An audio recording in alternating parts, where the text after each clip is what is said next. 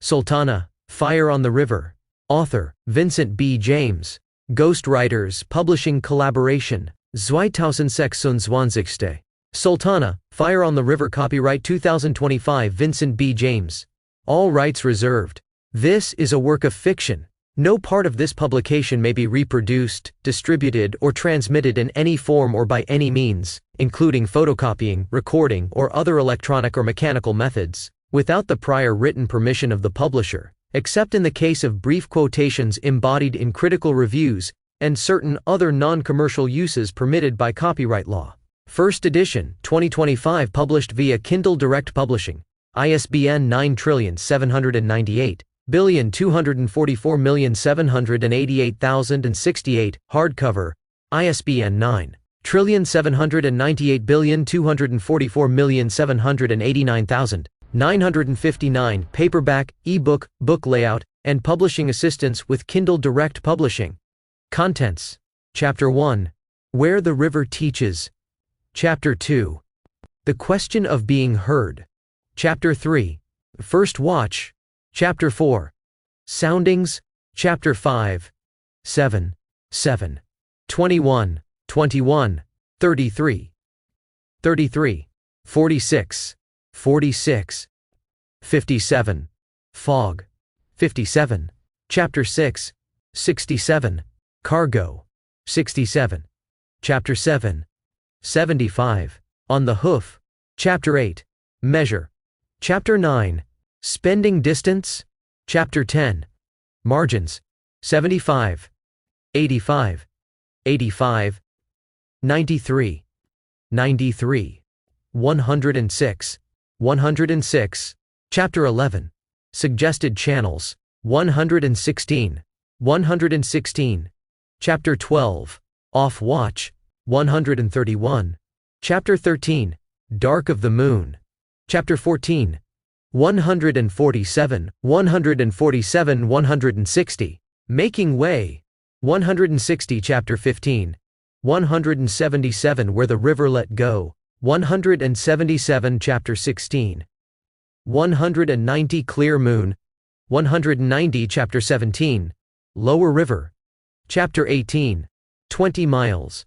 Chapter 19. 207. 207. 222.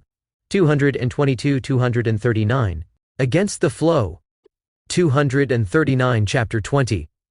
253. The Night Stayed Put. 253. Chapter 21. 274. Vicksburg. 274. Chapter 22. 286. Pushing North. 286th. Chapter 23.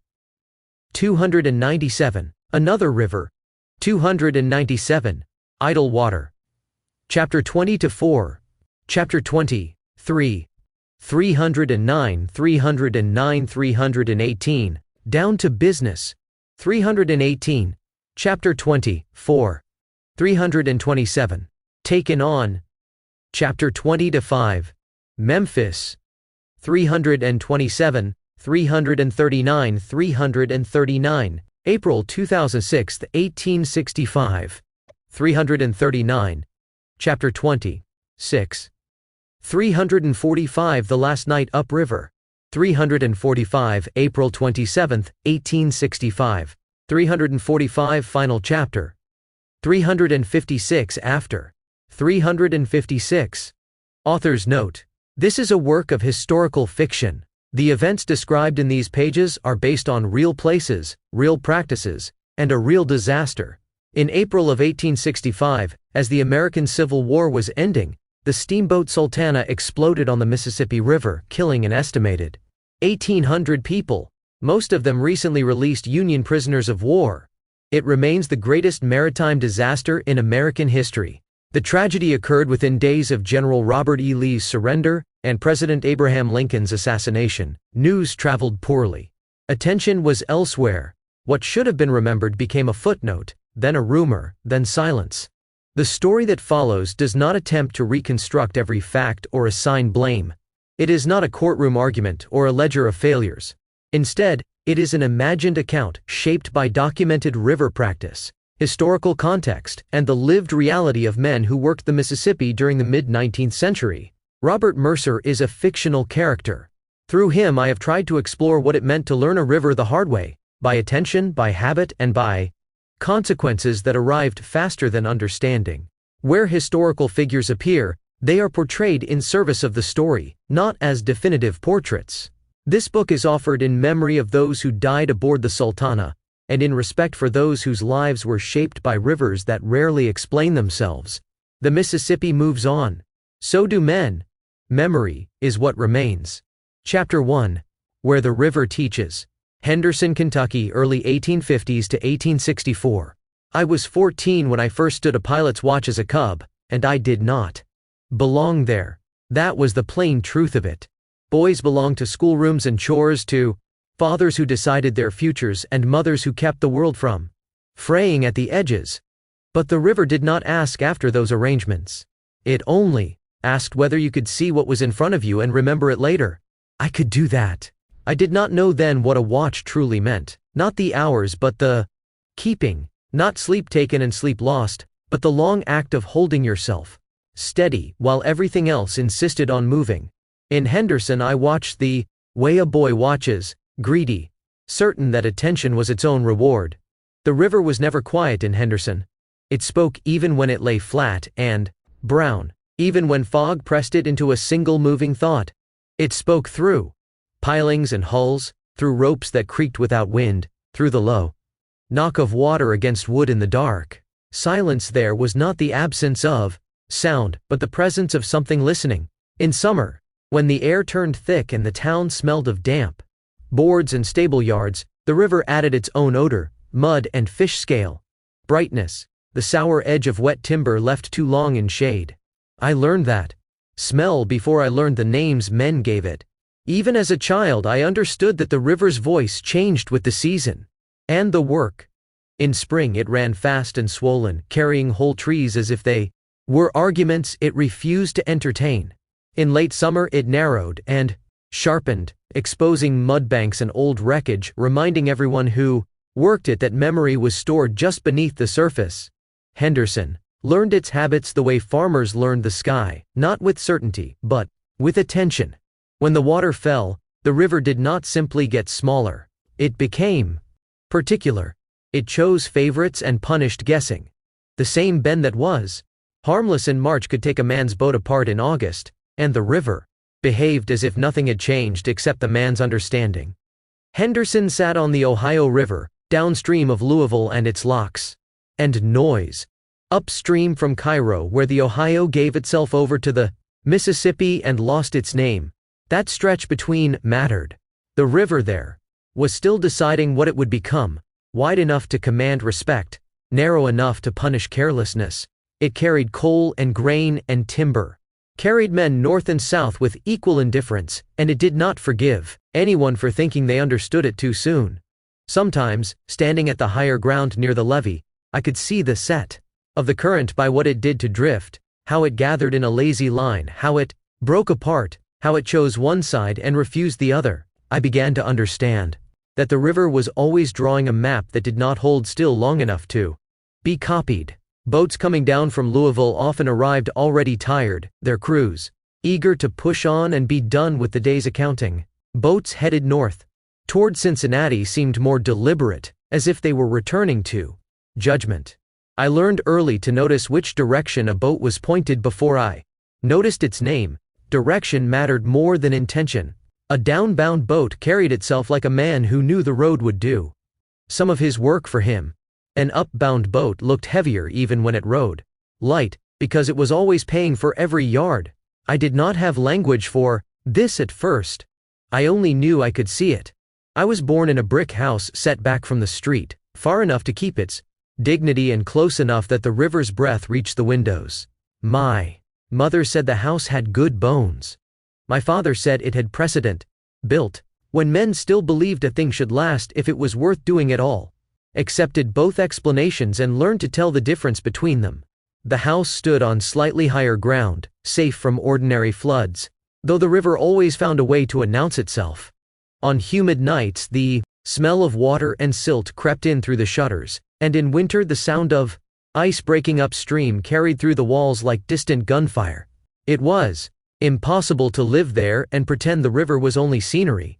Sometimes the river announced itself by absence, by a sudden stillness in the house, as if the air itself had been taken and replaced. I woke to that, and lay still, listening for what the boards and windows would tell me. My father, Judge Samuel Mercer, kept a study on the second floor with shelves that bent slightly under the weight of their purpose. Law reports, classical histories, volumes of geography with maps folded thin as skin. I was not forbidden from touching them, only warned to return them as I found them. That was instruction enough.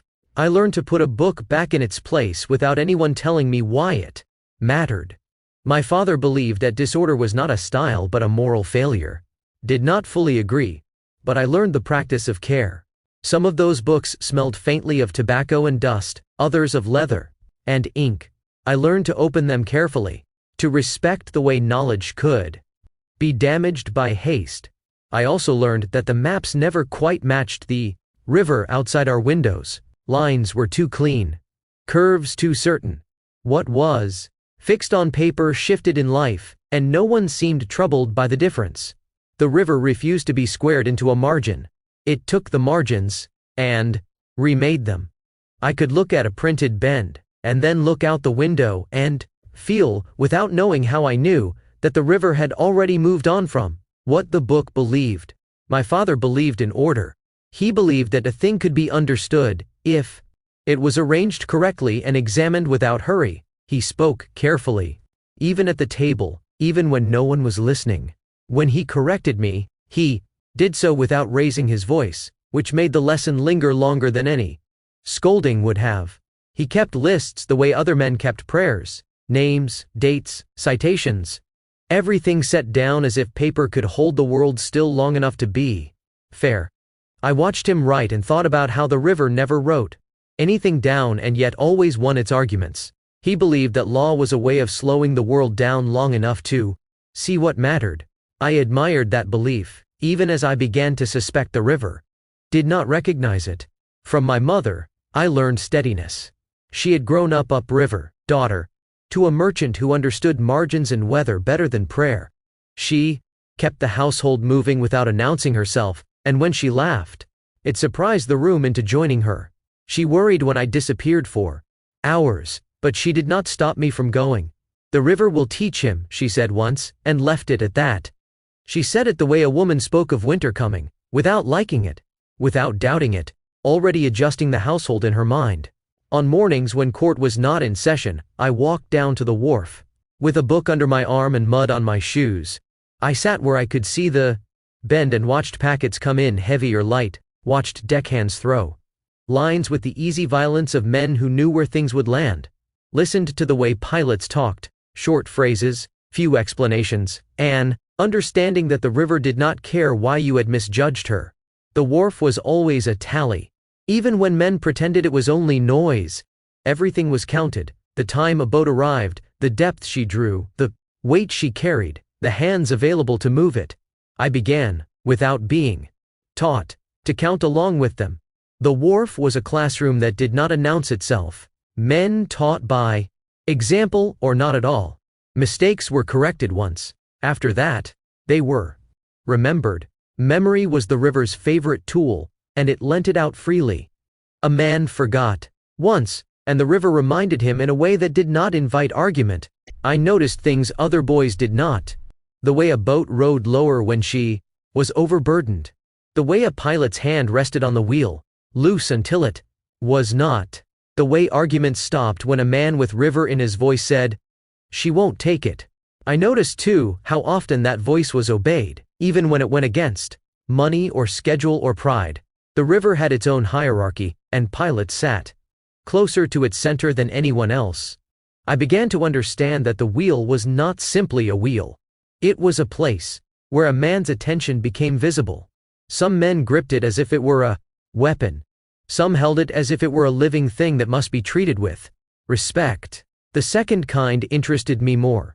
At home, I read My tutor, a thin man from Lexington with spectacles always sliding down his nose, taught me Latin and the broad lines of history, Egypt, Rome, trade, routes drawn not by flags but by water. I learned that the Nile was not just a river but a calendar, that barges fed cities before swords protected them. Learned that sailors were not adventurers so much as accountants of risk, keeping tallies in their heads that never appeared on paper. I took to those lessons because they did not feel like lessons.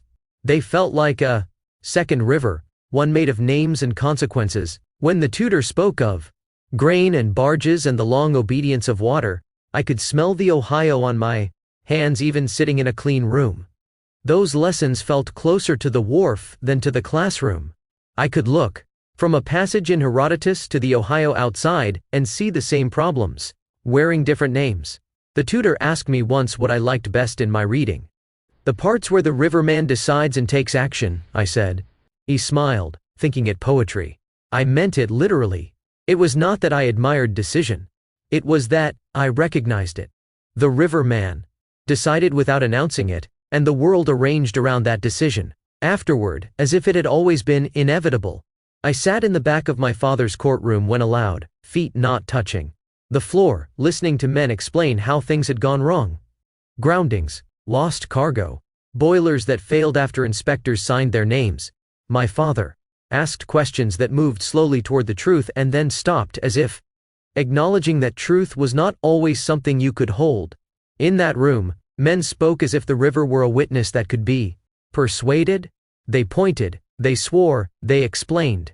The river was never present to contradict them. My father listened anyway, as if he could hear the water beneath their words.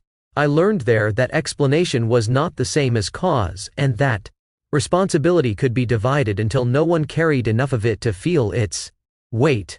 I watched the witnesses' hands while they spoke.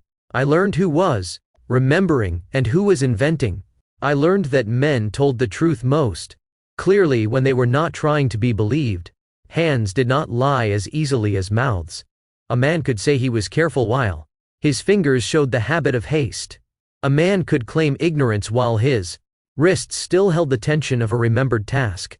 I learned to watch for that, without knowing it would matter later. By 10, I could draw the river from memory, every bend around Henderson and Evansville, where the current ran hard, where snags hid just below the surface, where the water took land one year and gave it back the next. I did not brag about this. I did not tell anyone at all. It seemed improper to speak of something that changed as often as it stayed the same. Sometimes I drew it anyway, alone, in the margin of a discarded page, only to see, even as I sketched, that I was drawing yesterday. At 13, I began to feel the weight of decisions made without me. My father spoke of law school, of apprenticeship, of a future that would arrive like a letter already written. I listened. I understood that the plan was good. I also understood that it was not mine. I also understood that the plan had its own momentum, and that momentum could be as difficult to resist as current. 3 days after Christmas, 1864, just after supper, I brought down a book from the study, Herodotus borrowed carefully, and read aloud a passage about ships on the Nile, about how pilots marked danger by what stayed fixed when everything else moved. My father nodded, pleased. History repeats, he said. Yes, sir, I answered. But I thought, history moves.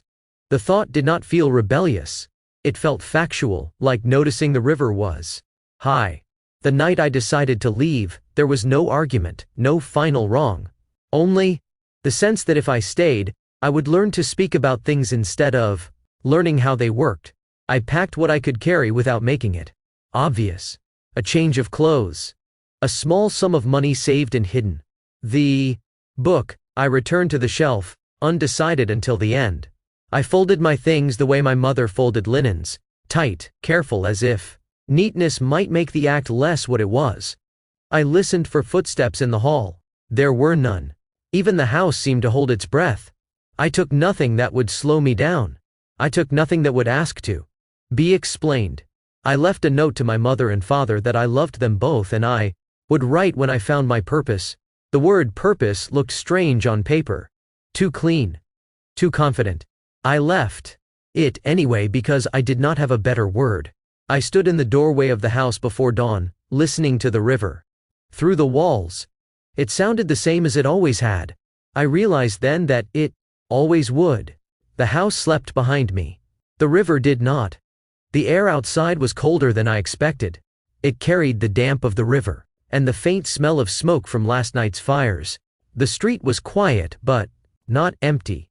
Somewhere a wagon shifted, a horse stamped, a door closed softly, as if someone else was also leaving early for reasons that did not require explanation. I walked to the wharf as the first light touched the water.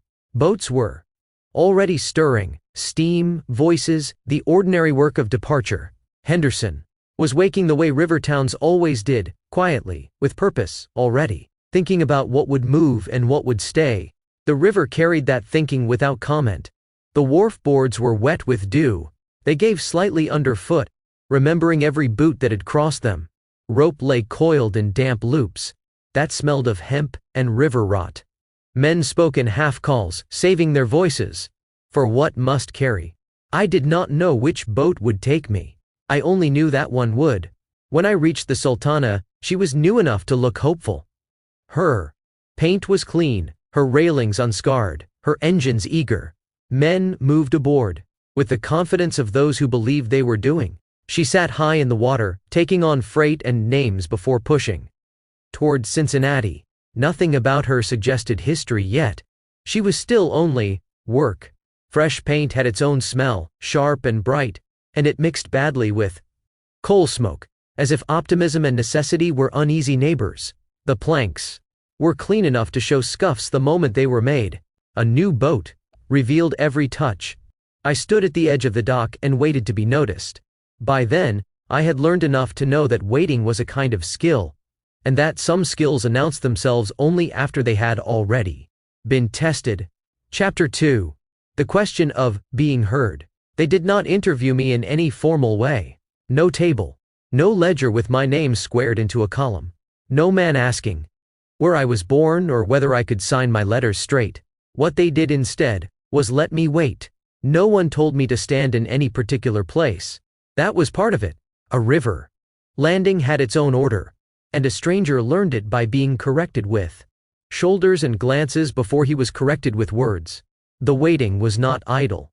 It had shape and sound and measure.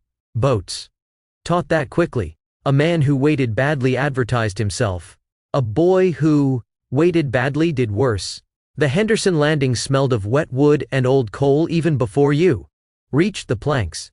The river left a dark line on every piling, and above that line the boards held the chalky gray of sun-dried silt, as if the water had marked the place and then withdrawn its hand. Men moved in and out of the gangway without looking up, each one stepping where the boards were strong, each one knowing without being told which sounds meant make room and which meant keep going. The Sultana lay at the Henderson landing with her lines out and her gangplank down, taking on freight in a steady, unhurried way that told me she intended to leave soon. Coal baskets swung from shoulders. Coal dust hung in the air close to the deck, fine enough to taste if you breathed through your mouth. It settled into cuffs and seams and stayed there, darkening everything it touched. Barrels thudded into place, the sound traveling up through the planks and into the soles of my boots. A crate split and spilled apples that rolled into the gaps between planks and were kicked aside without comment.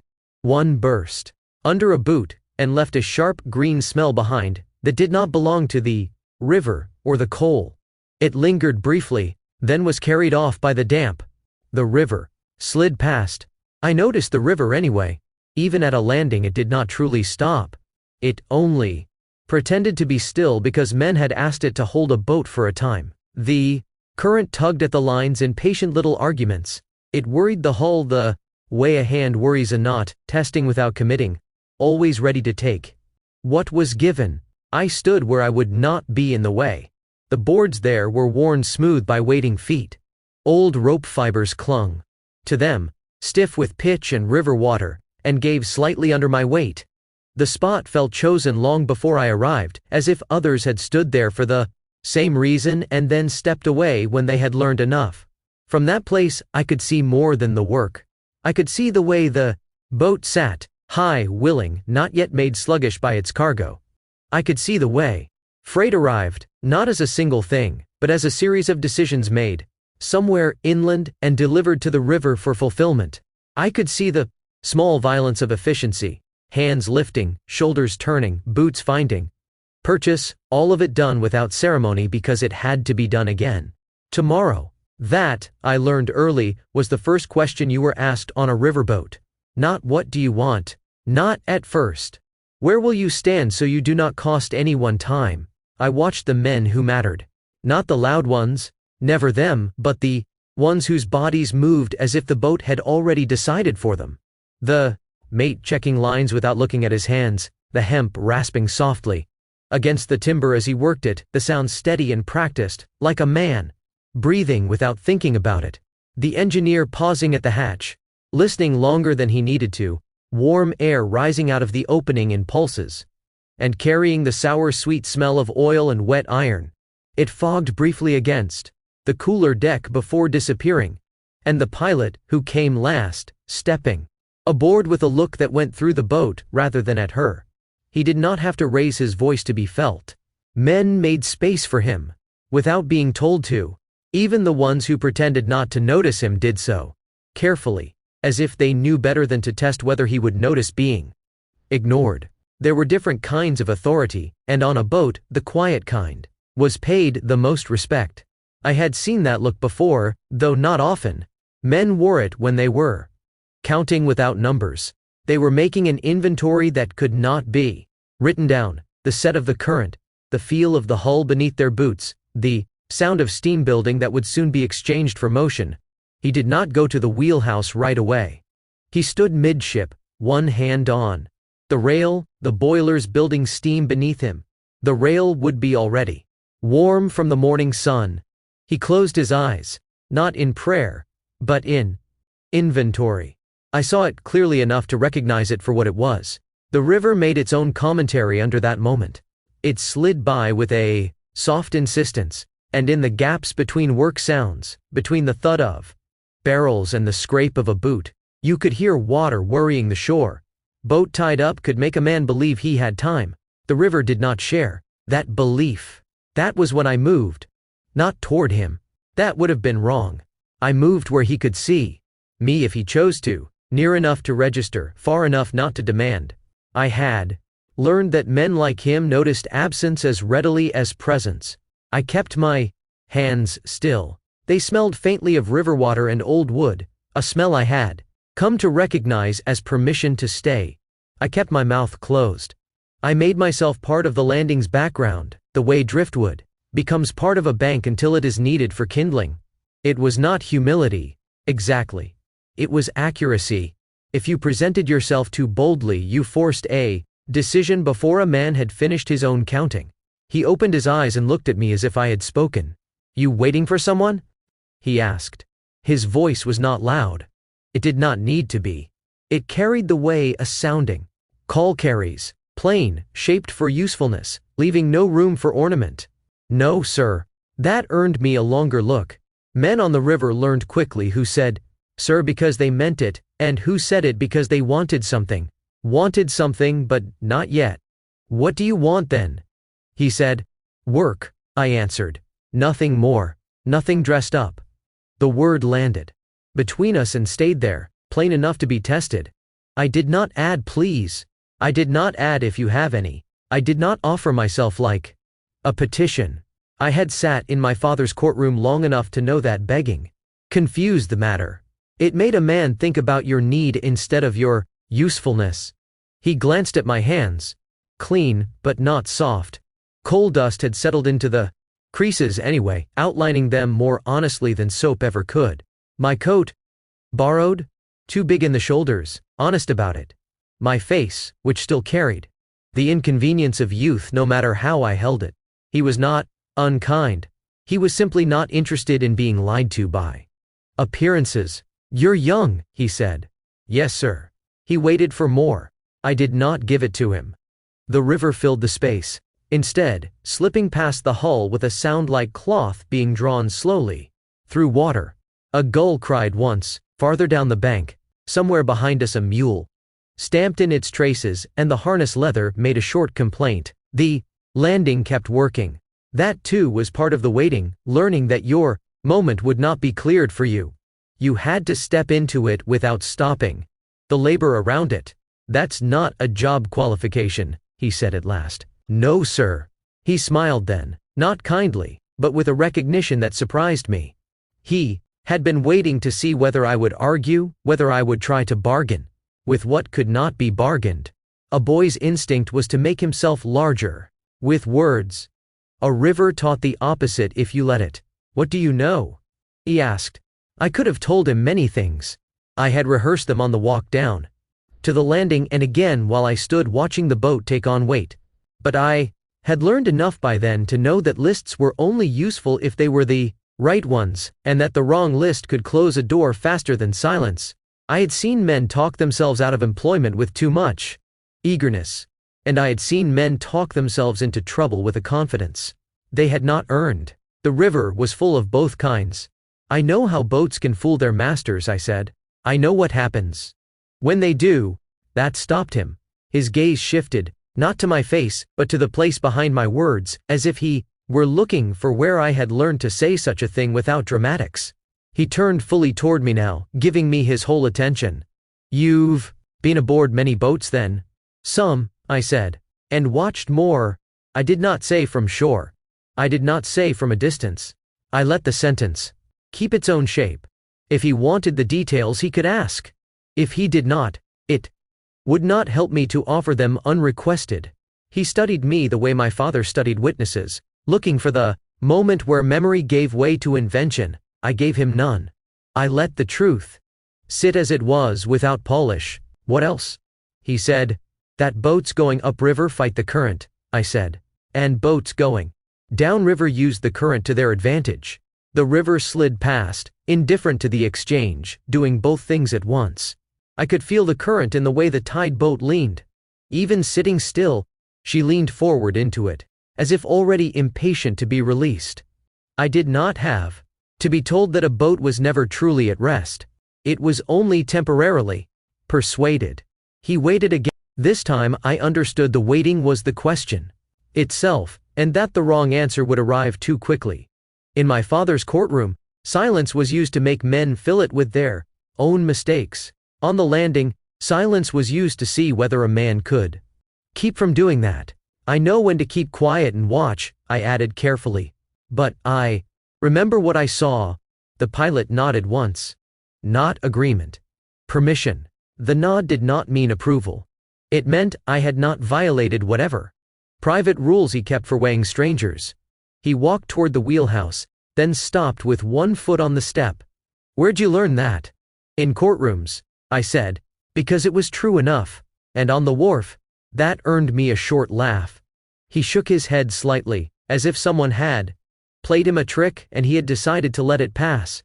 I understood then that he had expected a different kind of answer. One that claimed a father at the wheel, an uncle in the engine room, a lineage that could be checked. I did not have that. I had observation and a stubbornness I had not yet learned to disguise. You keep quiet? He asked. Yes, sir. You keep it when it matters? Yes, sir. He looked at the river, then back at me. You willing to learn without being taught? Yes, sir. I felt the words settle into me as soon as I said them. It was not a boast. It was a promise that would cost something later, though I did not yet know what. That was the end of the interview. He told the mate to sign me on as a cub. Not because I had impressed him. Impressing men like him was useless, but because I had not insisted on being heard before he was ready. I watched the mate's face when he received the instruction. He did not argue. He did not question. He simply accepted that the decision had been made higher up the boat's chain of trust. That too told me something. The pilot's word was not just respected, it was binding. I followed him into the wheelhouse and stood where he pointed. I did not touch anything. I did not ask questions. The space was close and smelled of varnish, damp wool, and heat. The windows were already streaked where earlier hands had rested, leaving marks that caught the light. I watched as he made the wheelhouse ready for his work. From inside the wheelhouse, the river looked closer than it had from shore. It looked less like scenery and more like argument. Only once, as the lines were cast off, and Henderson slid back into its ordinary shape, did he speak again. Name? Robert Mercer. He nodded. You'll be so tired you'll forget it sometimes. The river doesn't care what your name is, only what you do or don't do. And then, we were moving. I felt it through the soles of my boots before I felt it in my chest, the way the current took hold, the way the boat answered, the way responsibility settled without asking whether I was ready for it. The boards hummed faintly, a living sound that climbed up through my legs and settled somewhere behind my ribs. The landing fell away with a quickness that surprised me. Men became small. Voices thinned. The wharf, which had seemed so solid, turned into a line. And then into nothing at all, as if the river had simply decided it was finished with that piece of shore. I was 14 years old. I belonged there because I knew how to wait, and because I had finally stepped onto a thing that would not slow down for anyone. Chapter 3. First watch. They did not give me a watch right away. They let me stand through one. That was its own kindness, though it did not feel like kindness then. Watch given too early is not a favor. It is a way of discovering how quickly a boy can be made dangerous. Standing through one meant I could learn the weight of responsibility before it was placed in my hands, and I could learn it without anyone having to admit they were teaching me. The Sultana had cleared Henderson by mid-morning and settled into the long, deliberate reach upriver where the Ohio narrows its thinking and asks boats to answer for every yard. The bank slid past close enough to smell wet clay, cut sycamore, the faint sweetness of last year's leaves rotting back into the ground. Smoke from upriver farms hung low and thin, like something undecided, carrying the smell of damp wood and ashes not yet cold. Now and then the river gave off a different odor, fish and weed and sun, warmed mud, where a shallow shelf lay close under the surface. It was not a warning exactly. It was simply the river speaking in another register, as if reminding you it had more than one voice. The water looked ordinary enough, until you watched it long enough to see how it arranged itself. The faster run gathered toward midstream. The slack water clung to the banks as if reluctant to let go. I stood where the pilot told me to stand, just behind his right shoulder, close enough to see the water he saw, far enough not to be mistaken for help. The boards beneath us were dry but warm, the sun already drawing pitch up through the seams in dark, sticky lines. From that position the wheelhouse felt smaller than I had expected. The windows framed the river in narrow panes that made distance look flatter than it was, and the upriver wind found its way in through every crack. A man at the wheel could smell the river before he could see its meaning. The air came off the water cool even under sun, carrying dampness that clung to wool and skin. Eyes forward, he said, without turning. Unless you are watching and learning what I do. Yes, sir. His voice was not sharp. It did not need to be. It was the kind of instruction that expects obedience, because it expects you to understand the consequences of disobedience. I did not yet, not fully, but I understood enough to obey. The wheel was warm under his hands, polished smooth by use. I could smell the faint tang of varnish and old sweat where other men had stood before me. The engine answered him with a steady, patient beat that traveled up through the deck and settled into my calves. Nothing about the moment announced itself as instruction, but everything was. The engine's sound had layers if you listened for them. The main beat was steady, but beneath it there were smaller notes, iron settling, steam moving, a faint hiss that came and went like breath. The boat spoke through those sounds, and the pilot listened without appearing to. He did not tilt his head. He did not pause. He simply held himself in a way that made listening look like stillness. The first watch was mostly learning how not to interfere. I learned how a man could steer without appearing to, how the wheel moved less than the boat did, how the river announced trouble long before it arrived. A wrinkle on the surface where the current folded back on itself, a line of debris that did not travel with the rest, a bird lifting too soon from water that should have been safe. Each sign appeared briefly and was gone again, leaving only its absence behind. I began to understand that the river's warnings were not made for boys. They were made for men who already had the discipline to notice small changes and not be seduced by them. The river would show you 10 things that looked like danger so that you would miss the one that was. I tried to hold all of it at once. That was my first mistake. It was not the mistake of turning the wheel, at least not yet. It was the mistake of believing attention was a net you could throw over the whole river at once. My mind kept reaching for every sign, every shift, every glint of difference, and in doing so, it began to lose the one thing the pilot had required of me: steadiness. The pilot spoke rarely. When he did, it was not explanation but placement. "See that seam?" he said once, nodding with his chin. "Yes, sir." "What does it tell you?" "That the current's stronger on the far side." He let the wheel move a fraction, the spokes creaking softly as they took the strain, then said, "It tells you where it's lying to you." The seam was not dramatic. It was only a faint line where two behaviors met, but once named it became impossible to unsee.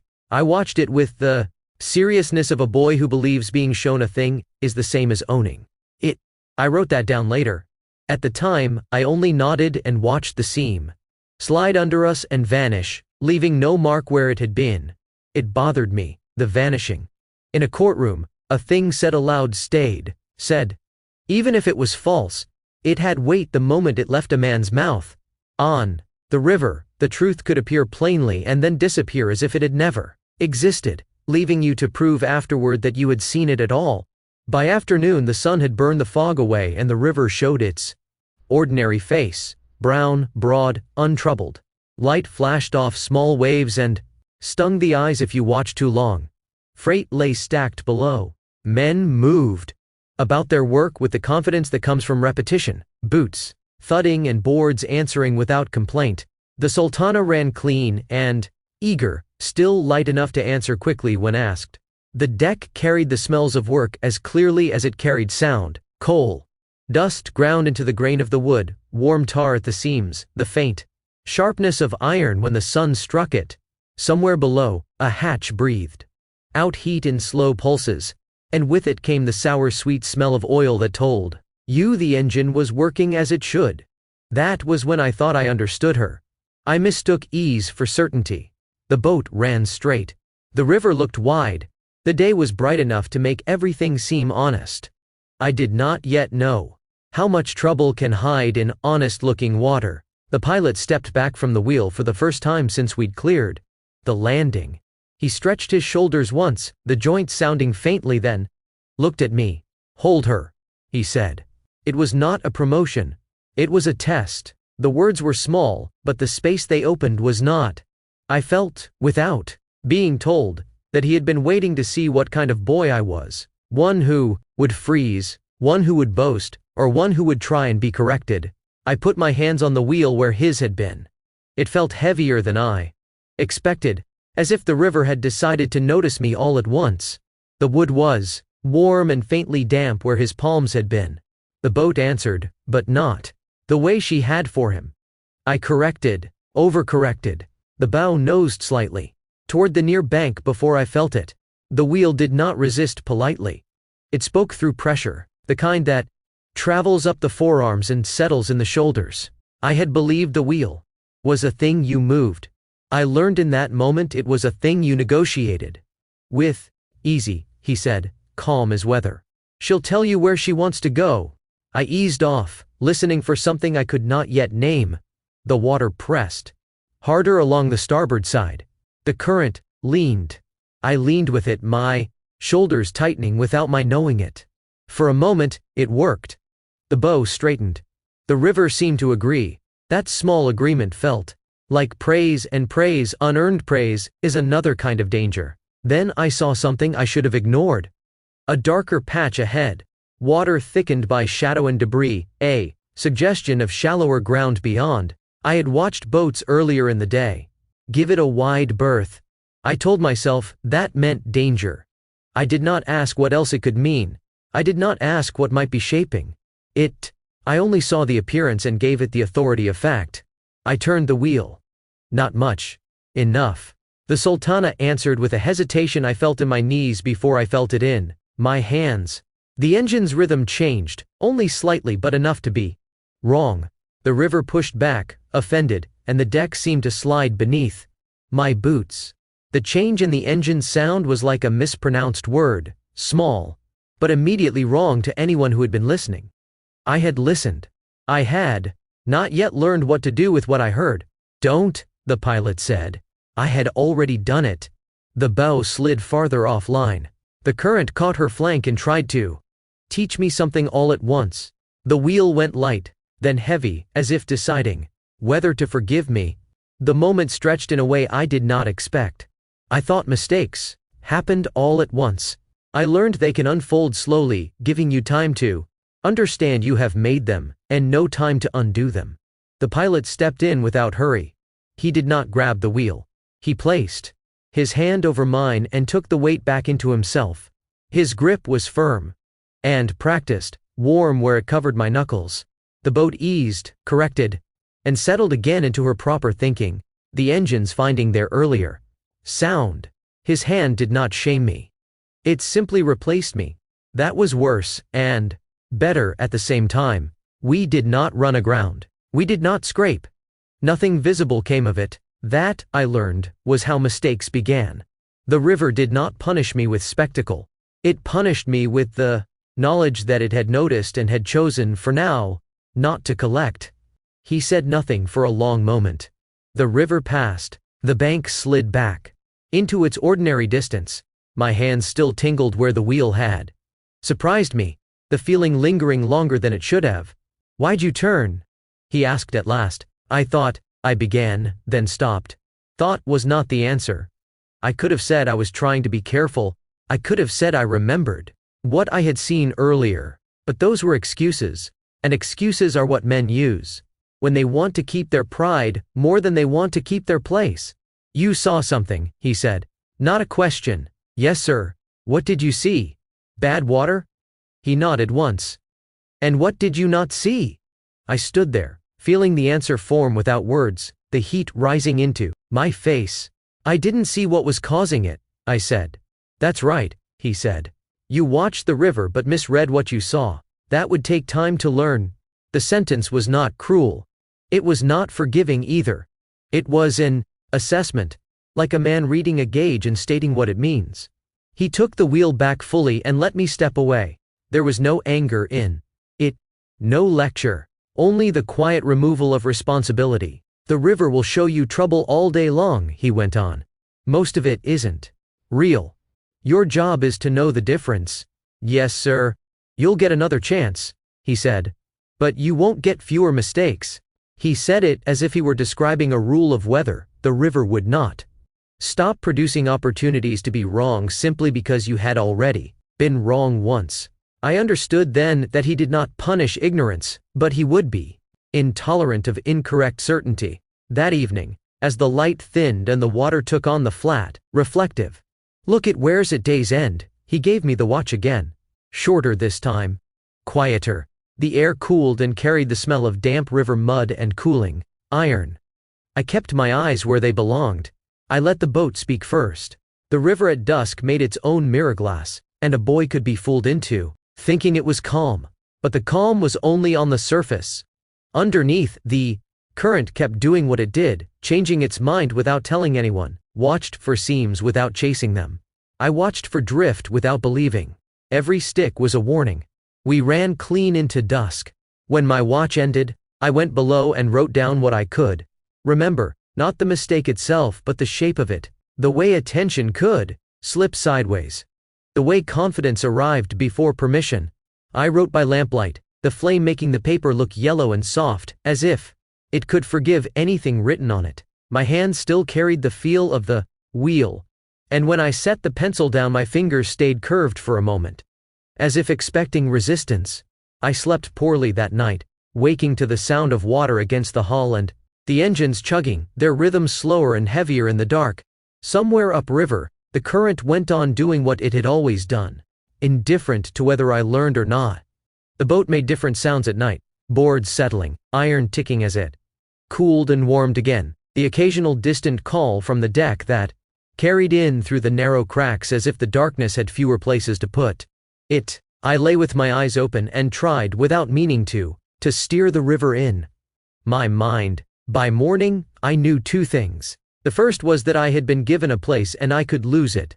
The second was that the river had already begun teaching me how.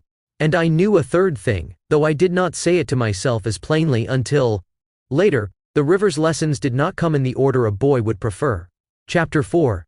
Soundings. Night came on without ceremony. The river did not announce it, it simply removed what you had been using to see. The lamps were lit along the deck, their light kept low and practical, hooded against wind and glare.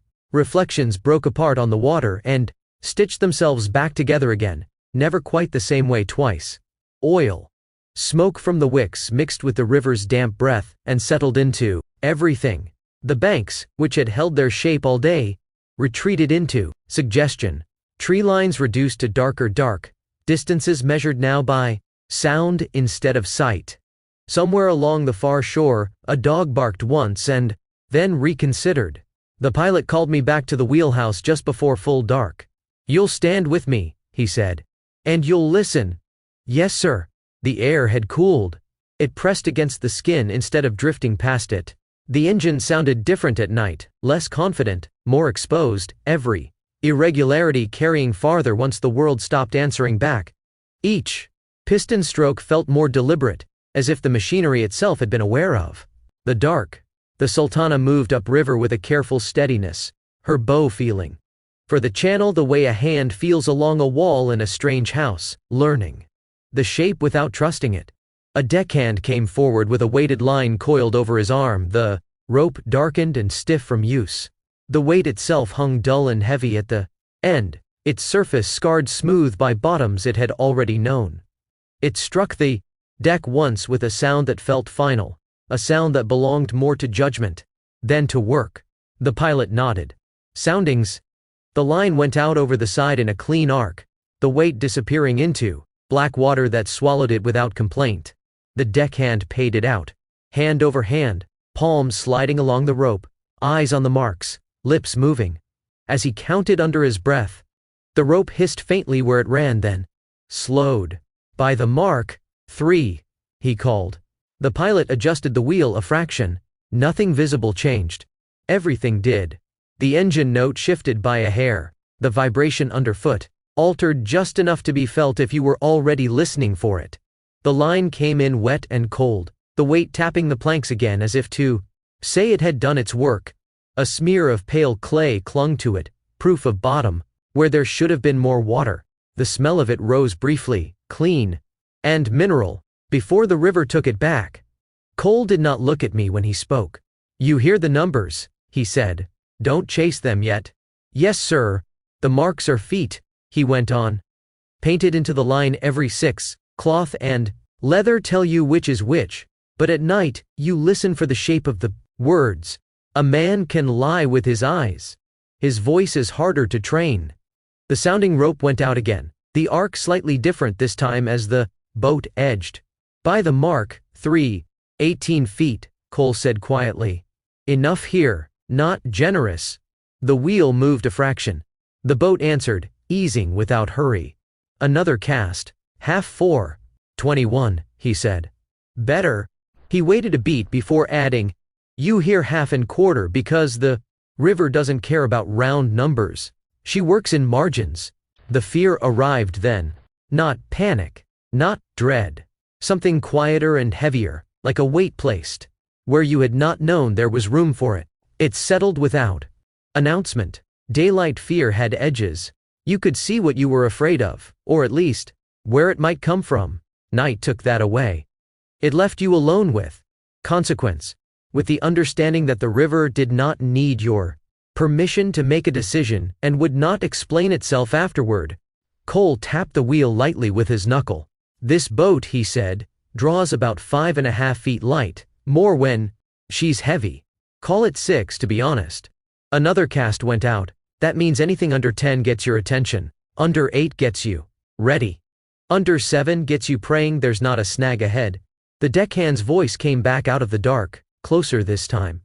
"Quarter less 4. Cole's hand tightened. Not enough to show, just enough to matter.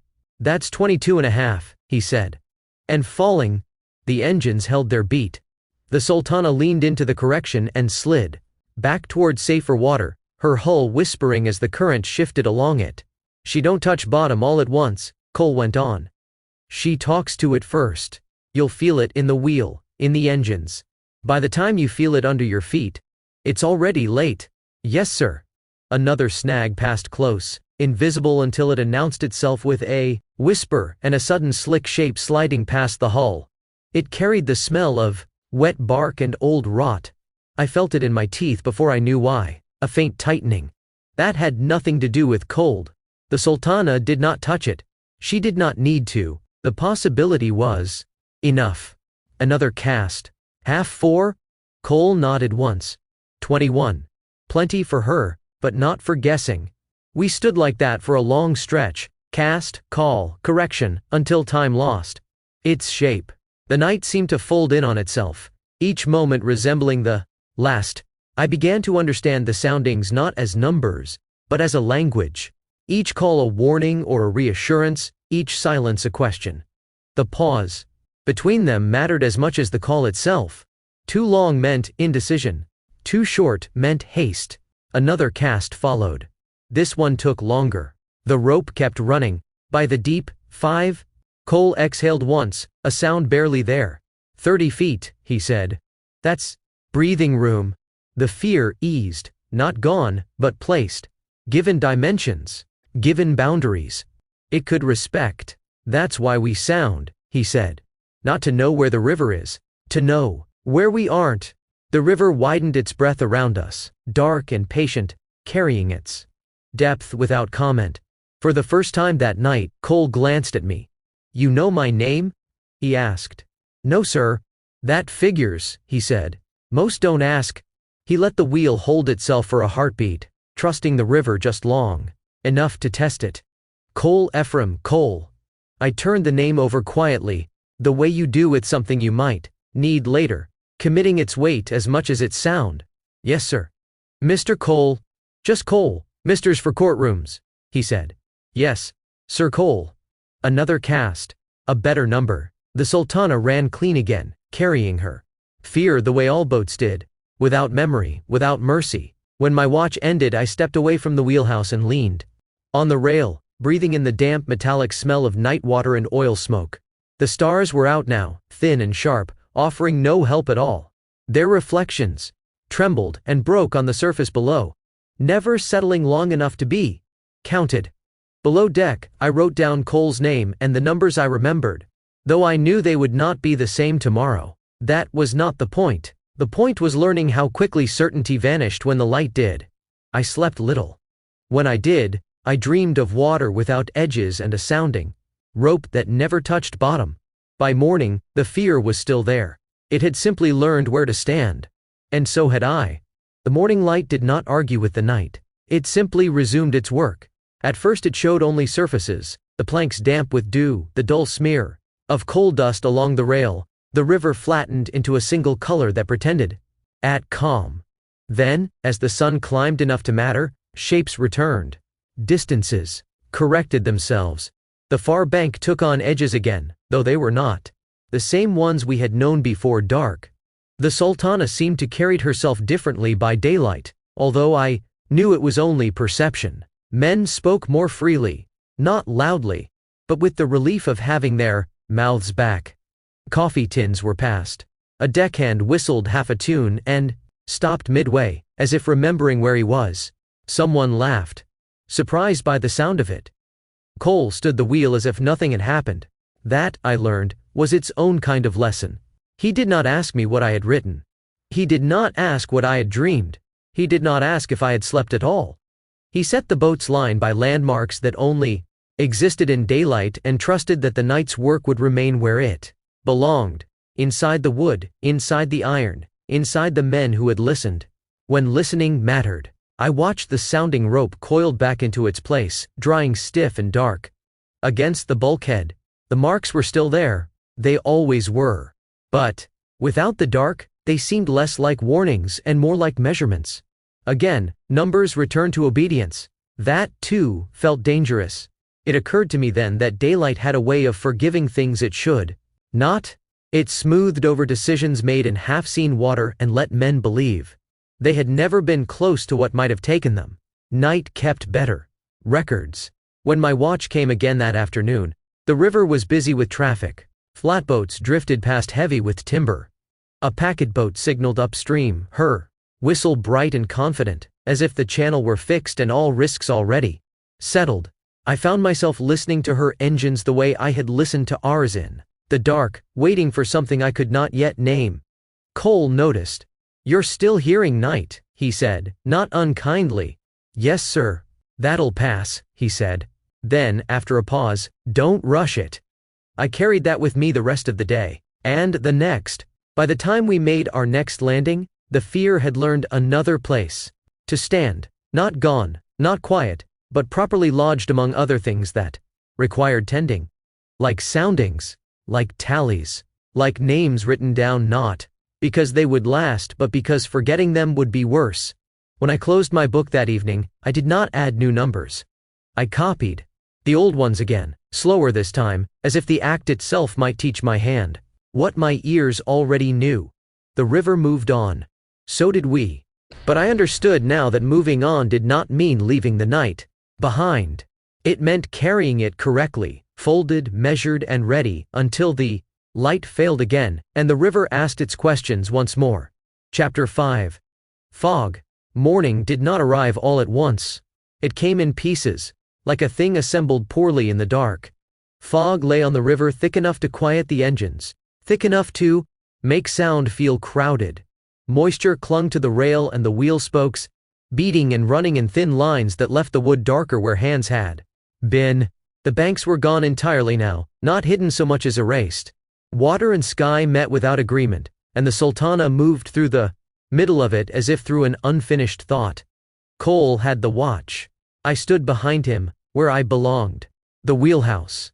Windows were gray with damp, their edges softened until corners no longer declared themselves. My breath fogged briefly and vanished, leaving no mark I could trust. Fog taught a different kind of attention.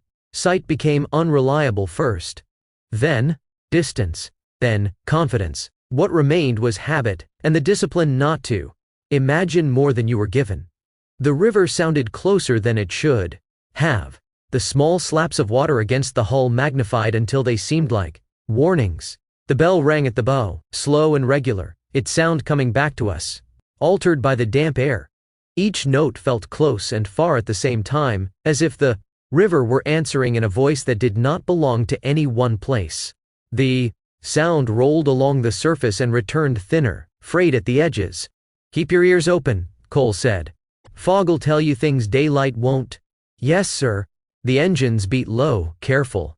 Their heat rose through the deck in a steady warmth that fought the chill and lost. Another sounding went out. The rope hissed softly, then slowed. By the deep 4. Cole did not move the wheel right away. He waited, letting the number sit where it could be felt. "That's 24, he said. "Plenty, if it stays that way." The fog swallowed the words as soon as they were spoken, taking them before they could become reassurance. Somewhere ahead, a bell answered ours. Not loud, not close, just present, enough to matter. It arrived sideways, its echo slipping along the water before it reached us. Cole's hand tightened slightly on the wheel. "Downbound," he said. "Hear how it drifts?" I listened harder. The sound did not come straight on. It slid, as if pulled aside by the current, smeared by water and air until it refused to be placed. "Yes, sir. That's distance lying to you," he said. "Fog does that." The bell rang again. Closer this time. Or so it seemed. The note felt thicker, heavier, as if carrying weight of its own. I felt the first pull of something like panic then, not fear of the river but fear of misjudgment. The sense that a wrong assumption, made quietly, could arrange everything that followed. My hands curled and uncurled without my knowing it. The Sultana slowed further. The engines did not complain, but they noticed. Their rhythms stretched, each beat given a little more space. Another sounding. Half 4. Cole corrected us a hair to starboard, the wheel moving just enough to be felt. "Remember this," he said. "Depth tells you where you are. Sound tells you. Who else thinks they're there too?" The answering bell grew louder, then faded, then came back again from a different angle altogether.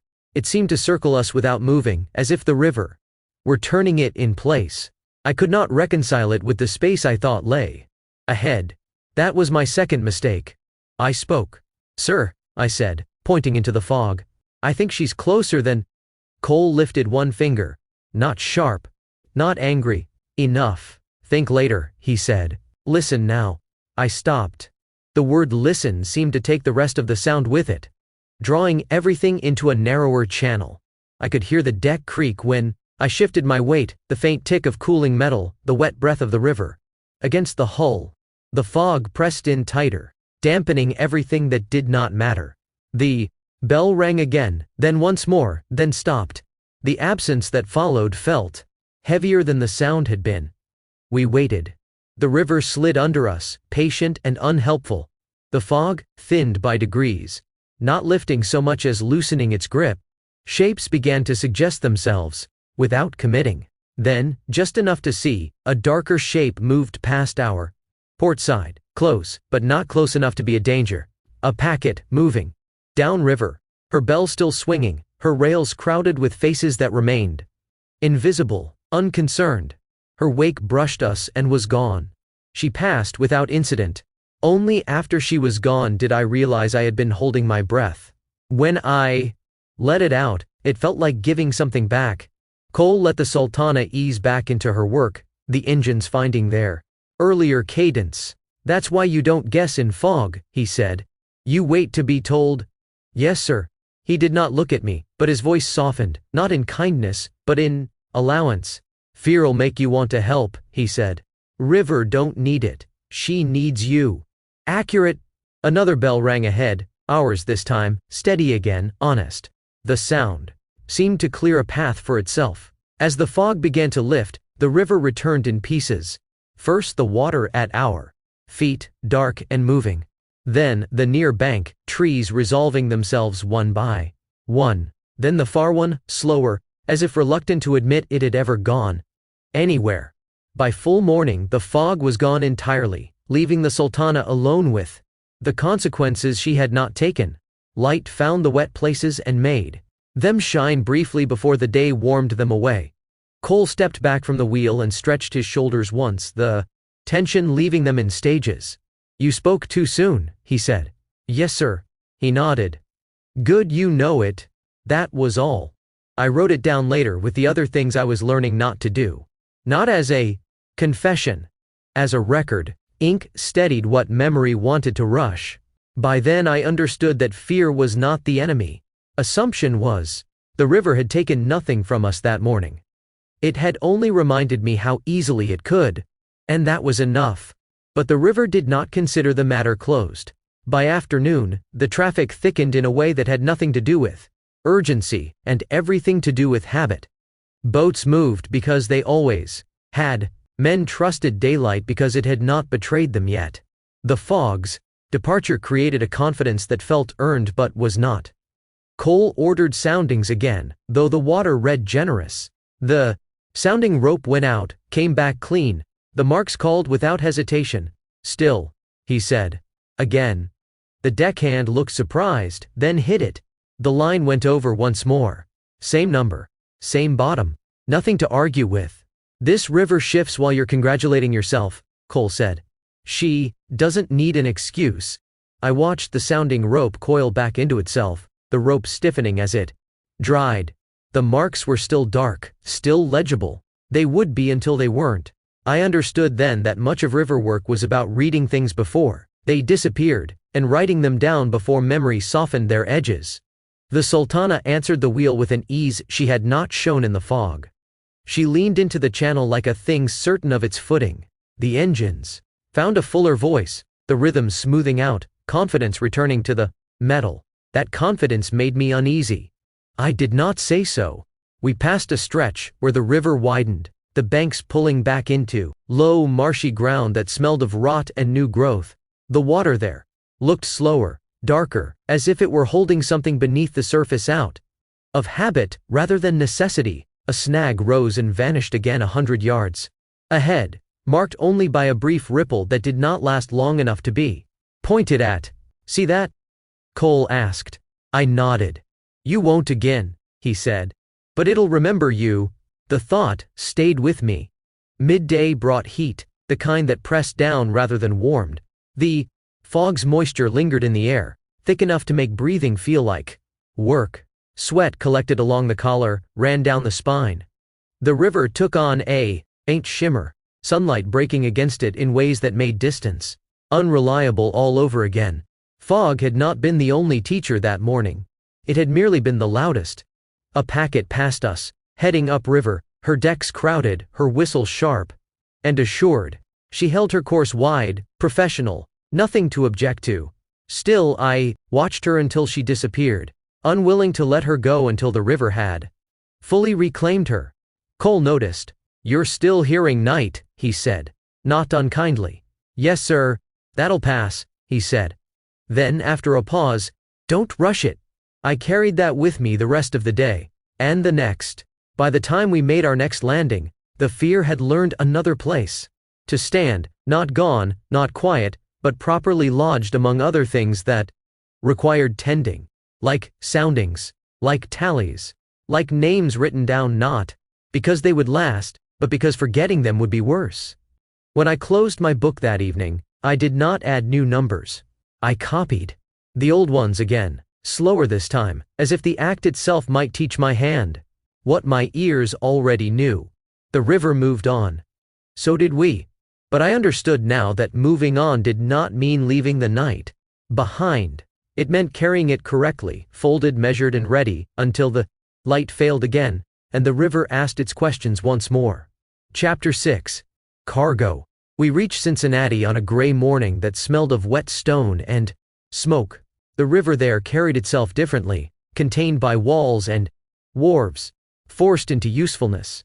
It did not spread or wander, it reported. Rain had passed not long before, leaving the masonry dark and slick. The smell of coal smoke pressed low against the water. The Sultana eased in among boats that had arrived before us, and boats that would leave after. Lines went over, wood complained. Iron rang once, and settled. The engines wound down, and settled into silence like a held breath. Finally let go, the sudden quiet making room for every other sound the city had been keeping. Unloading began the way all such work did, without ceremony and without hurry. Men moved where they were told. Tallies were called and answered. Crates were shifted from boat to shore with the same care they had been given. In loading, though now every piece seemed lighter for having completed its journey, the gangplank creaked under the rhythm of boots, each crossing, wearing it down by degrees. I stood aside and watched the arithmetic reveal itself. Cole joined me at the rail. He rested his hands there, not touching anything. That belonged to the work. The rail was cold and left damp marks where palms lifted away. "Looks simple when it's done," he said. "Yes, sir." He nodded toward the freight moving ashore. "That's because it made sense to bring it this way." I waited.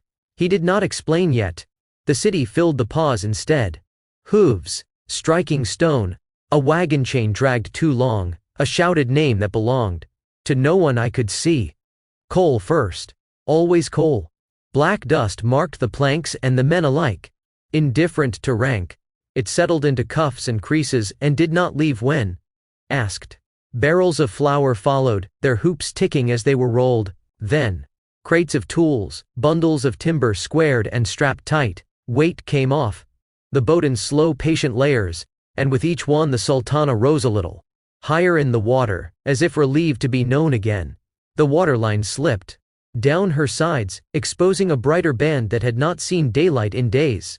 "Boat work is for things that don't mind waiting," Cole said at last. "And for things that mind being carried wrong." He nodded toward the coal. "That there's dead weight. Wagon'll break its back on it. Train'll haul it, but only where the rail's laid and paid for.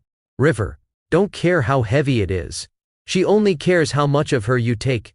"Yes, sir." "Same with grain," he went on. flour, corn, anything that stacks and stays stacked. River keeps it steady. Wagons shake it. Spills cost money. A crate passed close enough that I could read its stenciling before it was gone again, the letters smudged by hands that had already moved on. And timber, he said. Long things. Awkward things. Things that don't like corners. Rivers straight enough for them. I looked farther down the wharf, where smaller parcels waited. Mail sacks. Darkened by damp, bundled cloth wrapped tight, crates marked fragile in uneven paint that had been brushed on quickly and with hope. Those went faster another way, I said, before I thought better of it. Cole glanced at me, not sharp, but measuring. Why? They were lighter, I said. And someone was waiting on them. He nodded. That's it. He leaned his weight forward slightly. The city noise pressing in around us. Wagon works for things that need to arrive when promised, not when convenient. Trains for speed, once you can trust the iron to hold and the schedule to mean something.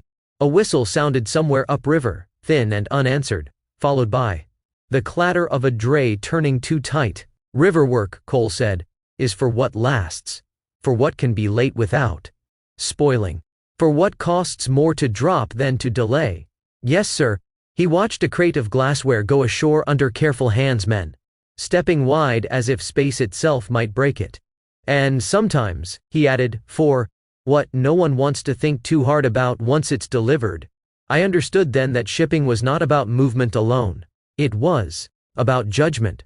What risk you were willing to carry yourself and what you were willing to give over to water, iron, or road. The river accepted what was offered and did not ask why. By midday the decks were clearing. The Sultana rode higher, her lines changing as her burden left her piece by piece. Men swept coal dust into piles that would never quite be removed, pushing it into seams where it would stay. Tallies were checked and checked again. Names were signed, some with care, some with a mark that stood in for certainty. Cole handed a paper to the clerk without comment. That was your first full run, he said to me once the work slowed. Upriver. And back without breaking her? Yes, sir. He considered that a moment. You saw how the cargo decided the trip? Yes, sir. Good, he said. Boat don't go places. It solves problems.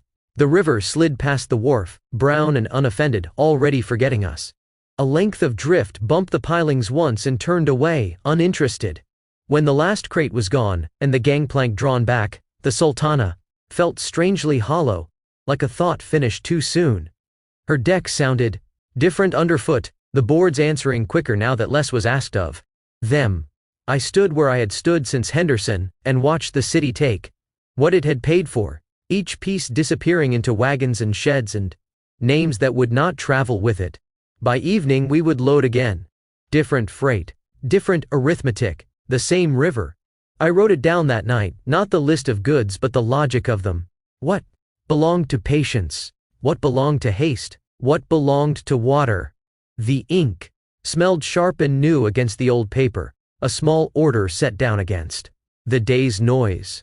Cole passed behind me once, and glanced at the page. Keep that, he said. You'll forget the numbers. You won't forget the reasons? By then I understood that knowing why a thing moved was as important as knowing how. The river agreed. Cincinnati did not sleep the way river towns farther south did. It idled. It kept one eye open, listening to itself. Even at night the wharves held their noise. In reserve, chains settling, horses shifting weight, a distant hammer striking, iron with no urgency behind it. The river moved through all of it with the same patience it showed everywhere else, neither impressed nor delayed. We lay light at the dock, waiting for the next problem to present itself. Without cargo, the Sultana felt exposed. The water spoke to her hull more freely now. Each small chop answered instead of absorbed. She rode higher, quicker, and the river took liberties with her it had not dared while she was heavy. I found myself listening for the deeper steadiness of weight, surprised at how much I missed it. You noticed it now, he said, after a while. Yes, sir. Good, he said. Men think lightness is freedom. Sometimes it's just noise. I thought of the coal dust worked into the deck seams, of weight that never fully left, even when the freight was gone. The river remembered that, even if The city did not. You see it now? He asked. Yes, sir. What? That the river was the same, I said. And the work changed. He nodded. Close enough. He turned back to the wheel, the city already forgotten. I opened my book and added one more line beneath the others. Not a rule, but a reminder. Weight teaches patience. Speed teaches risk. The river teaches both, whether asked or not. The ink dried. The page held. The river moved on. And so did we. Chapter 7, On the Hoof. Cincinnati loaded itself by noise before it loaded by weight. The city woke. Early and all at once, hooves on stone, wagon wheels, men calling to one another in voices roughened by cold air and habit.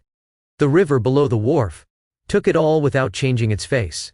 Livestock came down to us in a steady stream, driven through lanes of shouting and stick-tapping and the impatient snap of rope. Cattle first, broad-shouldered and slow to accept instruction. Hogs after, quicker and meaner, their bodies low and slick with their own heat. A few sheep pressed together and resigned. Each kind carried its own smell, and once the first animals stepped onto the gangplank, the Sultana began to take on that smell the way wood took on smoke, quickly, and for longer than anyone admitted. They had rigged temporary rails and pens across the main deck, lashed timber into rough compartments with just enough order to keep bodies from becoming a single panic.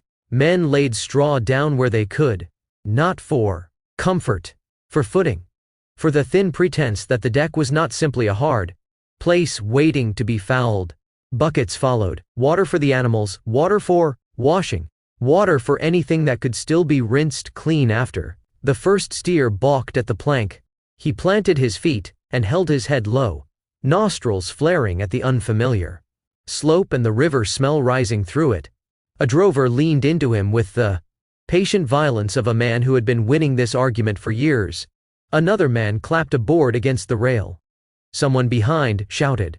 The steer shifted one hoof forward, then another, testing each inch as if it were new ground. When he finally stepped aboard, the deck answered with a dull flex I felt in my knees. More followed. The Sultana began to settle, not gracefully but honestly, taking weight where it came.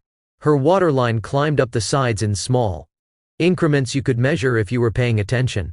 I found myself watching the distance between the guard and the river the way I had watched soundings at night. Not because anyone asked me to, because the river asked. Without speaking, Cole stood where he could see the whole arrangement without being in it. He did not say much, he rarely did when the work was loud.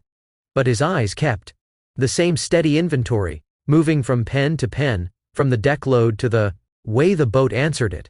Live freight, he said once, as if naming it was sufficient instruction. Yes, sir.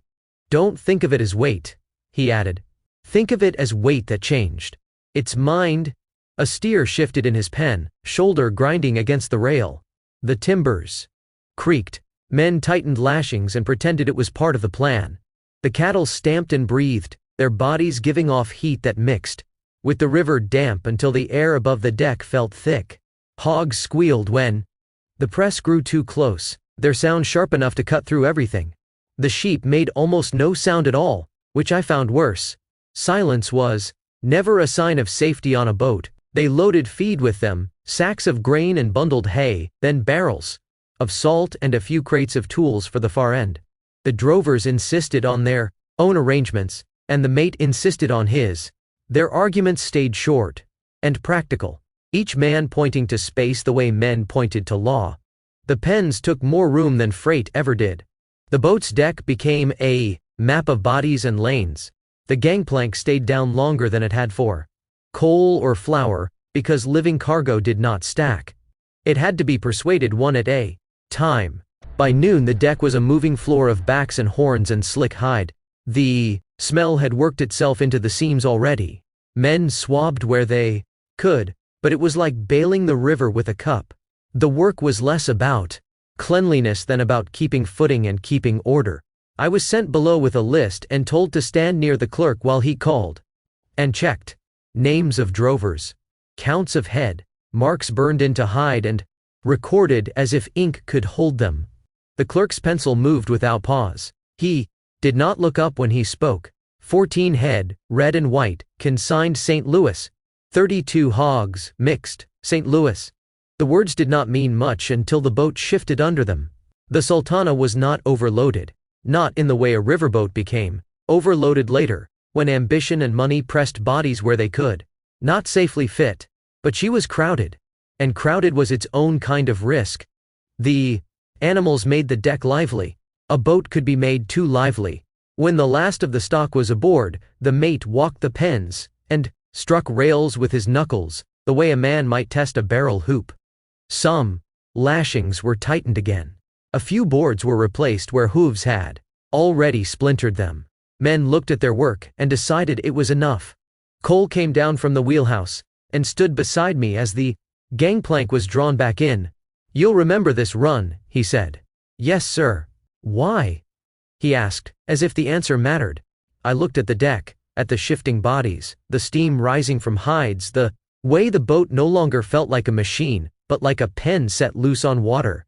"Because it wouldn't stay still," I said. He nodded once. "That's it." We cast off into the afternoon, Cincinnati sliding behind us in smoke and stone. The river widened and took us into its patience. The animals shifted. With the first turn, their weight moving in a slow wave that traveled through the hull and into the wheel. The Sultana answered, corrected, and held. I stood my place and watched the water ahead, but I listened behind me, too, listening for the moment a rail gave, the moment a pen loosened, the moment a sound changed from ordinary noise to trouble. The Ohio carried us toward the Mississippi and the bigger rivers work. By dusk, the drovers had grown quieter. The animals had settled into something like resignation. The boat ran steady in spite of what she carried. And that steadiness felt like an argument men were too eager to believe. Below deck, I wrote down what I could, not just the counts, but the way the load behaved. How weight could move without warning. How a boat could be made uneasy without ever being made wrong. Cole passed behind me and did not stop. Then, as if remembering I was still new enough to need names placed into my head, he said, without looking up. From the river's darkening face, "St. Louis tomorrow, if the water stays agreeable." The river gave no sign of agreeing to anything. Neither did I. Night came on unevenly, the way it did when a boat carried heat and breath along with freight. Steam rose from the deck in low sheets, the animals' warmth meeting the cooling air and turning it visible. Lanterns were hung higher than usual, their light kept steady and practical, less for seeing far than for seeing enough. The pens changed character once the light failed. Shapes grew larger. Sounds lost their edges. A steer's shift carried farther in the dark, a hog's squeal, traveling the length of the boat before it broke apart against the water. The sheep remained quiet, pressed together, their stillness a weight of its own. Cole ordered a slow bell, not for traffic, we had room enough, but for ourselves. A reminder placed into the night. The engines held back, their beat measured, deliberate. Live freight demanded margins. Speed would only give the animals more reason to argue. With the deck, I stood near the rail where I could see the waterline when the lanterns caught it, watching how close the river rode now. The marks I had learned to trust were hidden, but the language was still there if you listened. The Sultana spoke through vibration, through the way the wheel resisted and then eased, through the timing of her answers. One of the drovers passed near me, his boots leaving dark prints in straw and damp. He smelled of animals and smoke and fatigue. "They'll ride," he said, not asking. "Yes, sir," I answered, because it was the only thing that fit. He nodded and moved on, already thinking about the far bank and the money waiting there. Drovers measured time differently. For them, the river was something to be crossed, not read. A hog broke loose near the forward pen just after full dark. Not far, only enough to turn sideways and push against a rail where it did not belong. The sound changed first. A sharper pitch. A confusion in the rhythm. Men moved before they spoke. A board was braced. A rope passed. The animal was turned back into place with a practiced economy that suggested this was not new trouble, only familiar trouble arriving again. The Sultana leaned and corrected, her hull answering the brief imbalance. Without complaint. She had carried worse arguments than this. Cole watched it all without comment. When it was done, he said only, "That's why we left room." "Yes, sir." The night settled into something workable. The animals shifted less often. The river smoothed out, its surface dark and uninterrupted. A star appeared. Then another, their reflections broken by wake and movement. I began to understand that live freight required a different kind of watch. You listened not for silence, but for changes within noise. You learned the baseline and guarded it. Anything that rose above it or fell away entirely demanded attention. Fear came and went in short visits. Not the fear of catastrophe, but the smaller fear of disorder, of things becoming unarranged without asking permission. I let it pass when it had nothing to teach. By the middle watch, the animals slept standing. Their breathing formed a low collective sound that blended with the engines and the river until it was difficult to tell where one ended and the other began. The boat carried that sound the way it carried weight, without opinion. I wrote again before dawn, adding notes to the earlier ones. How movement could be absorbed if it was expected. How steadiness was not the absence of trouble, but the management of it. When the eastern sky began to thin, the river took on its morning color, the dark lifting enough to show the banks again. The animals stirred. The boat answered. St. Louis lay ahead, unseen and unconcerned, waiting for its turn to take what the river would bring. I closed the book and stood my watch. The river moved on. So did the weight. And I learned to listen for both. Chapter 8. Measure. St. Louis received us the way it received everything, with appetite. The river there had learned the city's habits. It slowed without resting, bent without yielding.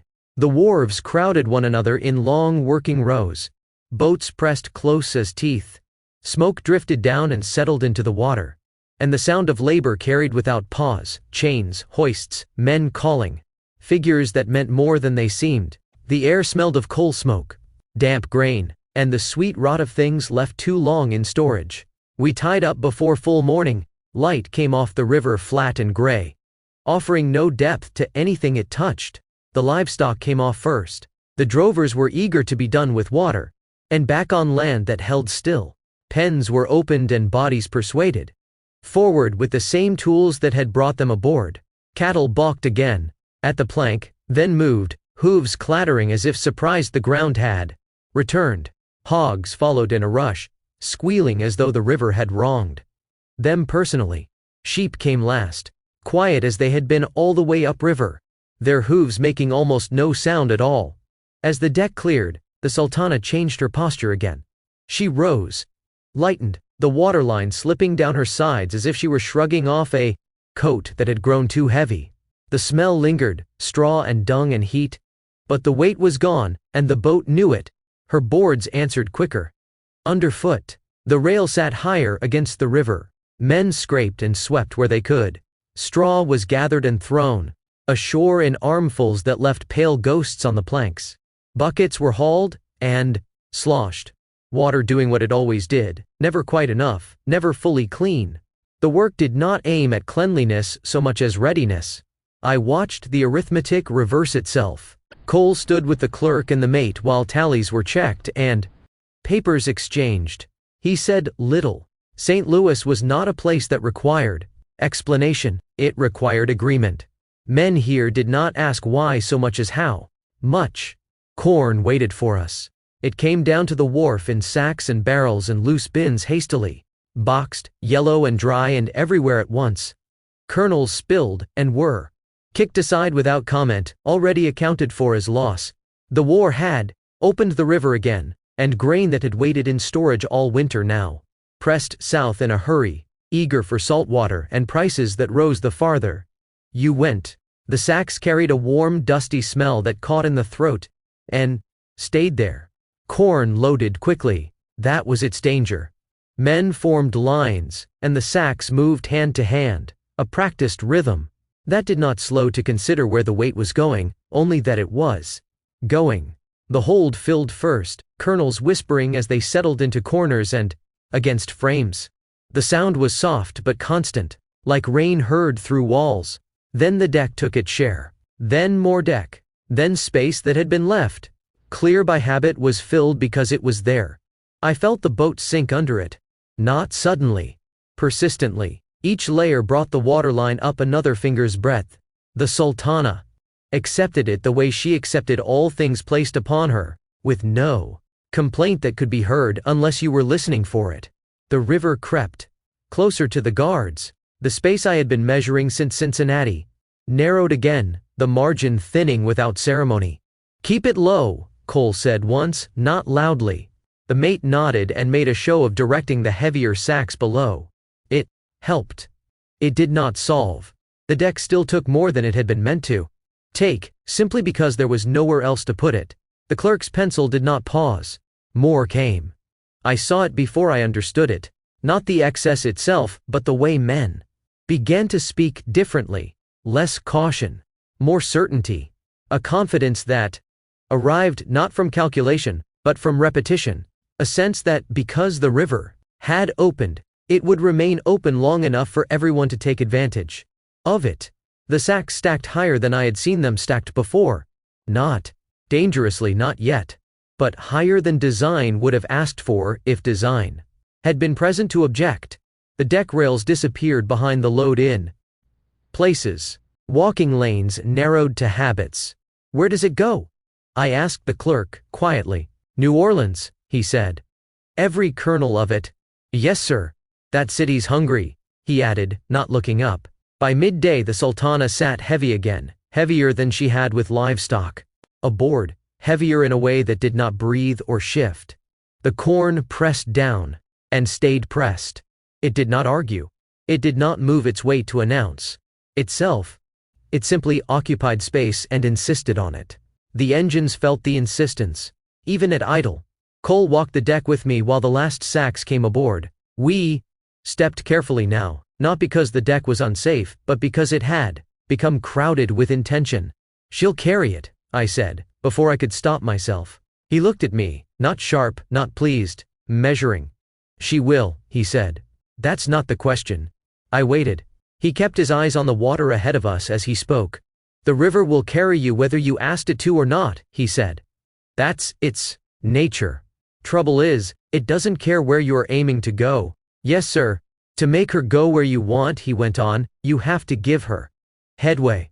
Enough forward speed on her that the current won't decide everything for you." He let that sit a moment, the river sliding past beneath it, then added, "And the more weight she carries, the more headway she needs to answer clean." I thought of the engines, already working harder than they had upriver. Of the wheel asking for patience, the spokes heavier in the hand. "That means everything happens faster," he said. "Mistakes too." He pointed with his chin toward the far bank, where the river darkened into a cut that pulled water harder than the rest. "If you get lazy thinking the river is doing your work for you, she'd sweep you into a chute you didn't plan on taking. Once you are in it, there is no backing out, only riding it through, and hoping it puts you back where you recognize yourself." "Yes, sir. That's why a pilot has to think farther ahead going downriver," he said. "Not because it is harder water, because it is easier, and easy makes men late with their thinking." He rested his hand on the rail again, feeling the pull through it, reading the pressure the way other men read ledgers. "She'll carry this," he said again.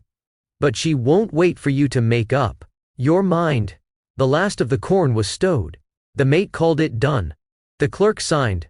The gangplank stayed down longer than necessary, as if the boat itself were reluctant to let go of land, as if it understood what had been asked of it and was considering the request. That evening I wrote it down as plainly as I could. Not numbers, but proportion. What she was built to take, what she was being asked to take now. The difference between the two. The page filled slowly, as if reluctant.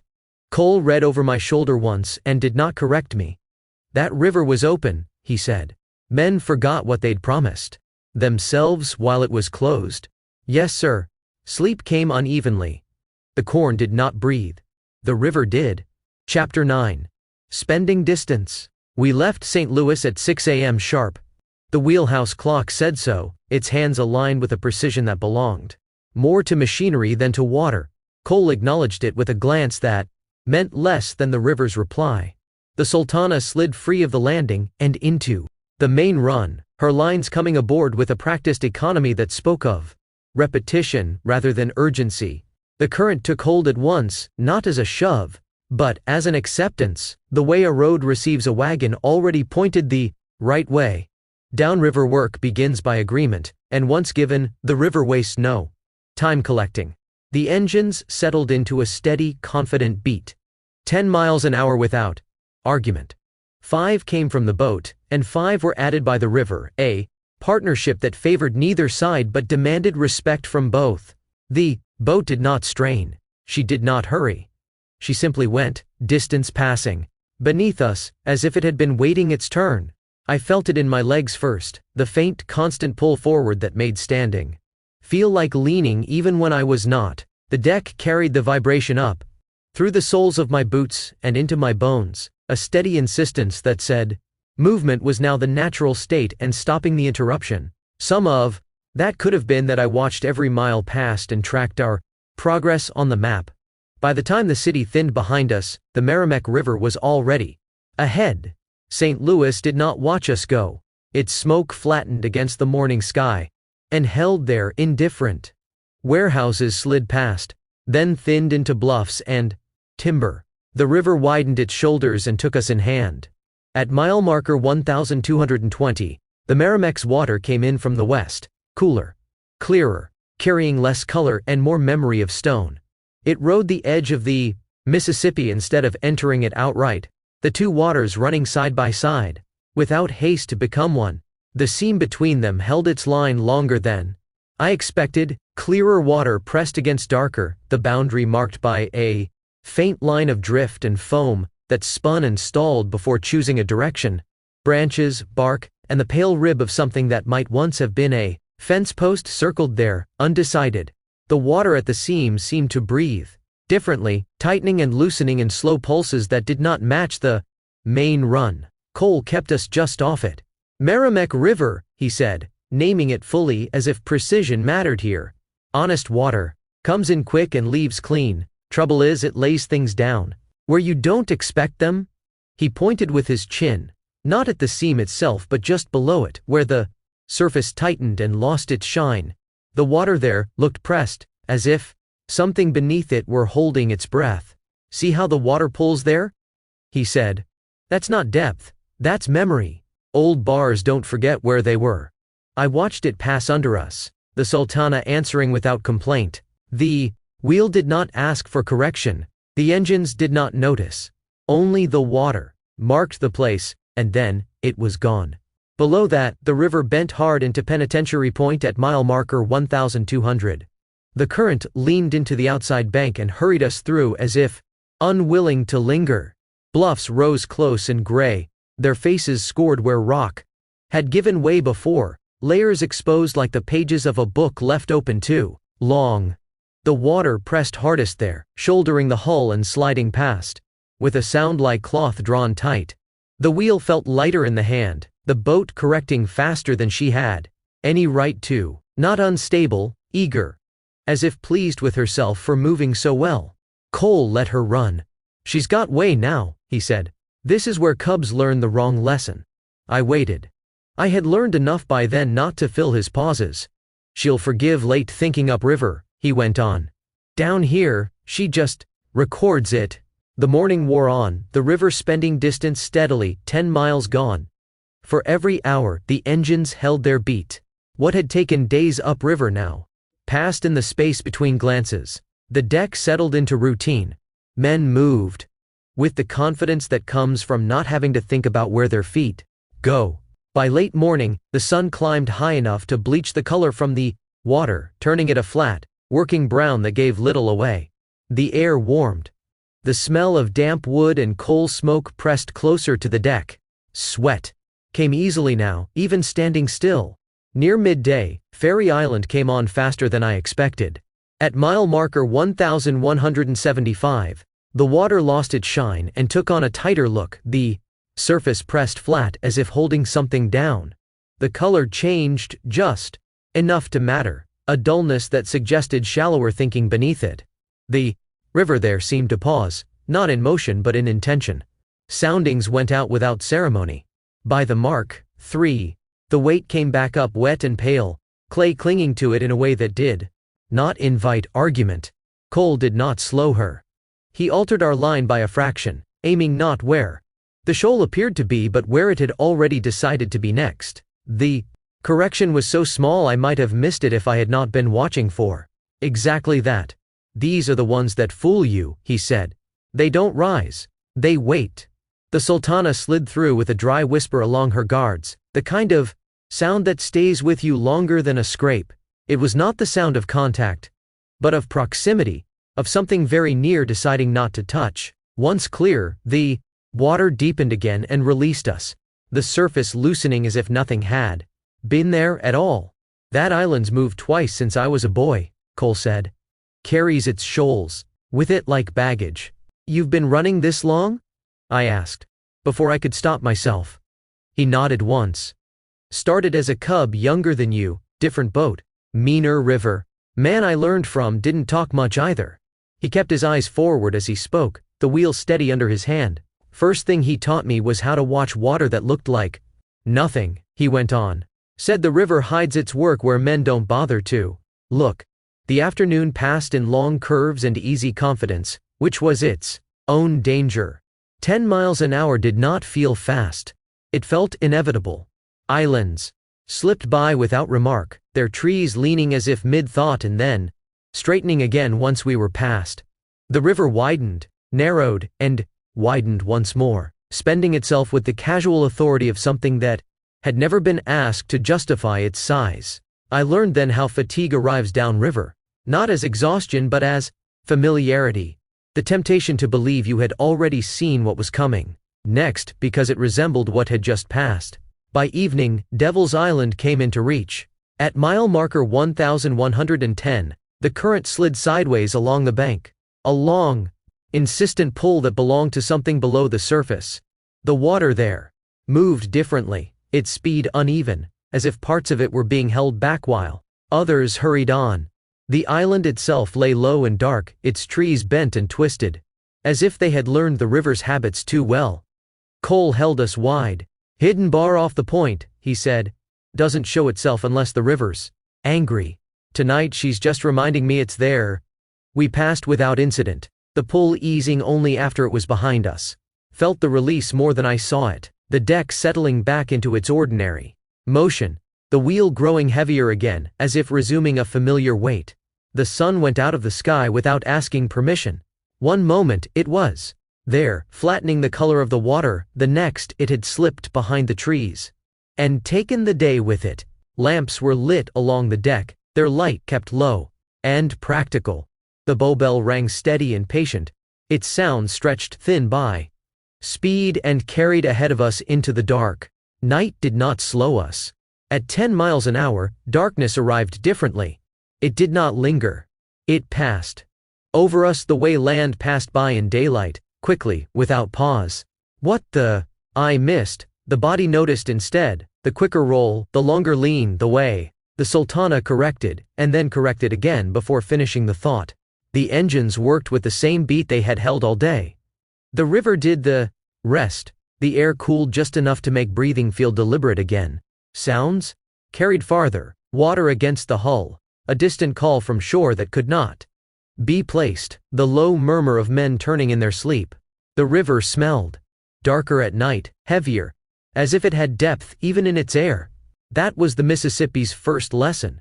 Downriver does not feel like travel. It feels like agreement. And agreement, once given, is difficult to take back.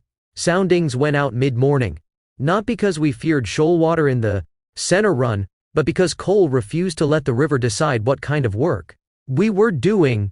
The sounding rope struck the deck with its familiar final sound, and went out again, numbers called into the open air.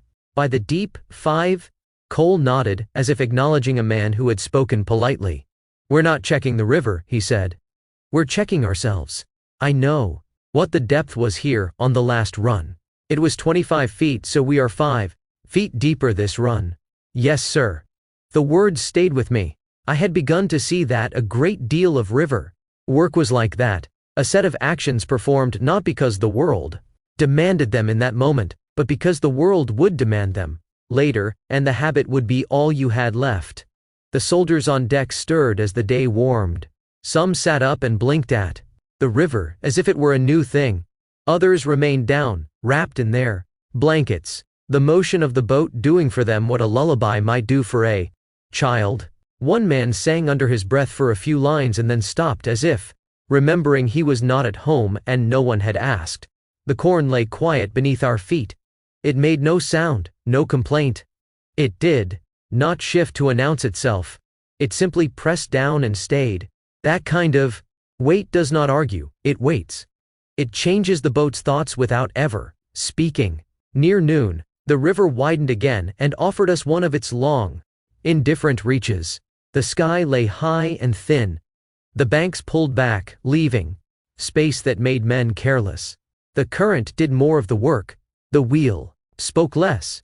The engines held the same beat they had held since St. Louis, the boat's confidence returning in small, silent increments. I felt the temptation then to loosen, to let attention drift the way the river drifted when no one corrected it. The mind begins to borrow from what it expects and spends less on what it sees. Cole did not allow it. He spoke rarely, but when he did, it was in the form of a small adjustment. An order to shift our line a fraction, an instruction to ring the bell earlier than seemed necessary, a reminder to watch a particular stretch of water that looked like nothing at all. It was not the river that needed those things. It was the men. In the afternoon, we met a downbound boat, her smoke low and dark against the bright sky. She kept to her side and we kept to ours, both of us, moving faster than two boats should ever seem to move while remaining so close. Her whistle came sharp and clean. Her wake reached us like a hand and slid along the hull, lifting us a fraction and setting us down again. The Sultana accepted it without complaint. But I noted the way the corn made the lift feel slower, heavier, as if the boat took longer to forgive the water for touching her. Cole watched the passing boat until she was gone. Then he looked at the water where she had been and said almost to himself, "That's the thing about way. It makes strangers of you quick." I did not understand it fully, but I wrote it down later anyway. That evening, as the light began to soften, I opened my book and made a list, not of miles, not of markers, but of places where the river had changed its manner without changing its face. The Merrimack Seam, Penitentiary Point, Ferry Island, Devil's Island, the Cape Landing, names as anchors. A way to pin the day to something that would not slide away at 10 miles an hour. My father would have approved of the list. He believed in order made by ink. But I had begun to understand what the river knew and law did not. Lists do not stop events. They only preserve the shape of them long enough for memory to be interrogated. Cole passed behind me and paused this time. He did not read over my shoulder. He did not correct my hand. He only stood long enough for me to feel his presence, then said, "You're learning to keep the river in pieces." "Yes, sir. That's all a man can do," he added. "Whole river won't fit in you." He moved on. Night returned again, and with it the feeling that speed had sharpened everything. The bell rang. The lamps were lit. The Sultana ran steady, her engines faithful, her hull held to a line by a tension and iron and a current that did not care about any of it. I stood my watch and felt the agreement under my feet, steady, insistent, difficult to take back. I understood then why Cole spoke of memory the way he did, not as sentiment, as geography. The river made its own record by moving. Men made theirs by refusing to let it all pass uncounted. The Mississippi carried us on, and the miles went beneath us like water. Under a keel, felt more than seen, and gone before you could turn to look. Chapter 10. Margins. We tied up at Cape Girardeau for the night. The river had spent itself for the day, and was content to hold us where we put her. Lines went over and came tight with the familiar groan of hemp settling into its work, the sound carrying across the water and answering itself back. From the opposite bank, the engines cooled and fell quiet, ticking softly as iron, gave back the heat it had carried since dawn. Even after the pistons stopped, the Sultana seemed to hum, as if unwilling to admit that motion had ended.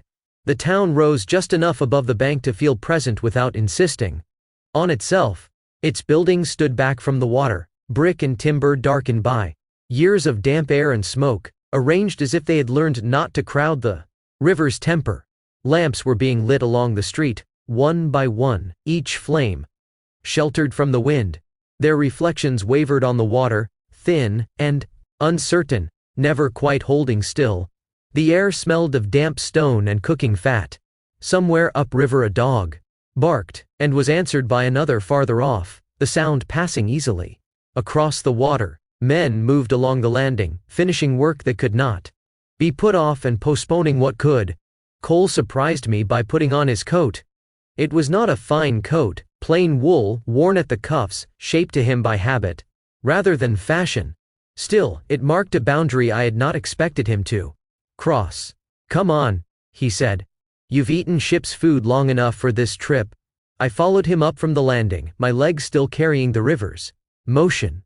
The ground felt too solid at first, as if it might give offense if trusted too much. With each step the sensation eased, though I did not entirely believe it.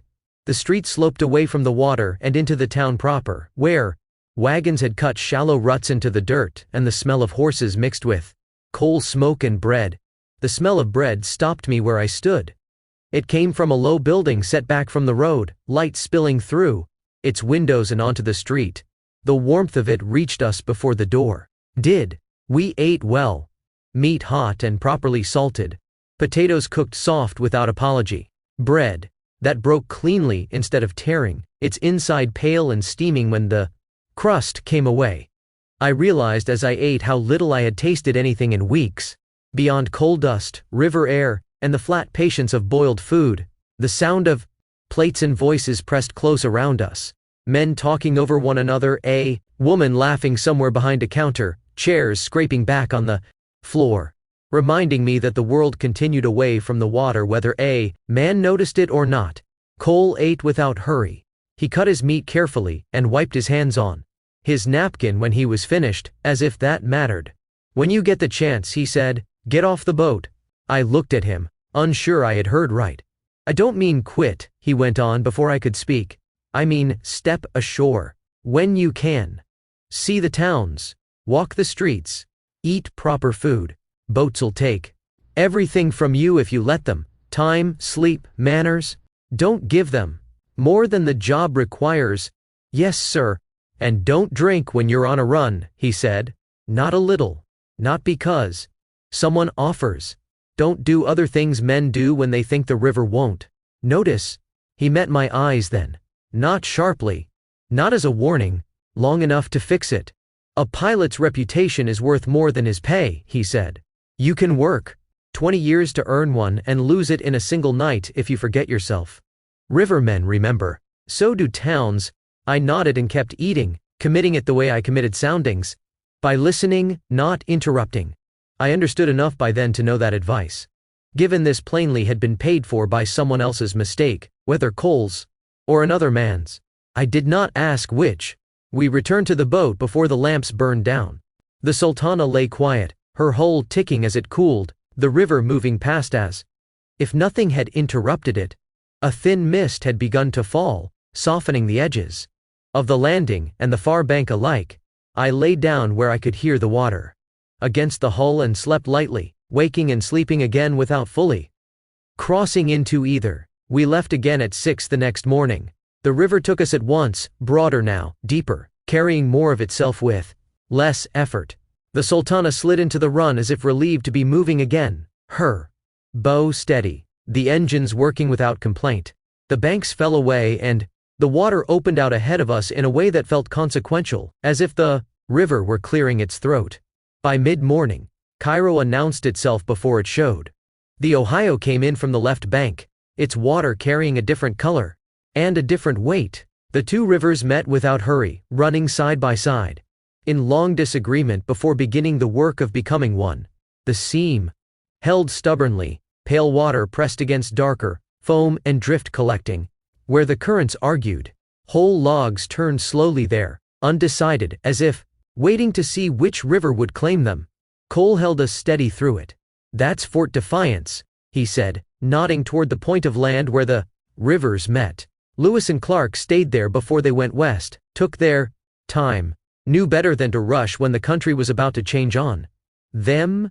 The place did not look like much now. Grass, a few buildings set back from the water, a flag stirring lazily in the morning air. But the water behaved differently there, pressing and pulling at once, the surface restless in a way that did not belong to either river alone. Below it, the Mississippi widened and deepened, offering margin enough to make a man careless if he wanted to be. Don't, Cole said, as if answering the thought itself. Wider don't mean safer. It just means mistakes have more room to get moving. Yes, sir. We ran on. The miles slid past with a smoothness that felt earned and unearned at the same time. The current did much of the work, but not all of it. The wheel still mattered. So did attention. I learned to watch how the river spent itself, where it pressed hardest, where it relaxed, where it pretended to be generous. At mile marker 1040, Cole pointed out the right bank. Belmont, he said. Grant's first fight. Across from Columbus. The bank looked ordinary enough now. Trees, grass, a low rise that gave no hint of what had been spent there. The river had taken its share and moved on, leaving no markers behind. War's about done, he added. I looked at him. How do you know? He did not answer right away. He watched the water ahead of us for a time, his hand light on the wheel. We used to carry more powder, he said finally. More shot. More of the kind of freight that doesn't like being dropped. Don't see it much now. That tells you something. The river carried that thought with it, unargued. I thought of the holds I had seen filled earlier in the war, the care taken with certain crates, the way men spoke around them. I understood what he meant without needing it said. Again. By evening we eased into New Madrid at mile marker 985. Lines went over, the engines rested. The town lay low and quiet, the river bending around it with a patience that felt practiced, almost knowing. The water there seemed reluctant to leave, as if remembering something it did not care to repeat. Do you always stop for the night? I asked. No, Cole said. But this freight's not expected in New Orleans for 4 more days. Get there early, you just wait. Better to take time where the river's still thinking. We ate again ashore, the last good meal he said he expected for this trip. The place smelled faintly of damp earth and old timber, a smell that did not belong to any season I recognized. This place shook once, he told me as we walked. Back in 11. River ran backward. Land opened. Didn't matter where you stood, most people lost everything. I tried to imagine it, and could not. The river before us looked incapable of surprise, settled into itself as if nothing could unsettle it now. From here on, he said, we'll run harder. 6 hours on, 6 off. Day and night. Only stopping when Cole makes us. The words settled differently than the others had. Not instruction, preparation. We returned to the Sultana as the light failed. The lamps along the landing. Through pale circles that did not reach one another, the river slid past, dark and unconcerned, already thinking of what lay ahead. I understood then that the easy part was over, not because the river would be worse, but because it would ask less and expect more. We made her ready for morning. The river waited. The night watch began with checks that did not look like drama from a distance. Men carried lanterns low and moved along the deck as if counting boards. The mate had the fire buckets set where they belonged and checked them twice, striking each handle once with his knuckle so the sound would tell him if it was empty. The hose lay coiled, stiff and reluctant, its canvas damp from earlier washing and already smelling of river and rot. Coal was brought aboard from the landing in small lots, barrows rolling and squealing, black dust rising and settling with no regard for clean shirts or clean hands. The bunker took it in, swallowing it the way the river swallowed anything thrown without thought. Men coughed. Men spat. No one spoke of it. Coal belonged to a boat the way blood belongs to a man, messy, necessary, and always showing itself where it was least wanted. Below, the engineers listened to the boilers as if listening to a living thing. They talked in short phrases, not for my benefit and not for one another's comfort, but because a boiler's temper is known by tone as much as by gauge. Damp air made the sounds carry differently. Metal cooled and tightened. The whole boat seemed to draw itself inward, as if preparing for a longer reach. I lay down and did not sleep at once.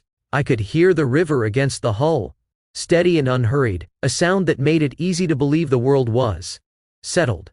I understood enough by then to distrust any ease that arrived without being earned. Near midnight, a steamer passed in the channel, her wheel beating water into a white froth that showed briefly and then disappeared. Her whistle sounded once, long and untroubled, and was answered from shore by nothing at all. The town did not wake. The river did not change its pace. In the dark, the Sultana seemed to hold her breath again, not because she feared what was coming, but because she was waiting to be asked. 6 hours on, 6 off. Cole had named it, and the naming made it real. I felt it settle into the day like a new kind of clock. The river would not be allowed to decide our pace alone. We would decide it with her, and the deciding would cost attention the way coal costs money, steadily, without argument. Chapter 11. Suggested channels. We left New Madrid at 6 a.m. The lamps along the landing were still burning, their glass filmed with soot and river damp, giving off a tired yellow light that did not yet know it would soon be unnecessary. The town lay low and quiet, as if already receding from us. Even before we moved, a few men stood near the water, collars turned up, hands in pockets, watching without curiosity. New Madrid had seen boats come and go for a long time. It did not require ceremony. Lines came in with practiced hands. Hemp slid and tightened. The engines answered with a familiar, patient beat. The Sultana eased free and took the river as if she had never intended to stay.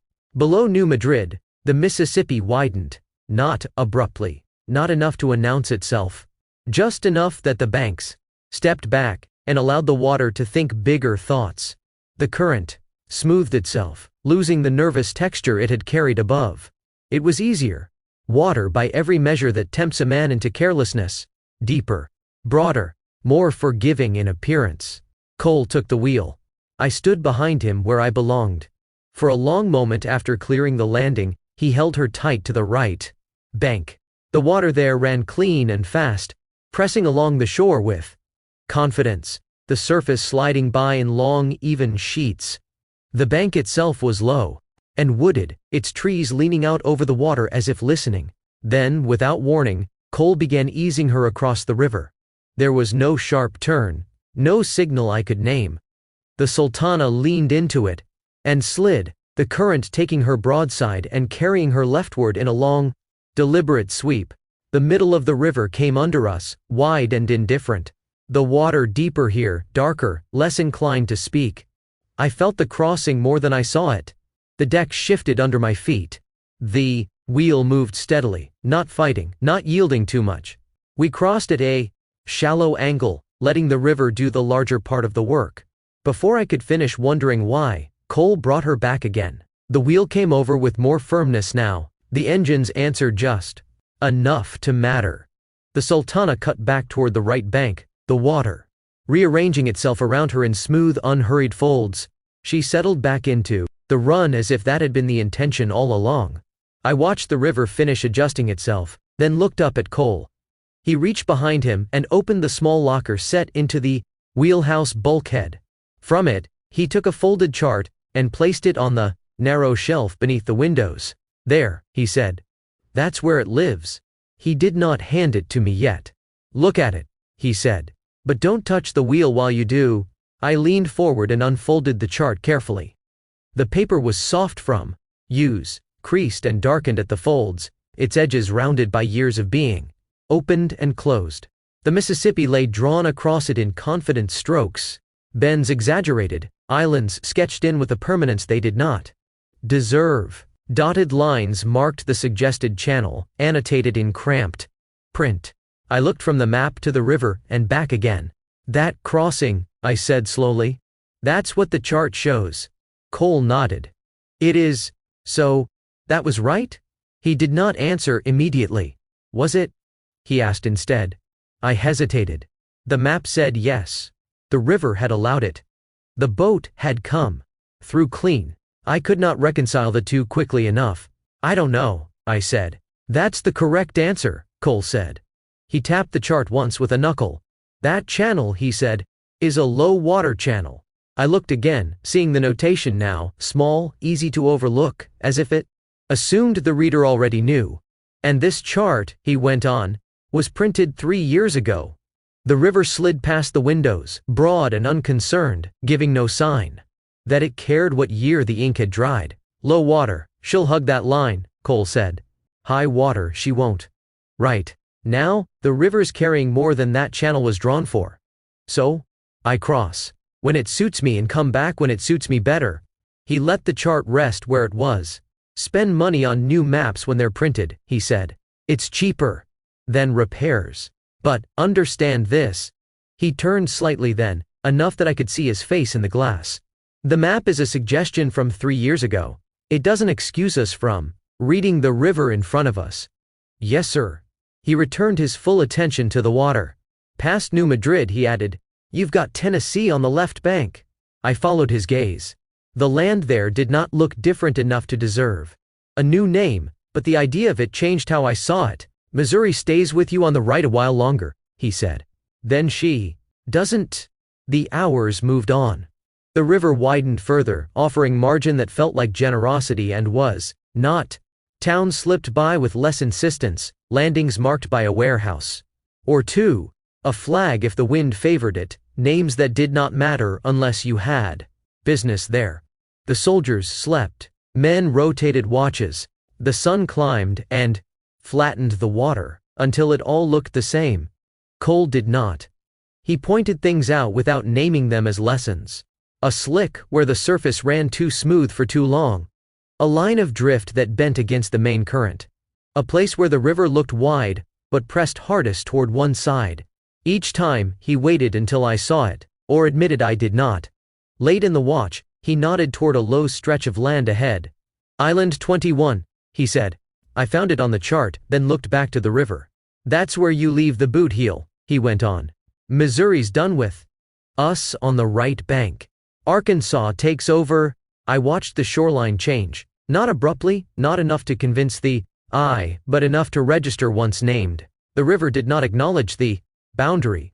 It carried Tennessee on the left, Arkansas on the right, as if state lines were another thing it had never agreed to honor.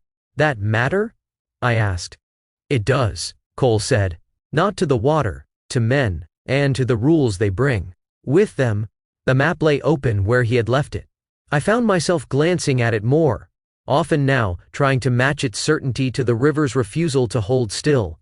After a time, Cole stepped back from the wheel. Your turn, he said. I took the helm. Down here it felt lighter than it had above. Less resistance, more consequence. I made a small correction and felt the Sultana answer. Immediately, then a little more than I intended.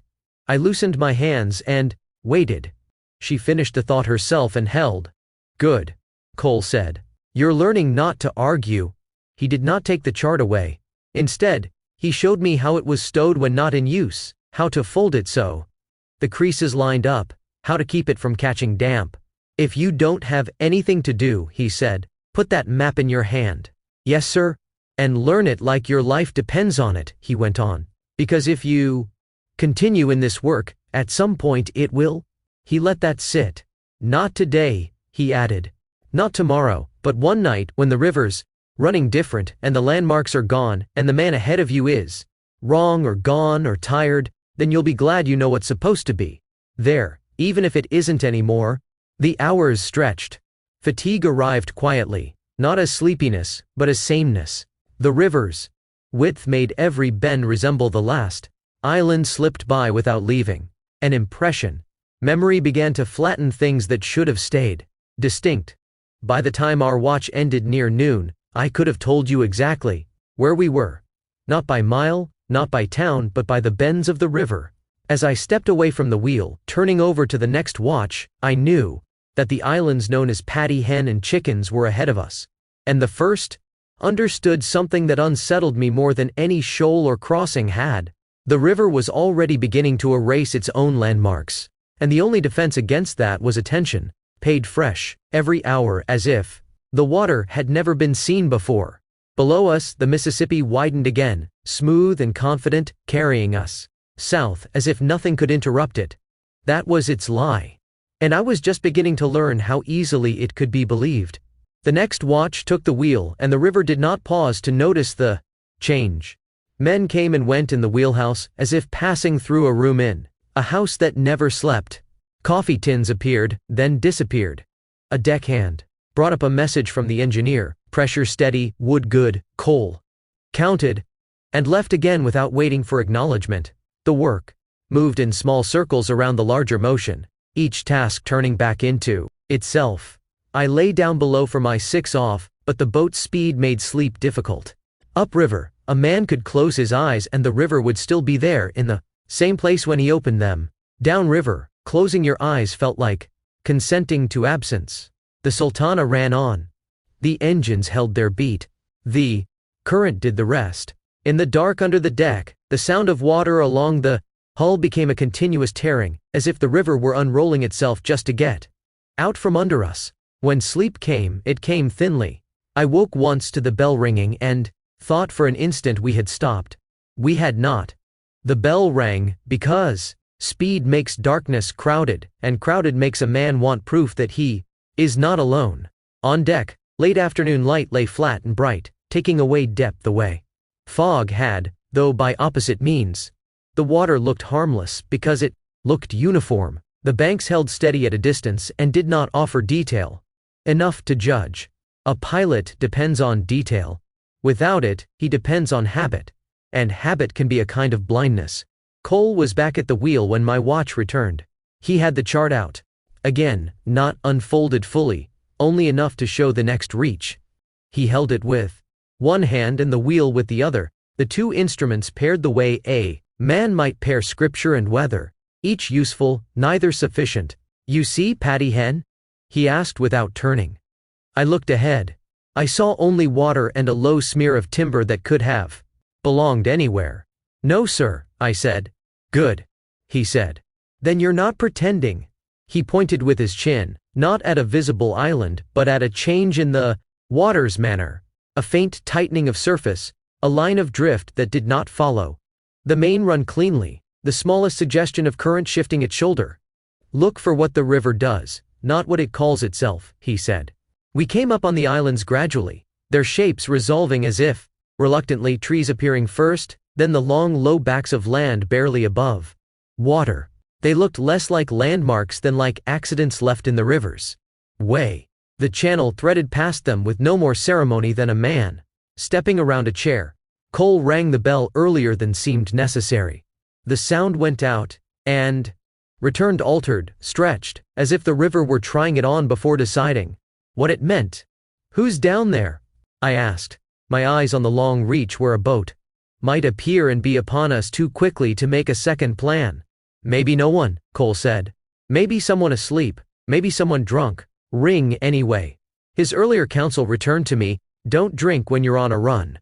And I understood it as more than morality. A man who drinks downriver borrows from the margin, and the margin is the only thing that keeps iron from meeting wood at 10 miles an hour. At dusk, the river took on color again, darkening in the center, the edges catching the last light and holding it like a thin blade. The islands fell behind. The banks moved in and out, closer where the current pulled hardest, farther, where it pretended at ease. The Sultana held her run, her hull carrying her weight without complaint. If she remembered it, she did so in silence. A boat appeared ahead just after full dark, not close, not far, but uncertain, in the way distance becomes uncertain on moving water. A single light, then a second, then the faint outline of a superstructure rising and falling with the river's breath. Her whistle sounded late, too late, Cole would have said, if he were speaking in verdicts. Cole did not speak. He moved the wheel a fraction. The engines held. The bell rang again, patient and unhurried, and the sound seemed to tell the other boat where we were more clearly than the light did. The other boat answered with a whistle that carried apology in its thinness. She altered her line and slid by with room enough but not generous. Her wake caught us and lifted us slightly, the Sultana rolling under it with the slow, heavy dignity of a boat carrying more than she would admit. When she was past, Cole exhaled once and said, "That's why we ring." "Yes, sir." Later, near midnight, the river did what it does when men begin to believe. They understand it. It offered nothing new. No shoal. No sudden turn. No drama. Only long, wide, competent water that made a man's mind drift into the same shape as the channel. That was when I felt the lie working hardest. Fatigue did not come as sleepiness. It came as permission. The thought that it would be safe for a moment to stop watching so closely because the river looked settled, because the engines were steady, because the chart suggested no trouble in the next bend. Cole kept us from that permission by asking me quietly to name where we were, not for pride, for practice. "Between Island 21 and the next bend," I said. "And what's after?" he asked. I pictured the chart. I pictured the river as it had been drawn, confidence in ink, suggestion in dotted line. I pictured the river as it was, moving even as I pictured it. "A long reach," I said. "Then a left-hand bend. Then—" I paused, feeling the blank where memory wanted to flatten it. "Then I'd need to look again." Cole nodded once, satisfied. Not with the answer, but with the pause. "That's the work," he said. Looking again. By morning, when the watch changed, the river had erased the night's particulars. The islands were behind us. The passing boat was gone. The wake had settled. Only the record remained.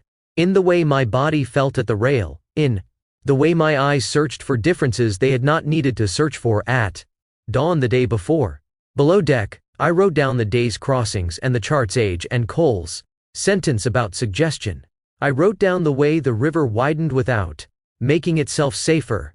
I wrote down the names Paddy Hen and Chickens and the way their shapes had refused to declare themselves until we were nearly upon them. I wrote down the passing boat's late whistle and our bell's earlier answer. I did not write that the river lied. I wrote that it persuaded. That seemed closer to the truth, and more useful. When I closed the book, the Mississippi was already doing what it did best, moving forward as if it had always been agreed to, taking with it whatever a man failed to keep in his mind. The defense remained what it had been at the beginning, attention, paid, fresh, every hour, as if the water had never been seen before. And I understood with a kind of quiet certainty that this was not a lesson a man learned once. It was a lesson he kept, or lost. Chapter 12. Off watch. We came off watch at 6 in the evening. The river did not mark the hour. It never does. The change came instead. Through the body, shoulders loosening without permission, eyes realizing how long they had been held open, the hands remembering they were allowed to let go. Cole gave the wheel over cleanly and without ceremony, his movements precise even in fatigue. The next pilot stepped in. Orders were repeated. Positions confirmed. The river named and renamed until nothing was left uncertain. The Sultana went on doing what she had been doing all day. That was the point. Below us, the Mississippi continued its broad, unbroken run south. We had covered the distance from New Madrid without stopping, the river carrying us past towns that barely lifted their heads to watch us go. The banks had flattened and widened, their lines softened by distance and growth, the water gaining confidence with every mile. By evening we were just north of Memphis, the air warmer, heavier, carrying the smell of wet earth and early summer growth that belonged farther south than where I had been raised. The river here did not hurry. It pressed forward with the patience of something that knew it would win. Cole stepped away from the wheel and stretched once, rolling his shoulders, as if setting something down carefully. "That'll do," he said. He clapped my shoulder once, light, but unmistakable. "Go eat," he added. "Then sleep." "Yes, sir." He did not say try. He did not say if you can. On a boat like this, sleep is not something you negotiate for. It is something you take when it is offered, and trust will not be taken back too soon. The galley was already alive with men coming off watch and men about to go on. Supper was plain and hot, beans cooked down until they no longer remembered their shape, salt pork cut thick enough to justify itself, bread, heavy and honest in the hand. A pot of coffee sat on the stove, its contents black and bitter and necessary. The smell of it cut through everything else, sharp enough to wake a man even as it promised rest. I took my place at the narrow table bolted to the deck. Cole sat across from me. We ate without conversation, the way men do when the work is not done, simply because their hands are resting. Around us, voices stayed low, laughter came in brief, unfinished bursts, stopped as quickly as it began. No one lingered. Eating underway is not a social act. It is maintenance, like greasing a bearing or topping off a boiler. The boat moved under everything, through the floor, through the benches, through the table itself. Even seated, I felt the river sliding past us, felt the weight of it pressing along the hull. It made rest feel provisional, something allowed but not promised. "You get 4 hours," Cole said without looking up from his plate. "That's enough if you don't argue with it." "Yes, sir. Don't lie there replaying the day," he added. "River'll still be there when you wake." I did not tell him that the river had already followed me below deck, that it had settled somewhere behind my eyes and refused to be put aside. When we finished eating, we washed our hands and moved on without ceremony. The galley emptied and filled again with the next wave, the work repeating itself in cycles that did not require attention. Below, the air was warmer and thicker, holding the combined smells of men, damp wood, oil, and steam. I found my bunk by habit now, my body remembering the way even if my thoughts did not. I lay down fully clothed, boots set where I could find them without thought. The bunk was narrow and warm, the mattress thin but forgiving enough if you did not ask too much of it.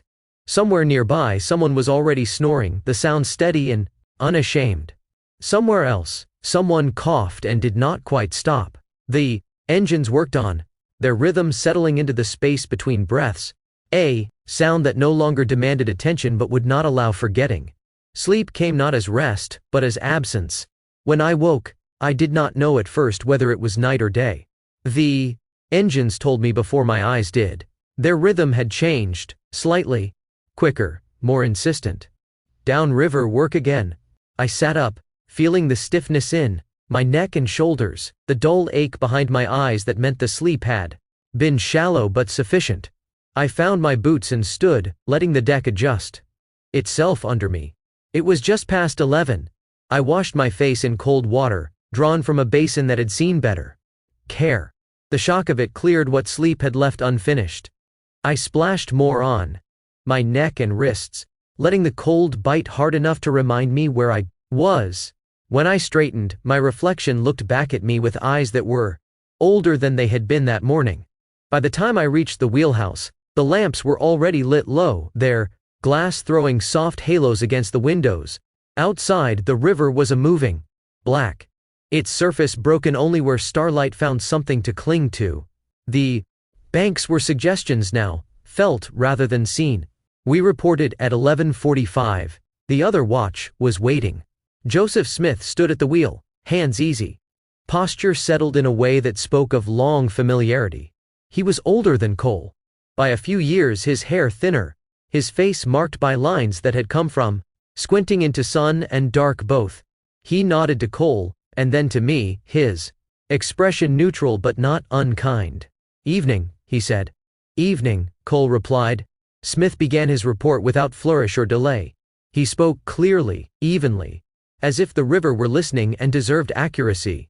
"Soundings earlier showed us running about 5 feet above where we were last trip upriver," he said. "River's still up and holding, no surprises that matter." Cole nodded once. "Position?" Cole asked. "Walnut Bend," Smith said. "About mile 760, south of Commerce, north of Tunica. Channel's been honest, no traffic worth mentioning coming back up from St. Louis. Boilers are all active. She's running clean." He glanced at me then, briefly, his eyes taking measure. "You've got a good eye," he said. "Didn't see you reach for the wheel when you shouldn't." "Yes, sir," I said, uncertain whether the remark required more than acknowledgement.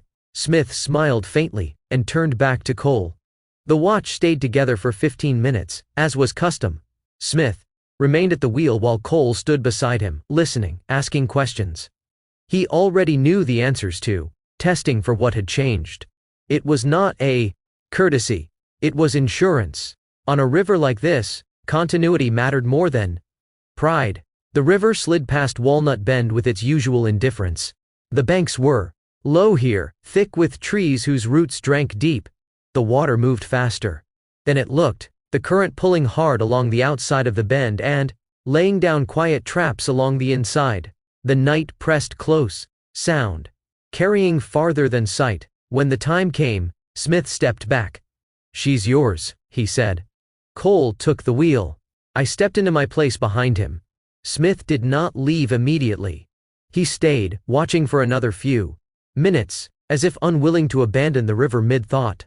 He pointed out one last place where the current leaned harder than it should have, waited until Cole acknowledged it, then nodded once more and stepped away.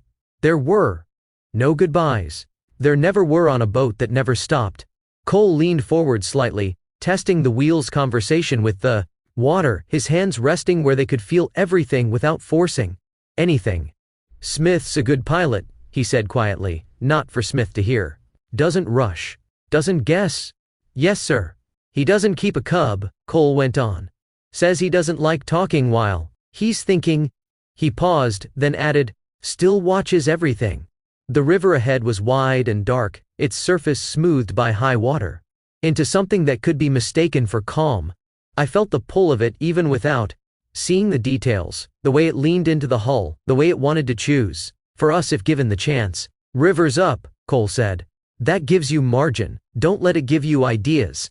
The engines worked steadily. The Sultana held her line, carrying her weight and her men south through the night. I knew that somewhere ahead lay Natchez and Vicksburg, then more miles, more water, more hours that would not be marked except by watches taken and given. Behind us, the day watch slept, or tried to. I stood where I belonged and let the night come fully into its own, knowing that 4 hours of sleep was all I would be given, and that it would have to be enough.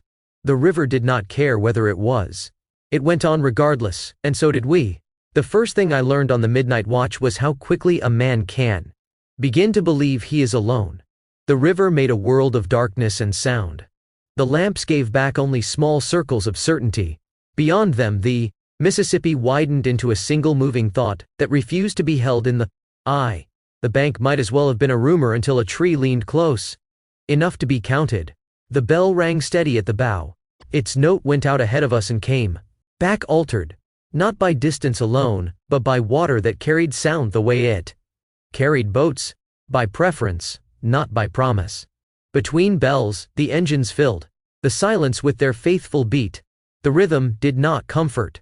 It only proved the boat was still doing what it had been asked to do. Cole ordered soundings once, not because he doubted depth, but because he doubted ease. The sounding rope was brought up from its place, the rope stiff where it had dried, the marks dark and familiar. The weight struck the deck with that final sound I had come to associate with judgment and work. Both. The cast went out clean. The rope hissed. The call came back from the deckhand's mouth as if it were a phrase he had said in his sleep. By the deep 5. Cole did not change our line. He let the number sit where it could be felt, and then nodded, as if acknowledging a man who had spoken plainly. "It's not the bottom I'm asking after," he said. "It's you." "Yes, sir." We passed a patch of water that looked like nothing and felt like something. The surface there ran too smooth for too long, the current tightening as if drawn through a narrower place beneath. Drift had gathered along its edge. Small sticks, bark, a pale shard of something that might once have been a fence rail, turned in slow circles before choosing to go on. Cole held us a shade off it, a correction so small I would have missed it if I had not been watching his knuckles and the way the wheel answered them. "That's a bar working," he said quietly. "You won't see it in daylight either, you'll only see what it does." The river gave no sign of having been identified. It slid on, indifferent. After that, the night offered us traffic. Not much, but enough to keep the bell honest. A pair of lights appeared downriver first, dim, then brighter, then resolved into a downbound boat holding the same current we were. She was ahead of us, and we were gaining slowly, her engines pushing harder to keep her agreement with the river. Cole watched her approach in the window glass more than through the Darkness itself. Reflections told more truth at night than direct sight. He gave the wheel a fraction and set us to pass wide, keeping our wake from catching her wrong. Her whistle sounded short. Not friendly, not hostile, merely a sign that men were aboard, awake enough to answer. When we were past, she fell in behind us for the trip south. The corn deep below did not shift. It only made the roll take longer, as if the boat needed more time to forgive the river for touching her. Cole kept one hand on the wheel and one on the rail, feeling the pressure through both. Dead weight, he said, almost to himself. Honest in its own way. Yes, sir. He did not say more. Words are expensive on a watch like that. You spend them only where they buy you attention. Sometime after 1, Memphis announced itself without showing. The air changed first. It carried smoke that did not belong to our own stacks. Coal and something sweeter beneath it, like wet lumber and refuse left too long near water. Then the river began to take on a distant glow. Not quite light, more a thinning of darkness, as if the city were burning its own night away for convenience. We did not land. We did not slow. The Sultana kept her line and let the city pass on our left like a thought overheard and not answered. Lamps along the shore stretched into trembling paths on the water. A church spire appeared briefly against the glow and then disappeared. A steamer lay at a landing, her deck lit, men moving like small pale shapes, their voices not reaching us. The city was present and irrelevant, which seemed to be the river's preferred condition for everything. Cole glanced at the glow once and then returned his attention to the dark water directly ahead. Memphis'll take your time if you let her, he said. Yes, sir. The watch wore on. Fatigue arrived the way it had earlier, quietly as sameness. The temptation was not to sleep standing. It was to assume. The river looked broad and honest. The engine beat was steady. The bell rang, and was answered by nothing. That absence felt like permission. I felt my mind begin to borrow from what it expected. I corrected myself by naming what I could: the shape of a bend, the direction of a drift line, the faint pull that leaned us toward the outside bank. Kept a list in my head, not of facts, but of sensations. The river does not object to lists. It only punishes the ones you do not keep. Cole spoke once more, late in the watch, when the bank pulled closer, and the current tightened without warning. You can't hold the whole river, he said. So hold the next piece. Yes, sir. Near 4, a fog began to form, not the thick erasing kind we had met upriver, but a low river mist that rose in patches and then slid away again. It softened the edges of the banks and made the lights behind us look farther off than they were. It did not blind. It tempted. It offered just enough uncertainty to make a tired man fill in what he wanted. Cole rang the bell earlier. He ordered soundings again, not because we feared depth, but because he wanted a number in the air, something that did not depend on sight. The weight went out. The rope ran. The call came back. By the deep 4. Cole nodded once. Hold her, he said. The mist thinned. The river returned to its dark broad habit. Dawn began to press at the horizon long before it showed itself, a pale suggestion that made the black water look less like a void and more like a surface again. When the watch changed at 6, I felt relief and distrust at the same time. Relief because my hands could let go. Distrust because letting go felt like giving something back to the river that it had not asked for. Cole gave the wheel over without ceremony. The new pilot stepped in. Questions were asked and answered. Positions confirmed. Soundings repeated. The river named and renamed until nothing was left uncertain that could be made certain by speech. Then Cole surprised me again. He did not go below at once. He remained in the wheelhouse a moment longer, looking out at the river as daylight returned, not fully, but enough to make objects reappear without committing their details. You sleep? He asked. A little, I said. He nodded. Enough to keep you honest? Yes, sir. He stepped away, leaving the wheelhouse to the next watch. I followed, my body already beginning to loosen in places I had not known were held. The deck underfoot felt less like a moving road, and more like a boat again, a thing that could be stopped if asked, even if asking would cost. Below deck men were waking. Some rose at once, as if relieved to have permission. Others lay still a moment longer, gathering themselves the way you gather a coat before stepping out into weather. I washed again, the cold water biting harder in the morning air. My face in the basin looked the same, and not the same. The eyes were mine. The steadiness was borrowed from the river. When I lay down for my 4 hours, the boat continued without me. The engines held their beat. The bell rang. The Mississippi carried us south as if it had never been asked whether it agreed. Sleep came in short sections. In one of them I dreamed of Herodotus. Barges on the Nile, moving grain for an empire that believed it commanded water because it could name it. In the dream the river did not answer their names. It only carried. When I woke, the sound of the engines was still there. The river was still there. The day had moved on without asking permission. That was another lesson of downriver work. You do not return to where you were. You return only to the task. Chapter 13. Dark of the Moon. Once we were clear of Walnut Bend, Cole slowed us. Not abruptly, not enough that the engines complained.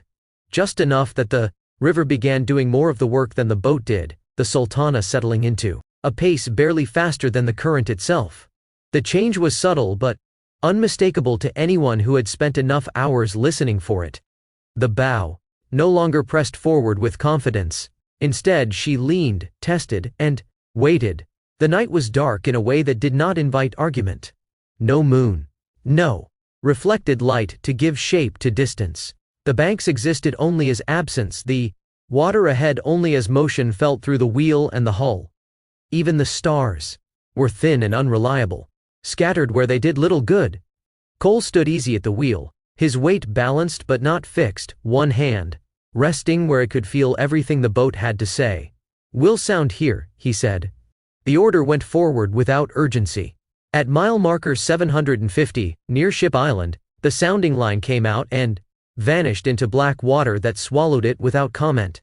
The deckhand paid it out carefully, the rope sliding wet and cold through his hands, the weight tapping the hull once before sinking. By the mark 4. Cole did not answer right away. He let the number settle. 24, he said quietly. That's right where it ought to be. Another cast. Quarter less 4. 22.5, Cole said. Still good. The Sultana moved on, slow and deliberate, the engines turning just enough to keep steerage. We were losing time. I could feel it in the way the river no longer seemed to be sliding past us so much as staying with us, the night stretching wider around the boat instead of falling behind. Cole knew it too. He did not comment. "Ship Island'll fool you," he said after a moment. "Water looks deeper than it is. Channel shifts without asking permission." "Yes, sir. Men get impatient here," he went on. "Think they can buy back time later." The river pressed close along the hull, its sound flattened by darkness. Drift. Passed unseen except where it announced itself with a whisper or a brief scrape against the guards. Somewhere out there, the bank bent and twisted. But we could not see it. We could only feel how the current leaned. By mile marker 745, St. Francis Island was upon us. Cole slowed again, until we were barely making way beyond the river's own pace. The Sultana felt heavier at this speed, less eager to answer, the wheel requiring patience instead of correction. The engines worked low and steady, their rhythm stripped of excess. Another sounding. By the deep 4. Cole nodded once. "Still in it," he said. "But we'll keep asking." Another cast followed almost immediately. "Half 4. 21, Cole said. "Plenty. But don't get friendly with it." The darkness pressed tighter here. Without moonlight, the river lost its edges entirely. The banks might have been 10 yards away or 100. The island itself was nothing but a thought, its presence marked only by the way the water behaved differently on one side than the other. "You see why we go slow," Cole said, not looking at me. "Yes, sir. Dark of the moon takes away your shortcuts," he went on. "Only leaves you with what you actually know." The Sultana slid forward yard by careful yard, the soundings coming at regular intervals now, numbers called and received like a quiet litany. At mile marker 735, island number 60 lay ahead. Here Cole slowed us further, until the boat felt almost suspended, the river sliding past as if uncertain whether to take us with it or leave us behind. The wheel spoke constantly now, not loudly but insistently, small pressures, slight changes, each one requiring attention. Another cast. By the mark, 3. Cole's hand tightened on the wheel, not enough to alarm, but enough to matter. 18, he said. That's our warning. He eased her over a fraction, letting the current help rather than fight. Another cast followed. Quarter less 4. Cole exhaled once. Better, he said. That's the line. We crept through that stretch like a man crossing thin ice, not stopping, but not trusting it either. The river here had a way of gathering mistakes and holding them until it had enough to matter. Shoals lay quiet and patient, their presence betrayed only by the way the water tightened or loosened its grip. You always have time to do it right, Cole said then, his voice low. But you'll never have time to do it over. I did not answer. The truth of it settled deeper than words. The night went on like that, slow miles, careful soundings, the river asked and answered until nothing was left to chance. We made less distance than the engines would have allowed, but every yard was accounted for. Fatigue arrived without drama, not as sleepiness, but as narrowing. The world reduced itself to the wheel, the water, the numbers coming up from the sounding rope. Everything else, thoughts of distance, of schedules, of men waiting downstream, fell away. Sometime before dawn, the air began to change. Not temperature at first, but texture. The darkness thinned just enough to suggest it would not last forever. Sound carried differently. The river's surface began to show itself in fragments again. Small variations of black upon black. Hints of movement where before there had been only presence. By 5:45, Smith came on the bridge. He stood quietly for a moment, taking in the posture of the boat, the sound of the engines, the way Cole held the wheel.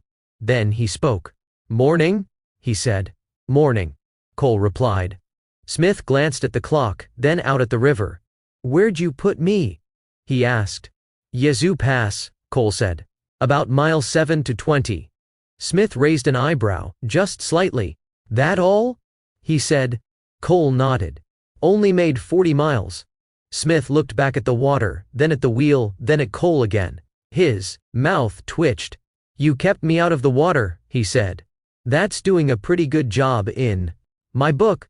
The light was coming on now, enough to show the banks in suggestion if not detail.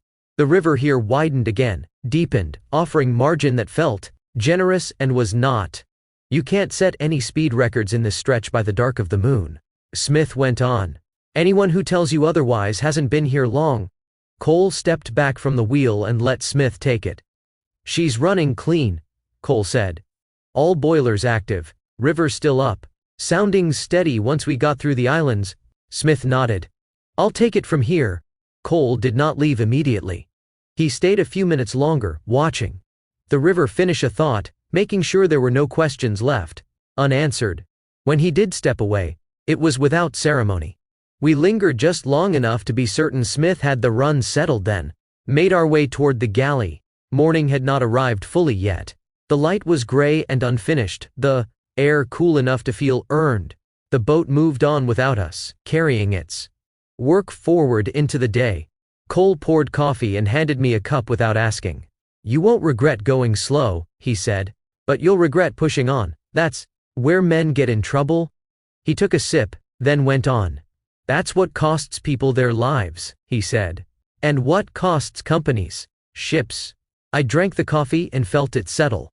The river slid past outside, wide and confident again, already pretending the night had not happened. We would be back on watch soon enough. For now, we ate and rested, and let the river keep its distance for a few hours longer. The sun came up behind a thin veil of cloud and made no show of it. Light spread across the water like a cloth laid down without care, and the banks took shape slowly, reluctant to declare themselves after so many hours of being only absence. Trees appeared first as darker smudges, then as trunks and limbs, then as individual branches with birds perched and motionless as if they had spent the night listening too. With daylight, the river's confidence returned. It widened its shoulders and resumed its ordinary pace, the current doing what it had been doing all night. But now with the added insult of visibility. In the open, a man could mistake that for permission. Smith did not. He kept the Sultana in the line Cole had given him, hands easy on the wheel, posture settled, eyes moving the way Cole's did, out and back and out. Again, as if the river needed to be reread each minute because it had already begun revising itself. The islands we had crept past in darkness lay behind us now, innocent in daylight. From this angle, Ship Island looked no more dangerous than a low piece of ground with trees leaning as if tired. St. Francis showed no sign of having narrowed the river's choices. Island number 60 sat like a fact, solid and untroubled. The river slipped by them as if nothing about the night had required care. That, I began to see, was part of its persuasion. It offered you daylight as proof you had been overly cautious, as if survival were evidence that danger had not been present. Cole sat with his coffee and did not give the river that satisfaction. He spoke instead about the soundings, not repeating the numbers but naming the work behind them. You notice how the boat feels when you're barely making way? He asked. Yes, sir. That's where you learn her, he said. Anybody can steer when she's got speed. Slow work tells you what she thinks of you. The sentence settled with the coffee. I had felt it during the night, the way the wheel stopped being an instrument and became a conversation, the way every correction had to be offered as suggestion instead of command. It was not a lesson I would have wanted, but it was one I knew I would keep. As the morning warmed, men began moving about the deck again with more sound. Buckets were carried. A broom dragged.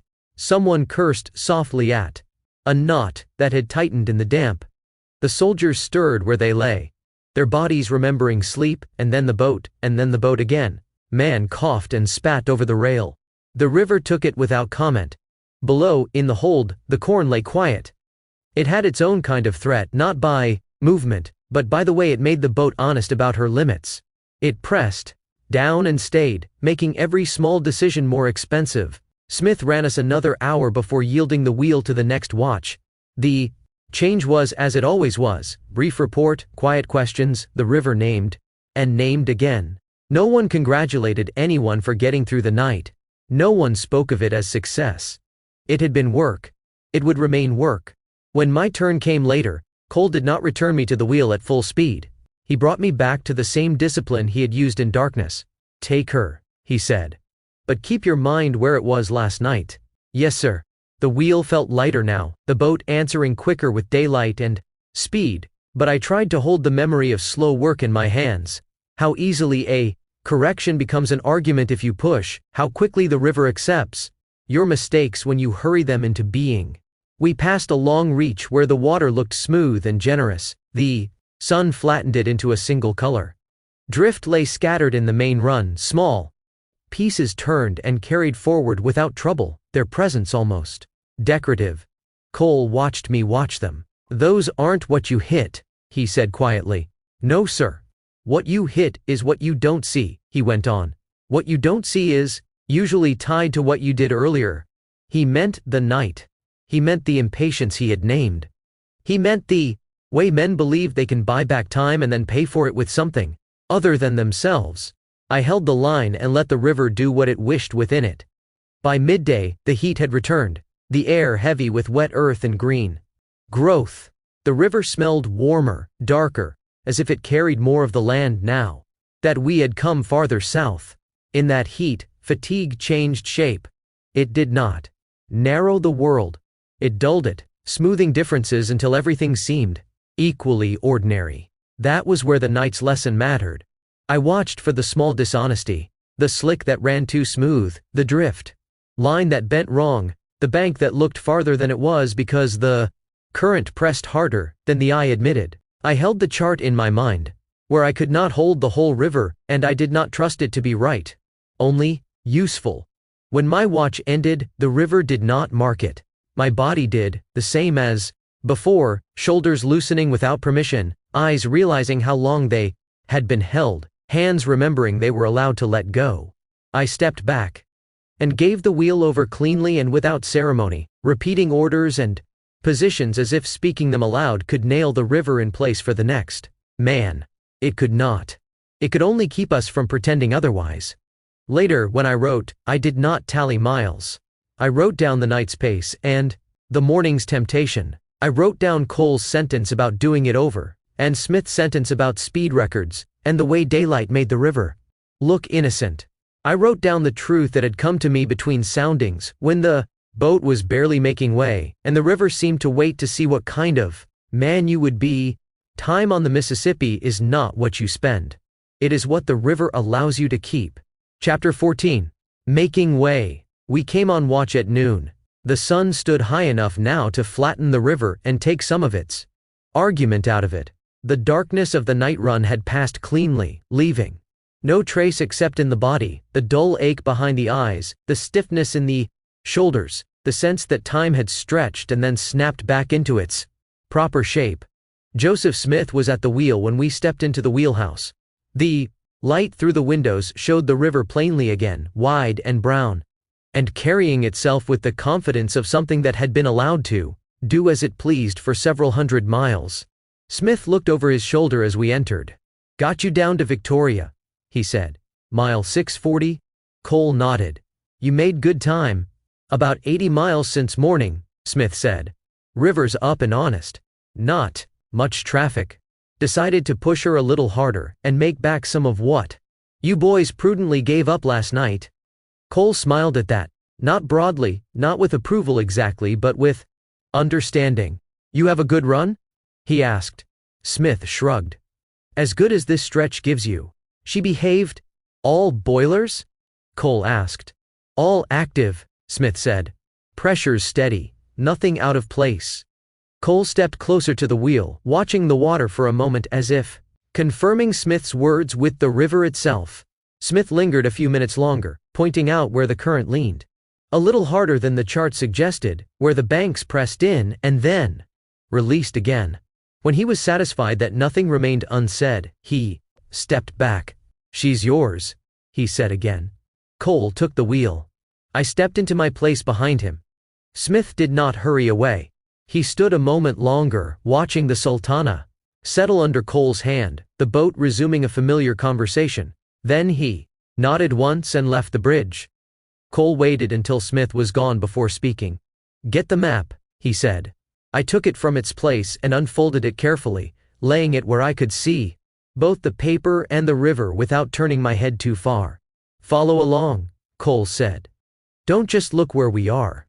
Look where we're going." "Yes, sir. We'll try to keep her moving," he went on. Smith made 80 miles. "That's a fair measure. We may not get all of it." The river ahead bent and twisted, the channel running in long, lazy curves. That promised ease and delivered complication instead. "This stretch has a lot of bends and curves," Cole said. "River can't make up its mind which way it wants to lean." We ran on for a time without speaking, the Sultana making good speed. Now the engines working harder but not straining. The water slid past the hull with a sound that spoke of distance being spent. At mile marker 630, Cole lifted his chin toward the far bank. "Watch this," he said. I followed his gaze. The river bent there, a long outside curve to port as we ran south. The surface looked no different at first glance, but then I saw it. The way the water pressed harder against the far bank, darker and smoother there, the near side showing more broken texture, more hesitation. "Shoals on the inside," Cole said. "They push the deep water out." He nudged the wheel just enough to matter. "All things being equal," he went on, "the river'll cut itself deeper on the outside of a turn. Water runs faster there. Faster water cuts harder. Inside fills in with what the outside takes away." I traced the curve on the map with my finger, then looked back to the river, matching ink to motion. "That doesn't mean the outside's always safe," Cole added. "Just means it's where you start your thinking." "Yes, sir. Map'll show you the turn," he said. "River'll tell you where the bottom really is." The Sultana leaned into the curve and held, the current pressing along her side with confidence. We came through clean and stayed in the deeper water without needing soundings. "That's speed earned," Cole said, "not borrowed." The afternoon wore on, the river unfolding mile by mile. We held our pace. When the water allowed it and gave it back when it did not, the bank slipped. Past fields, stands of timber, landings that barely noticed us. Heat settled in, heavy and damp, carrying the smell of mud and growth and distant smoke. I kept the map open and did as Cole instructed, matching bends, noting where he followed the suggested channel and where he ignored it entirely. The river rarely contradicted him, but when it did, he noticed at once. "You see that?" he asked at one point, easing her slightly off the line. "Marked on the paper." "Yes, sir. That channel's still there," he said. "Just not where the map thinks it is." The hours passed more quickly than the night had, though we covered more distance. Speed has a way of compressing time, just as caution stretches it. By late afternoon, we had nearly matched Smith's morning run. Cole did not mention it. He kept his eyes forward, his hand steady, letting the river spend itself at a rate it could afford. I watched the water and the map together, feeling for the first time how the two might one day become the same thing in my mind. The Mississippi ran wide and deep around us, generous in appearance, dangerous in habit. It offered speed freely now, as if encouraging us to forget what it had required in the dark. Cole did not forget. Neither did I. By the time our watch ended, we had made good miles and left the river new reasons to remember us. That, I was learning, was the measure of a successful day. When our watch ended, the river did not notice. The Sultana went on under Smith's hand, the engines holding their steady beat. The water sliding past as if nothing had changed except which men were standing where. Cole stepped back from the wheel and stretched once, rolling his shoulders with care, as if setting something fragile aside rather than simply resting. "Good run," he said. "Yes, sir." He did not praise the miles. He never did. Miles were what the river gave you when it felt like it. We went below together, the air heavier now with late afternoon heat. Trapped inside the boat. The galley had quieted again, most of the men either eating quickly or already stretched out where they could be found later. Coffee was still on. It always was. Cole poured 2 cups and handed one to me. We stood instead of sitting, leaning where the movement of the boat was easiest to ignore. "You've been watching how she rides," he said. "Yes, sir." "How she answers when she's heavy. How she answers when she's light." "Yes, sir.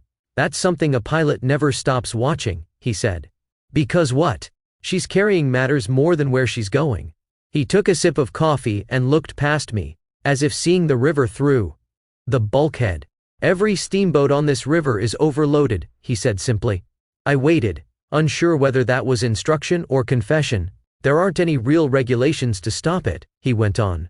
"Not ones that matter. A few rules on paper maybe, but nothing that accounts for how each boat's built. And no two are built the same, no matter how much the builders swear they are." "Yes, sir. Owners want weight," Cole said. "That's how money moves. Freight pays by the pound. Passengers pay by the head. Nobody pays for empty space." He set his cup down and folded his arms. "So they load her until she still floats, and then a little more besides. They watch the guards, the waterline, the freeboard. If she answers the engines and doesn't frighten the insurance men, they call it good." "And the pilots?" I asked. Cole smiled faintly. "The pilots get what they're given," he said. "And then they make it work." He tapped the deck with his heel, feeling the movement through it. "River trade is about moving weight," he went on. "Always has been. Corn, coal, timber, sugar, it's all the same problem wearing different clothes. How much can you move, how far, and how cheaply, without losing it along the way?" I thought of the corn stacked high on deck, the sugar packed low in the hold. "From where I stand," Cole said, "it's always better to haul things that sit low and stay put." "Yes, sir." "Weight down in the hold steadies a boat," he said, "lowers her center, makes her honest. She'll answer slower but she'll answer true." "And things that shift?" I asked. He nodded. "That's where trouble comes from," he said. "Livestock moves, freight, stacked high moves whether it wants to or not once the river starts talking to it." He paused, then added, "That's why pilots hate surprises." I thought of the way the Sultana had ridden differently when the sugar came off. The quicker roll, the sharper correction. A boat can forgive being heavy, Cole said. She expects it. What she doesn't forgive is being confused. He picked up his cup again but did not drink. When weight moves on you, when it shifts at the wrong moment or all at once, it changes everything you thought you knew about her. Your soundings don't mean the same thing. Your turns don't finish the way you expect. The river takes advantage. Yes, sir. That's why he went on. If I had my say, I'd haul corn all day and leave everything else on shore. He said it without cruelty. Without humor either. Just fact. Corn doesn't panic, he added. Doesn't run to one side when something startles it. Doesn't decide all at once it wants to be somewhere else. I nodded, understanding more than he had said. Remember this, Cole said. When a boat gets in trouble, it's almost never because she was doing one wrong thing. It's because she was doing too many things at once. He took a final sip of coffee and set the cup aside. We'll be back on in a few hours, he said. Get some rest. Yes, sir. As I made my way below, I felt the weight of the boat around me, not as burden, but as presence. The corn pressed down and stayed pressed. The engines worked. The river carried us south, indifferent to what we thought we were moving, concerned only with how it was carried. I lay down and closed my eyes, the sound of water and machinery settling around me. Above, Cole stood watch over a boat that carried more than it should, on a river that never carried less than it promised. Both, I was learning, expected to be trusted. And both remembered when they were not. Sleep came in the shape it always took on a running boat, broken into portions, measured not by hours, but by the interruptions that came through. The bulkhead, a change in the engine's note, a shouted word on deck, the bell, struck too close to my head for comfort. I let my body take what it could, without arguing for more. Cole was right about that. Arguing did not produce sleep. It only produced anger, and anger made a man careless when he stood. Again, when I woke, the air below deck had thickened with heat. The boat had moved farther south while I had been gone from my eyes. The river did not give back the time, it only took the miles. I climbed up to the deck and stood a moment at the rail. Dusk was settling. In stages. The sky still held light, but the water had begun taking it away. The river looked broad and confident, and smooth enough to be mistaken for a road. The corn sacks on deck were stacked higher than the rail in places, their burlap softened by damp, their seams darkened where sweat and river air had worked into them. A few kernels lay scattered at the edges, bright against the planks like small teeth. Men swept them up now and then, but the river always found a way to pry a little loose, as if insisting on its share. A deckhand passed with a bucket and a rag, wiping at the slime that gathered where the guard met the deck. He did not look up. He worked as if his life depended on making the surface less eager to throw a man down. I realized then that corn doesn't panic was only partly true. The corn itself did not, but everything around it had to. The sacks could sweat. The planks could slick. A man could slip. A foot could hit the wrong place. A small error could become a large one if the boat was already crowded with intention. In the wheelhouse, Smith was finishing his report to Cole when I arrived. Their voices were low, professional, kept inside the room as if the river outside deserved not to be disturbed. Wind's been picking up out of the south, Smith said. Not much, but enough to shove her on the bends if you let it. Cole nodded. Any traffic? 2 boats upriver, both wide off the line, Smith said. One of them looked drunk or tired. Could have been either. Cole did not comment. He did not need to. He took the wheel, and the river accepted the change without marking it. Night came on. The lamps were lit. The bell began its steady work. The Sultana ran on, carrying her load and her men with the same quiet insistence. On the first bend after full dark, the wind made itself known. Not as storm, not as spectacle, only as pressure, a long push against the port side that held for a moment and then eased. The boat leaned into it, and corrected.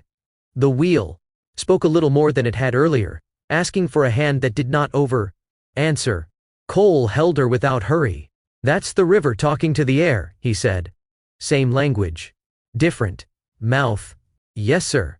The wind brought a faint smell of wet leaves and something sourer, like low ground standing in water too long. It carried also a distant sound of frogs. And then the sound fell away again as the river bent and took the bank's noise with it. We ran steady. We met one upriver boat, and passed her without trouble. Her whistle came early, which I noticed now as a sign of character. A man who whistles late is telling you what he is without saying it. Cole answered with the bell and a small correction. Later, farther down, lightning showed itself behind cloud without thunder. A pale, distant stitching along the horizon. It did not reach us. It only reminded us that weather existed beyond our lamps. Cole glanced at the sky once, and then returned his attention to the water as if the water mattered more, which it did. Keep your mind on what can touch you, he said. Sky can warn, river can. Take. Yes, sir.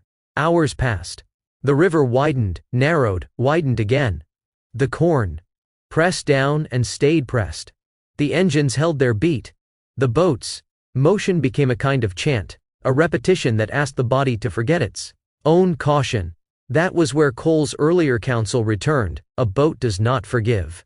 Being confused. Near midnight, a small confusion arrived, not in the river, but on the deck. A shout, brief and sharp, then the sound of boots running. Cole did not leave the wheel. He did not turn his head. He listened. A moment later, the mate's voice came up, controlled. Spilled sack, he called. Nothing broke loose. Just a tear? Cole nodded once, as if he had expected something of the kind. Clean it, he said. And salt the boards. A spilled sack. A small thing. But I understood the mate's hurry. A handful of kernels could become a slick patch. A slick patch could put a man down.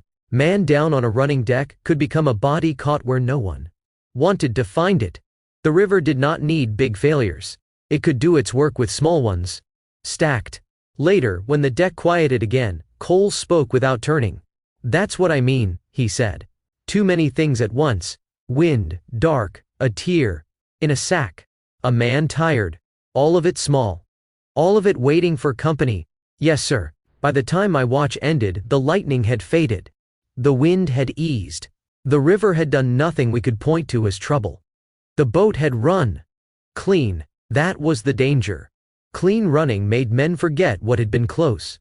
Below deck, I wrote in my book by lamplight. Not a narrative. A list. Wind out of the south. Lightning without thunder. One late whistling boat. One early, a torn sack. Kernels scattered. Boards, salted. Cole's sentence, too many things at once. I wrote the words as they came without polishing them. Lists were not for beauty. They were for keeping. When I closed the book, the engines were still there. The river was still there. The weight of the corn was still there, pressing down and refusing to move, as if its stillness were a kind of innocence. I knew better now. Stillness was not innocence. It was only one kind of behavior. The Mississippi carried us south, and the night kept its counsel. The boat kept hers. And I began to see in the plainest way that trust on the river was not a feeling. It was a practice. Chapter 15. Where the river let go. We came on watch at noon again. Joseph Smith stood at the wheel when we entered the wheelhouse, the afternoon light already beginning to flatten the water and take some of its sharper edges away. The river here ran broad and brown, its surface broken by long, shallow arguments that never quite finished themselves. Smith nodded once as Cole stepped in beside him. I've got you to Ashton, he said. Mile 4 to 95. Cole glanced out the windows, then at the compass, then back to Smith. She behaving? He asked. Normal as this stretch allows, Smith said. Soundings steady. No trouble. Worth naming. Cole accepted that without comment. He always did. Smith was not a man who rounded his reports. She's yours, Smith said, stepping back. Cole took the wheel cleanly, without ceremony. I stepped into my place, behind him. Smith lingered only long enough to watch the Sultana settle under Cole's hand. Then he nodded once more and left the bridge, his work given over. Without drama. Cole did not speak right away. He let the river finish a thought, let the boat answer, then said, Get the map. I unfolded it and laid it where I could see both ink and water without, shifting my feet. Follow us, he said. Not where we've been. Where we are. Yes, sir.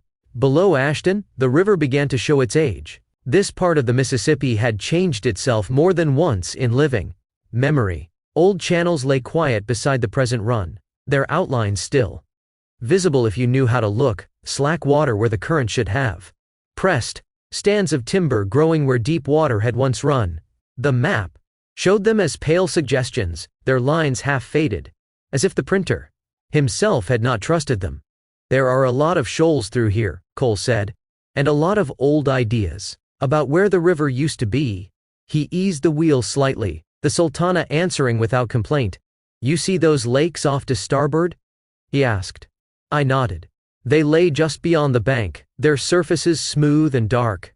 Not quite still, not quite moving. Oxbows, he said. River used to run through there. Got tired of the long way around and cut itself a shorter path.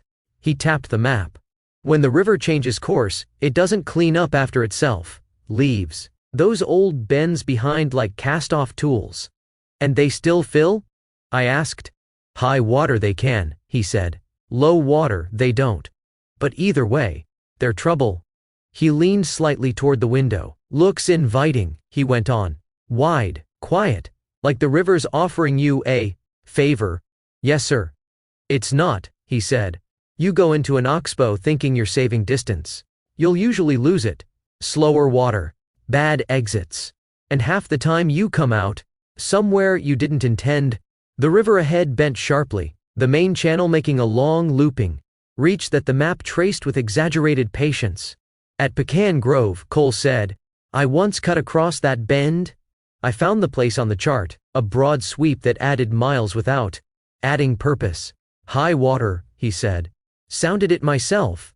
Found clean bottom inside the island. Saved us 10 miles. You don't always do that, I said. No, he replied.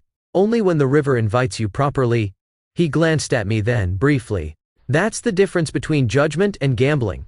We ran on, the Sultana carrying her speed with confidence now, the engines working hard but steady. The river here was restless, its channel shifting year by year, sometimes month by month. The map helped, but only as a memory aid. The water itself told the truth. I called bends and islands as they came up, matching them to the chart, noting where the suggested channel made sense and where Cole ignored it entirely. Good, he said once, when I named a turn before he spoke it. The afternoon wore on. Heat settled into the wheelhouse, heavy and damp. The smell of mud and growth rising from the banks. The river widened then, narrowed again, its confidence rising and falling with no regard for schedules. At mile marker 415, the Yazoo River came in from the east. Its water was darker, carrying a different weight, the seam between it and the Mississippi holding briefly before dissolving. Drift gathered there and spun, undecided. That one brings trouble when it's angry, Cole said. Carries whole forests. When it's in a mood. We crossed its mouth cleanly, the Sultana answering without hesitation. As evening approached, the light changed again, not fading this time but softening. An early moon rose, not full, but generous enough to matter. Its reflection broke on the water, and reassembled itself in fragments that helped, more than they hindered. Cole noticed it at once. That'll help, he said. Just enough to show shape without lying. The miles began to fall away faster than they had any right to. We held our speed when the water allowed it, and eased when it did not. The river cooperated, not because we demanded it, but because we listened. By the time the lights of Vicksburg began to show themselves ahead, low, and scattered along the bluffs, we had nearly made 100 miles. Smith came on watch as the last of the daylight gave way. He took in the scene at a glance, the position, the speed, the way the Sultana sat in the water. You boys made good time, he said. Cole nodded. River let us. Smith smiled faintly and took the wheel. As we stepped back, Cole spoke quietly, not looking at me. Your calls on the map helped, he said. River's been changing a lot down here, and that early moon didn't hurt. Yes, sir. He paused, then added, that's how it's supposed to work. Paper helps. Light helps. But neither one steers the boat. The Sultana went on south under Smith's hand, the lights of Vicksburg growing clearer ahead. We had spent the day learning where the river had let go of itself and where it still held tight.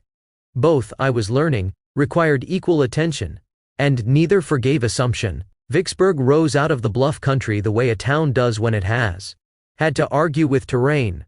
Its lights climbed in uneven tiers, lanterns and windows scattered along the slope, the higher ones steadier, the lower ones broken by trees and cut banks. Smoke lay over it, not thick as St. Louis but constant enough to show that coal had made itself necessary here too. The river below ran dark and broad, carrying the town's reflection in pieces that did not quite match what stood above. We did not stop. We ran past the landing with our bell steady and our line held clean, the town offering itself as a place where men might step ashore, and then taking that offer back by remaining only a passing view. I watched the bluff slide by and tried to imagine the city in daylight. Brick, stone, streets cut hard against gravity. But the night kept it as a silhouette and the river refused to slow so I could revise it. Below Vicksburg, the Mississippi began to change its manner again. The bluffs fell away, the banks lowering into softer ground that did not resist the river so much as submit to it. The water widened as if relieved, then tightened. In places where the current remembered old constraints under the surface, it was flatter country now. The river had more room to be dishonest. Smith held her on a steady course through that reach, not speaking much, his hands making small corrections that suggested he was reading the water. The way other men read scripture, by knowing what was likely to be there, and then confirming it with what actually was. Cole and I stood back in the wheelhouse and watched. This was part of the custom too. Though it was not named, a cub was expected to see more than one hand on the wheel. Different men held a boat differently. You learned their habits the way you learned bends and shoals, by observation rather than explanation. Smith did not like talking while he was thinking, Cole had told me. Believed it now. Smith's silence was not absence, it was work performed. Inward, outside, the early moon rose higher and brightened enough to matter. It did not turn night into day, it only gave edges back to things that had been shapeless. It showed the long, slow swell of the river's surface, the faint silver of drift turning in the wake, the suggestion of banks farther off than I would have guessed in darkness. A boat was sighted ahead, small lights first, then a darker shape resolving behind them. Smith rang our bell and held his line. The other boat answered with a whistle that sounded tired. They passed without incident, but close enough that I could smell their smoke, dirtier, heavier, as if their coal had been wet or their fires ill-managed. Smith watched them until they were behind, and then returned his eyes to the water ahead without comment. Cole leaned toward me slightly. Notice how he didn't change much, he said, quietly enough that it was not for Smith. Yes, sir. That's confidence, Cole said. Not the loud kind. I held that sentence the way I held the map's creases in my hands earlier. Carefully, knowing I would need it when the river went dark again, and distance began lying. We went below for our off hours. The boat kept its motion. The engines kept their beat. The river kept its insistence. Downriver work did not soften. Because a man was tired. It only made fatigue easier to hide, which was its own danger. In the galley, coffee was still on, as it always was. Men ate in quick bursts, and then vanished toward bunks or open air. The heat had not left the boat. With the daylight, it had settled into the wood and iron and stayed. Even at night, the air held damp warmth that pressed close to the skin. Cole ate little, as he often did when the river was running well. His attention remained partly above deck, as if he did not trust sleep to keep its promise.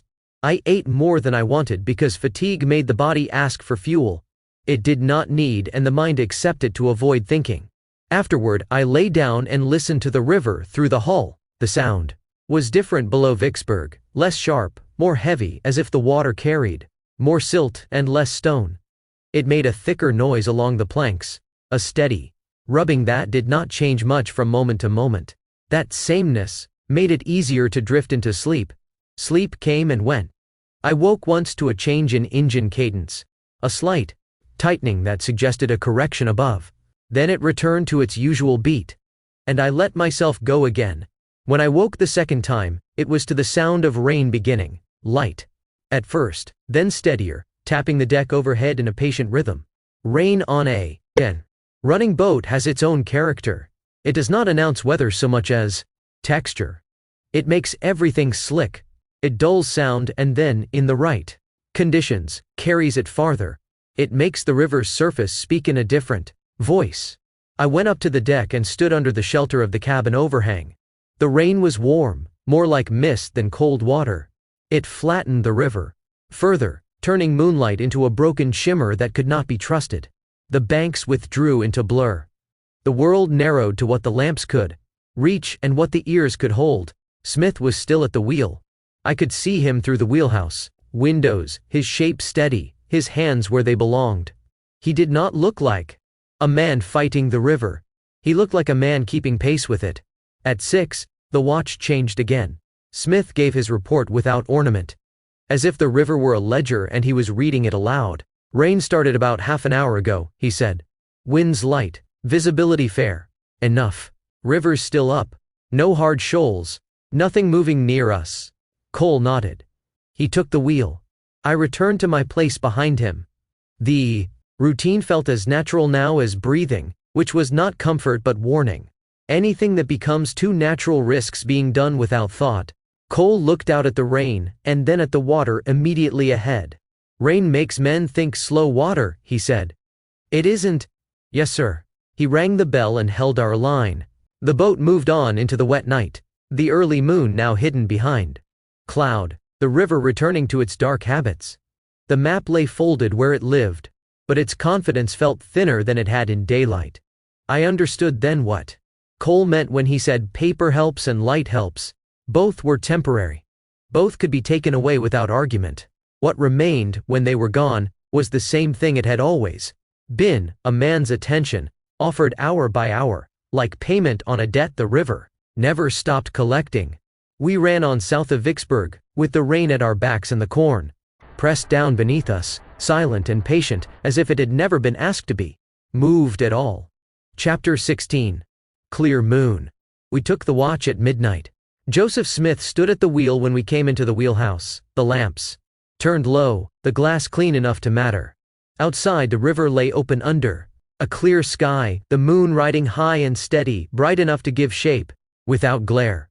It was the kind of night pilots remembered, not because it was dramatic, but because it allowed a man to see what he was doing without argument. Smith nodded once as Cole stepped in beside him. I've got you just above Grand Gulf, he said. Mile 345? Cole looked out over the water, then back at the compass. She behaving? He asked. Clean, Smith said. River's wide and straight through here, not much to surprise you if you're paying attention. Cole nodded. Smith stepped back and let the wheel go without ceremony. She's yours. Cole took it. I stepped into my place behind him. Smith lingered a moment longer than usual, looking out at the water as if committing the shape of it to memory, even though he had run it more times than he could count. Then he turned and left the bridge, his footsteps fading into the steady life of the boat. Cole did not speak at once. He let the Sultana settle under his hand, the wheel answering easily, the current doing most of the work. Down here the river ran straighter and wider than it had above, its bends longer, its intentions easier to read when the light allowed it. The moon made all the difference. Its reflection broke on the surface and stitched itself back together again in long silver paths that showed where the water tightened and where it loosened. Banks stood clear enough to be trusted. Islands revealed their true outlines instead of hiding behind suggestion. Cole reached back and tapped the map case with 2 fingers. Get it out, he said. I unfolded the chart and laid it open, already knowing which section we were on. You're learning map work on this trip, Cole said, his voice even. When we head back north, you'll earn your calluses on the wheel. Yes, sir. Upriver gives you time to read, he went on. Downriver takes it back. We ran on, the Sultana making easy way now, her speed steady, the engines relaxed. The river did not press us here. It invited us forward, its breadth giving margin without promise. Grand Gulf, Cole said after a time, nodding toward the high bluffs rising dark against the moonlight. Grant tried to cross here. I found the place on the map, then looked up again. Didn't take, Cole said. Rebs were dug in, made it too costly. So he went. Farther south. Bruinsburg. He said it without pride or judgment, just as a man names a bend that does not run the way it used to. River decides those things as much as generals do, he added. Where you can land. Where you can't. The bluff slid past, tall and pale now under the moon, their faces catching the light in long broken plains.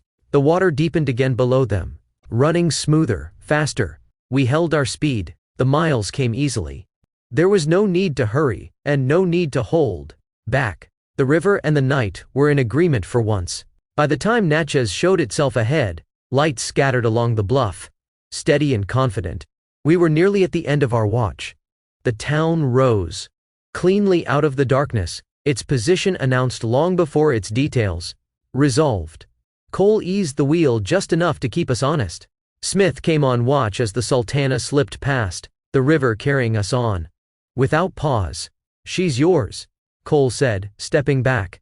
Smith took the wheel, glanced once at the river, and nodded. Good night to run, he said. Yes, it is, Cole replied.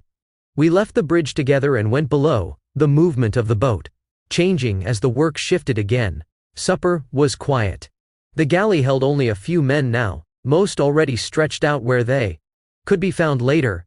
Food was plain and hot, eaten without ceremony. Coffee sat where it always did, dark and bitter and necessary. We sat across from one another at the narrow table bolted to the deck. For a time, neither of us spoke. The boat moved under us, the river sliding past, unconcerned with what men said when they were not at the wheel. At last, I asked the question that had been waiting. What do you think about the war? I said. The words felt heavier once spoken, as if they had taken on weight they did not carry before. Cole looked at me for a moment, then shook his head slightly. You should try to avoid talking politics and religion in a professional situation, he said. Not sharply, not unkindly, just as fact. I'm sorry, I said at once. I shouldn't have. He laughed then, a short, quiet sound that surprised me. We can talk about it if you want, he said. Just don't hold my thinking against me. I'm not a politician. Riverboating's all I've ever known, really. Yes, sir. He took a sip of coffee and leaned back slightly. Any way you look at it, he said, enslaving people isn't a good thing. Ever. For any reason. He said it plainly, without flourish, as if stating something that did not require defense. People have done it to one another for as long as there have been people, he went on. Conquered nations, conquered kingdoms, over and over again. That doesn't make it right. Just makes it old. I listened and said nothing. From what I can see, Cole continued, the best thing a society can do to keep from being enslaved by someone else is to be strong and be smart and be industrious. To make itself useful enough that the world wants what it produces more than it wants to own it. He looked down at his hands for a moment, the calluses there earned and familiar. That's what I worry about next, he said quietly.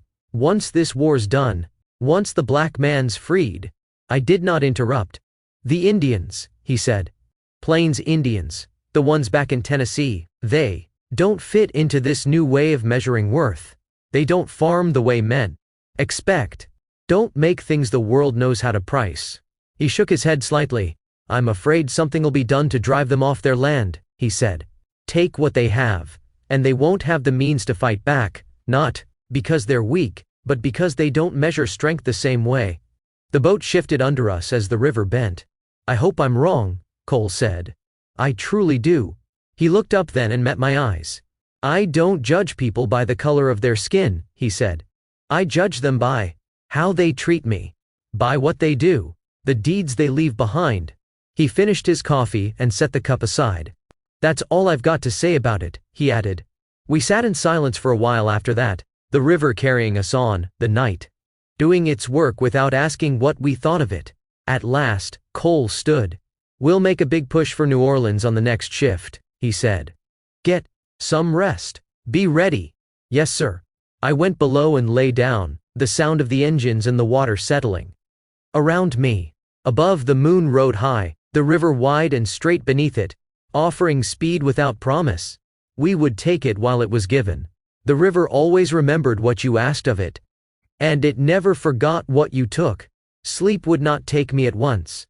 The words he had spoken lay in the dark, like tools set out after work, too familiar to ignore, too heavy to put away. In the bunk, the boat's motion traveled through the boards and into my ribs. The engine's beat was steady, neither hurried nor slack. The river's sound along the hull was a continuous sliding, as if the Mississippi were pulling a long cloth. Past a hard edge, I lay with my hands folded on my chest and watched the dimness above the bunk where the planks disappeared into shadow. I thought of the way Cole had said it: enslaving people isn't a good thing, plainly, as if it were a depth called out at night, by the mark, by the deep, a number you could not argue with if you meant to stay afloat. I had heard men speak of the war as if it were a contest between flags, had heard others speak of it as if it were only commerce interrupted.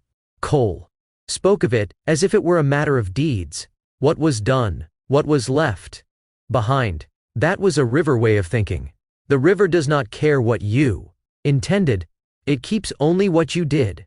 Somewhere nearby, a man turned over in his sleep. The boards creaked. Loose chain ticked once against iron and then settled. I could smell damp wood, and the sour trace of coal smoke that lived in everything now, even cloth, washed and hung in open air. I thought too of what he had said about being useful, about making what the world wants. I had read Herodotus in pieces when I was younger, the way a boy reads anything that feels older than him, and therefore truer. He wrote of kings who counted grain and river water as if both could be commanded by decree. He wrote of peoples taken, moved, measured. The oldness of it did not soften it, it only made it harder to deny. I wondered, with a kind of quiet shame, how often I had mistaken age for rightness. Sleep came in sections, as it always did on a running boat. It would take me for a little while, then release me, then take me again. Each time I woke, the engines were still there, and so was the river, as if proving that my absence made no difference to either. When I woke more fully, the air below deck had turned warmer. The boat had moved farther south. I could feel it in the weight of the damp, in the way my shirt clung slightly where it had dried and then wet again. The Mississippi had a different smell down here, less stone, more earth, more rot of leaves, and standing water. It was not unpleasant. It was simply new, as if the river were changing its clothes without changing its mind. I went up to the deck before my next watch. The moon was still high but beginning to thin at its edges, its light less sharp. The banks lay low and black. The trees along them bunched close as if guarding something. Fireflies appeared in small, brief flickers near the shore, not enough to light anything, only enough to show life continuing. On the forecastle, the bell swung and was struck at its intervals. Each note went forward and vanished. The sound did not echo the way it did upriver, between bluffs. Here it went out into breadth and was absorbed, as if the river had more room to keep what it heard. The Sultana ran steady. Her stack sent a low plume back into the night. The sparks were fewer now than they had been above, either because the engineers tended the fires better or because the air itself held them down. A deckhand leaned on a coil of rope and watched the water. He did not speak. His face, in lamplight, looked tired in a way that did not complain. He would have been younger than Cole, older than me, old enough to have learned that work does not care how you feel about it. At the next change of watch, Cole did what he always did. He returned to the wheelhouse with the same plain readiness, as if the night's talk had been no more consequential than the coffee that accompanied it. Smith gave his report. We were below Natchez now, running toward the long reach that would carry us closer to Baton Rouge. The river remained wide. The channel was honest tonight. Traffic was light. The water was still up and holding. Cole listened, asked one question that seemed unnecessary, received an answer that confirmed it had not been unnecessary, and took the wheel. I stood behind him and opened the chart because that was what we did. Now, paper in hand, river in eye, the map's dotted lines looked confident, but I had learned to read them as memory, not command. Natchez is a handsome sight, Cole said after a time, without turning. Yes, sir. Too handsome, he added. Makes men think the river's been tamed by houses on a bluff. He said it as if he had seen that mistake more than once. The night's running was quick. The river offered speed, and we took it. While it was offered, because there are times when refusing a gift from the Mississippi is another way of being arrogant. Cole had taught me that too, though he had not put it in words. Slow when you must. Fast when you can. Neither as pride.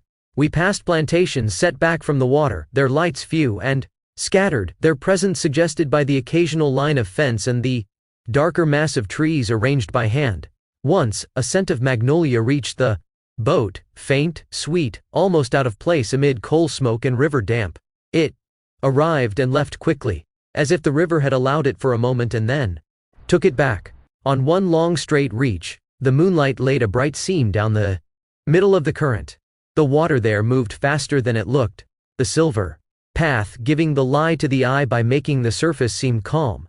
I watched the drift in that light, small sticks moving with steady purpose, not spinning, not hesitating. The river knew where it was going even when it looked like nothing was happening. Cole's hands rested easy on the spokes. He did not force the wheel. He guided it the way you guide a knife through meat, firm enough to do the work, careful enough not to ruin what you are cutting. You remember what I told you, he said at last, without looking back. Yes, sir. He did not ask me to repeat it. He did not need to. He meant the night's slow run through the islands. He meant the talk in the galley. He meant everything he had been dropping into my hands over the weeks like weights to see if I could carry them. The push toward New Orleans began before daylight, when the sky was still dark but the air had shifted. The river smelled of mud and flowers and old wood. The humidity rose and pressed close, making the skin aware of itself. The engines worked on, steady and uncomplaining. There beat a kind of promise that iron makes when it has not yet been asked to prove itself. Cole called down to the engineers for a check. A reply came back, shouted confirmation, brief and loud enough to carry through the open hatch. All good, the voice said. Holding? Cole nodded, and said nothing more. He trusted, but he verified. That was another river habit. As dawn began to thin the darkness, traffic increased. Small boats hugged the banks, moving with less confidence than we did, their pilots unwilling to venture into the main run's authority. A packet came upriver, her whistle clean, her decks quiet, the men aboard looking out as if watching something they could not name.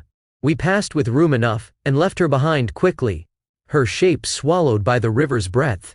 The land began to look different too. The banks were lower, softer. Cypresses appeared more often, their knees pushing up near the edges like knuckles under cloth. Spanish moss hung in long gray drapes, catching light, and then losing it. The river seemed less like a road through country and more like the country itself, a moving boundary that everything else arranged around. Cole kept the chart out longer than usual, not because he doubted his memory, but because he wanted mine to learn what it could while the light was with us. You see, he said, tapping a section with a fingernail, how it starts to look like one long breath down here. Yes, sir. That's where men get careless, he said, because it feels like there's nothing to do.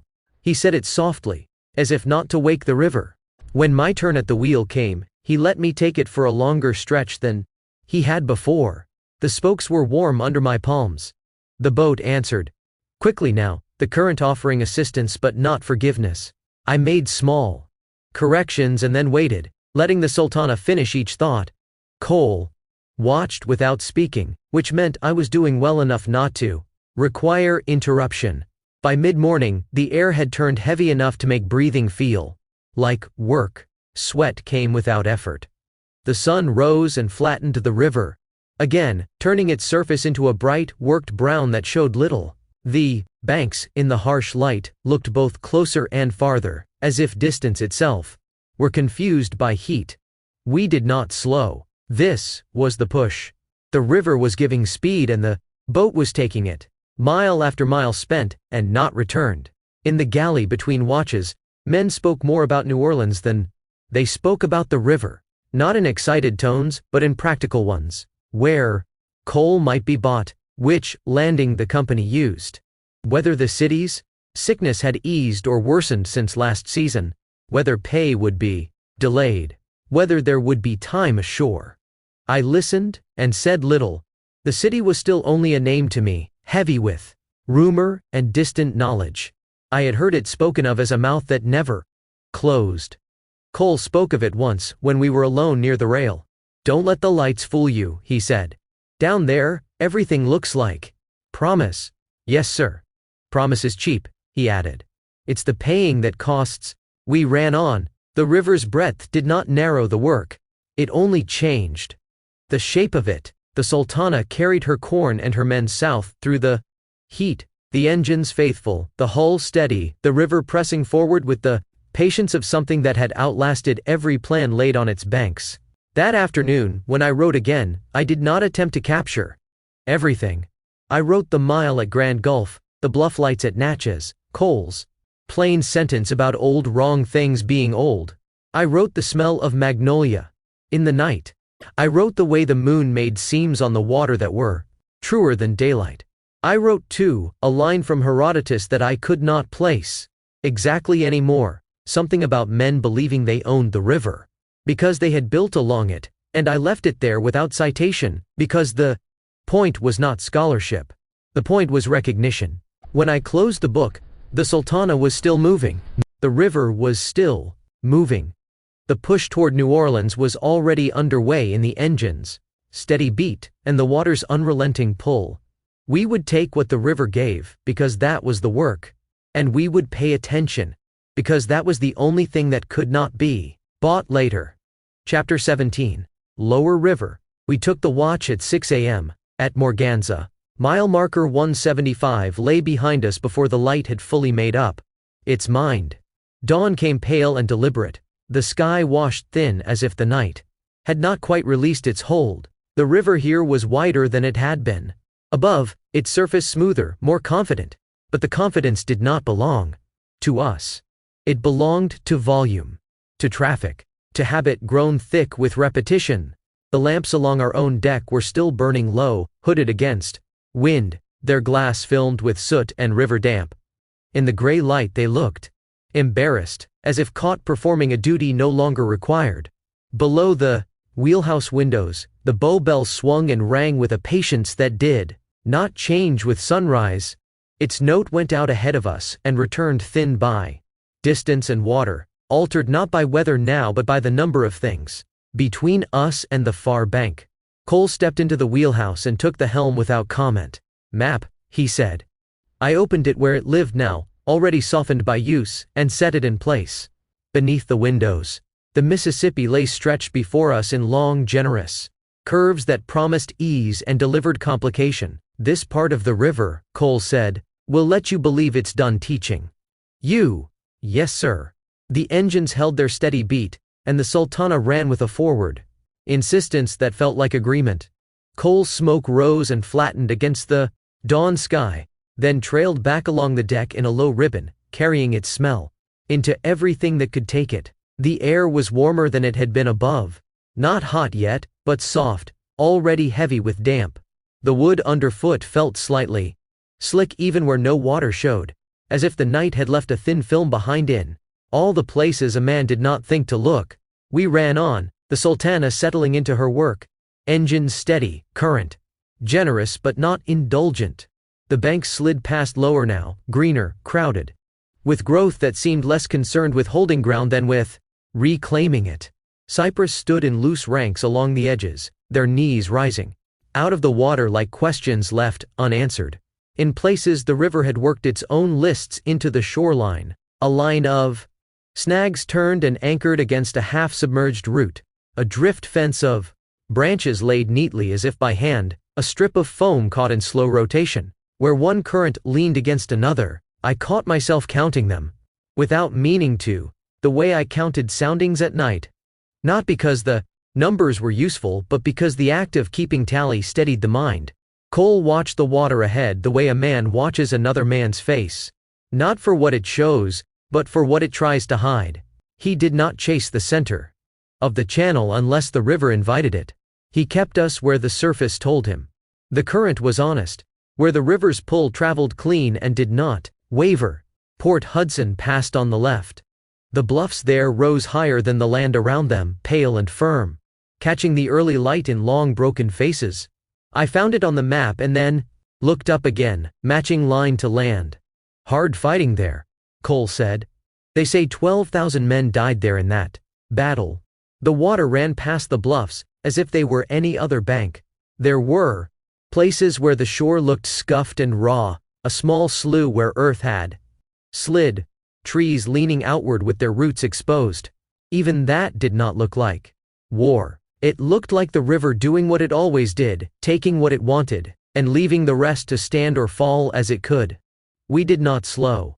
Cole did not point out the exact positions. He did not need to. The river held no markers worth trusting. If you wanted history down here, you had to carry it yourself. Below Port Hudson, the river began to announce the presence of men, before it showed them. Smoke came first. Then sound. Then movement that resolved itself into purpose. The air took on additional smells: tar and fresh-cut timber, a sharper coal, stink from other stacks, something sour and sweet like wet grain left too long.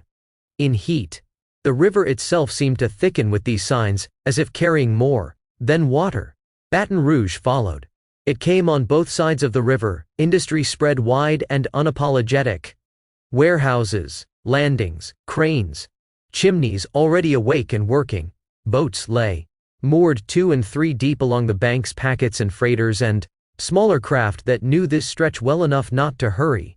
I saw men moving on the landings in small purposeful knots, their gestures practiced, as if each had already been taught the same language. I heard hammers.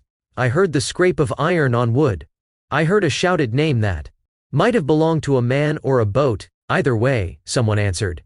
We passed a wharf where barrels were being rolled and checked, their hoops ticking as they turned. A line of mules stood with their heads down, harness, leather dark with sweat. A wagon moved too close to the edge and was pulled back by a man whose whole posture said he had seen what happens when a wheel slips and does not find ground again. Traffic thickened. Cole's posture changed, not sharply, but with intention. His hand stayed lighter on the wheel, his attention wider. He did not chase speed now. He guarded position. A steamer appeared upriver, her smoke dark against the morning sky. Northbound, Cole said. She'll want the outside. We altered our line just enough to make the agreement clear. The passing came clean, her wake spreading wide and lazy behind her, the river swallowing it without comment. As she went by, I saw faces at her rail, some looking at us as if we were a passing fence. One man raised a hand briefly in a gesture that did not demand reply. Another stared without expression, his eyes fixed on our deck load as if counting. A boat like ours, heavy with corn, made other men do arithmetic in their heads whether they wanted to or not. Not long after, a ferry cut across ahead of us, its cables invisible until they mattered. Cole brought us back slightly and eased the engines. She's got right of way, he said. And a schedule that doesn't care who we are. We slowed and waited, the Sultana settling into the water, her speed falling back until the river carried her almost alone. The ferry crossed, its deck crowded, men standing where they could see both banks at once. Then it was gone, and we brought our way back on without haste. I watched the place where the cable must have been, a line that existed only when it was between you and where you meant to go. The river hid it. Well, only the ferry's path betrayed it. It was another kind of map, one that moved and vanished, and still demanded to be obeyed. This was the lower river's work. Not difficulty. Interference. Steamers came north in steady procession, some fast, some labored, all of them committed to where they were going. Smaller craft darted between them. Ferries crossed where they always had, confident that traffic would yield. Because it always did. Each encounter cost us minutes. Each correction cost us distance. The sound of whistles began to arrange the morning. Some were clean, early, properly placed. Others came late and thin, as if the men aboard had hesitated. The river carried each note and distorted it in small ways, making it difficult to judge distance by sound alone. I found myself listening for the character of a whistle rather than its volume, the steadiness of it, the length. the confidence or apology inside it. Cole spoke rarely. When he did, it was to place us. Hold there. Ease her. Let that one go first. Watch his bow. Once he nodded toward a small boat hugging the inside bank, moving with an anxious speed. She looked like a skiff made ambitious, her pilot standing high and stiff as if height could purchase safety. He's got a mind to cut close, Cole said. He'll regret it, or he won't. But we won't be part of his lesson. We gave the small boat room, and she shot past our bow with a kind of desperation that made me feel tired for the man at her wheel. She left a narrow wake that slapped our hull and ran on. Once, as we slowed again for a crossing, I glanced at the map and then at the river, calculating. We're losing time, I said. Cole nodded. We are. He did not sound concerned. You don't make time here, he went on. You spend it carefully. He said it as if time were another kind of freight, measured and tallied. Paid out in careful portions. I thought of ledgers and ink, of the way the clerk's pencil never paused, and I understood that this too was a ledger, only written in water and motion instead of numbers. By the time we neared Manchac Point, the light had gone flat and high, the river reflecting it back without favor. The banks tightened there, the current drawing in slightly as if gathering itself before the long run below. The river's smell changed again, more marsh, more decay, more sweetness buried under it. The air seemed to thicken, and the wind, when it came, felt damp against the face as if it had traveled through green water. Before reaching us, birds rose from the bank in sudden black shapes, crossed the river low, and vanished into trees on the other side. Cole looked toward the tightening bank and said nothing. His hands moved the wheel by fractions. The Sultana answered. The corn held its silence. Smith came on at the end of the watch. Cole brought us in line and let the wheel go. All yours, he said. Smith took it and looked out at the river, then back at Cole. Busy? He asked. All day, Cole said. Ferries and packets, all heading north, crossing in front of us. Smith laughed, the sound dry and knowing. They'll be dodging us on the way back. Cole nodded once. We lingered a moment longer than required, watching the river finish its thought, then stepped away together. Below we found coffee and stood with it, the galley quiet, the boat's motion steady beneath our feet. The coffee tasted the same as it always did, burnt, bitter, necessary. It carried a faint metallic tang from the pot that never fully cleaned, as if iron itself had given up trying to be anything but useful. It'll get busier from here to New Orleans, Cole said. But shorter runs, you won't have as long to think about things. Yes, sir. He looked at me then, not unkindly. Don't mistake that for easier, he added. I did not. In the quiet between his sentences, I could hear the boat's life below, the steady breath of boilers, the hiss of steam where it escaped in small, controlled sighs, the occasional clang of a tool set down. Even at rest from the wheel, the work continued. The river accepted nothing from men without requiring something in return. I thought of Herodotus again, how he wrote of river peoples measuring their year by the rise and fall of water, counting their seasons by what the river allowed them to plant and harvest. Down here I was learning, men still counted by the river, only now the tally was made in whistles and crossings, and delays in minutes spent cautiously so that miles could be spent later, without regret. We went below briefly, not to sleep but to let the body stop bracing itself for a few minutes. On the lower deck, heat pressed close.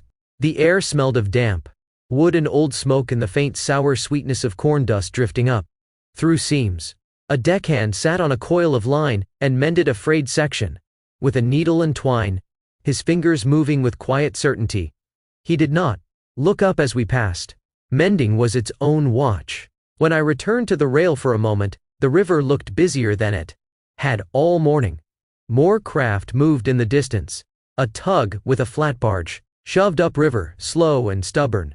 A packet ran down with bright paint and too much confidence. A small ferry made its crossing with the same assured indifference as before, daring the whole Mississippi to argue. The margins were filled with men and intent. It made the river feel narrower without actually narrowing it. Space is not only measured in yards, it is measured in the number of claims laid upon it at once. Cole watched it all without show. "You'll hear New Orleans before you see it," he said after a time, as if answering a question I had not asked. "Yes, sir. Smell it too," he added. "River carries it up river when the air's right, like smoke from a far fire." He said it plainly, neither tempting nor warning. The city was ahead. It would be there whether we wanted it or not. The river would deliver us to it. The way it delivered everything. Without ceremony, indifferent to what the delivered thing thought of the destination. When we took the watch again, the run shortened into smaller decisions. The river did not change its pace, but the work did. A man could no longer think in long reaches. He had to think in intervals. This crossing, this packet, this ferry, this bend where the current leaned and the bank offered little room to negotiate. In the wheelhouse, when my turn came to stand close behind the wheel, again I found myself reading not only water and map, but men. I watched how other pilots approached, their distance, their whistles, their willingness to yield. I watched ferries for the subtle hesitation that meant a crossing would happen whether you were ready or not.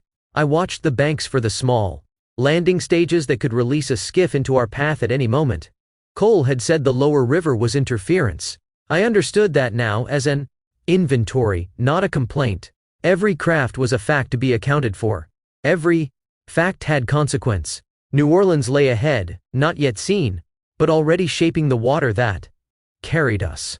As the afternoon began to move toward evening, the light softened again, and the river's surface took on more texture. The sun no longer flattened everything into one color. Shadows returned. The current seams showed themselves. A man could read more again, but he had less time to do it. Cole let the Sultana hold her speed when it was safe, and took it back without apology when it was not. The corn remained silent. The engines remained faithful. The river remained itself, crowded now with other intentions, yet still indifferent to them all.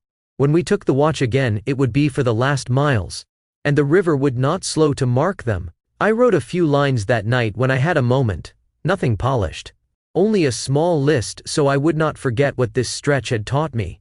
Morganza at dawn. Port Hudson. Bluffs like pale bone. Baton Rouge. Smoke before sight. Ferries. Cables you cannot see until you must.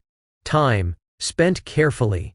Then I closed the book and went back where I belonged because the last miles were not something you wrote about in advance. They were something you watched, one clear decision at a time, until the river delivered you, and moved on as if you had never been there at all. Chapter 18. 20 miles. We took the watch at mile marker 20. St. Charles lay off the port side, low and patient, its lights few and already dimming against the coming day. The river here had begun to change its manners. It no longer hurried as it had upriver, nor did it spread itself wide with false generosity. Instead, it gathered. Its banks tightened into intention. The current pressed forward with a sense of conclusion, as if aware that it was nearing a place where its long work would be counted, tallied, and forgotten. Smith stayed with us. "There's no sense getting comfortable for 20 miles, he said, settling himself along the bulkhead, arms folded loosely. "You've got her. I'll watch." Cole nodded and took the wheel. I stood behind him, map already open though I scarcely needed it now. This stretch had a gravity to it that made memory sharpen rather than blur. Every bend felt weighted. Every crossing carried consequence. "St. Charles," Cole said quietly. "Last easy breath she gives you." "Yes, sir." Traffic thickened again, but this time it felt purposeful rather than incidental. Boats were not passing through here so much as arriving or departing. Packets came north heavy with passengers and mail. Smaller steamers hugged the banks, waiting their turn. Tugs nosed barges into alignment with practiced impatience. The river was no longer indifferent to men. It was crowded with them. The skyline ahead began to take shape, not tall at first, not dramatic. Just a suggestion of height where the flatness broke. Smoke lay over it like a lid, darker than the morning haze, threaded with sound. Bells. Whistles. The dull thunder of industry carried on water. New Orleans. Cole held the Sultana steady, neither rushing nor yielding too much. The engines beat clean and strong. their rhythm familiar enough now that I could tell when they labored and when they simply worked. Smith leaned forward slightly. "She's running well," he said. "Yes," Cole replied. "She always does when she knows she's nearly done." The last miles passed slower than they should have, not for lack of speed, but for excess of detail. Landings crowded the banks. Wharves layered over one another in long working rows. Boats pressed close enough that their wakes tangled and canceled one another out. We signaled. We waited. We moved when allowed. At last, Cole eased her in.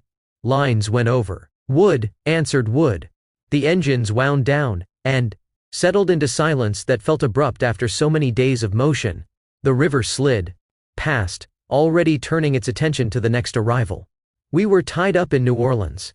Men came aboard almost immediately. Dock workers, clerks, foremen. They moved with the confidence of those who had been waiting, already calling figures, already measuring space. Hatches were opened. The smell of grain rose up and out, dry and faintly sweet, carrying with it the long memory of fields far from water.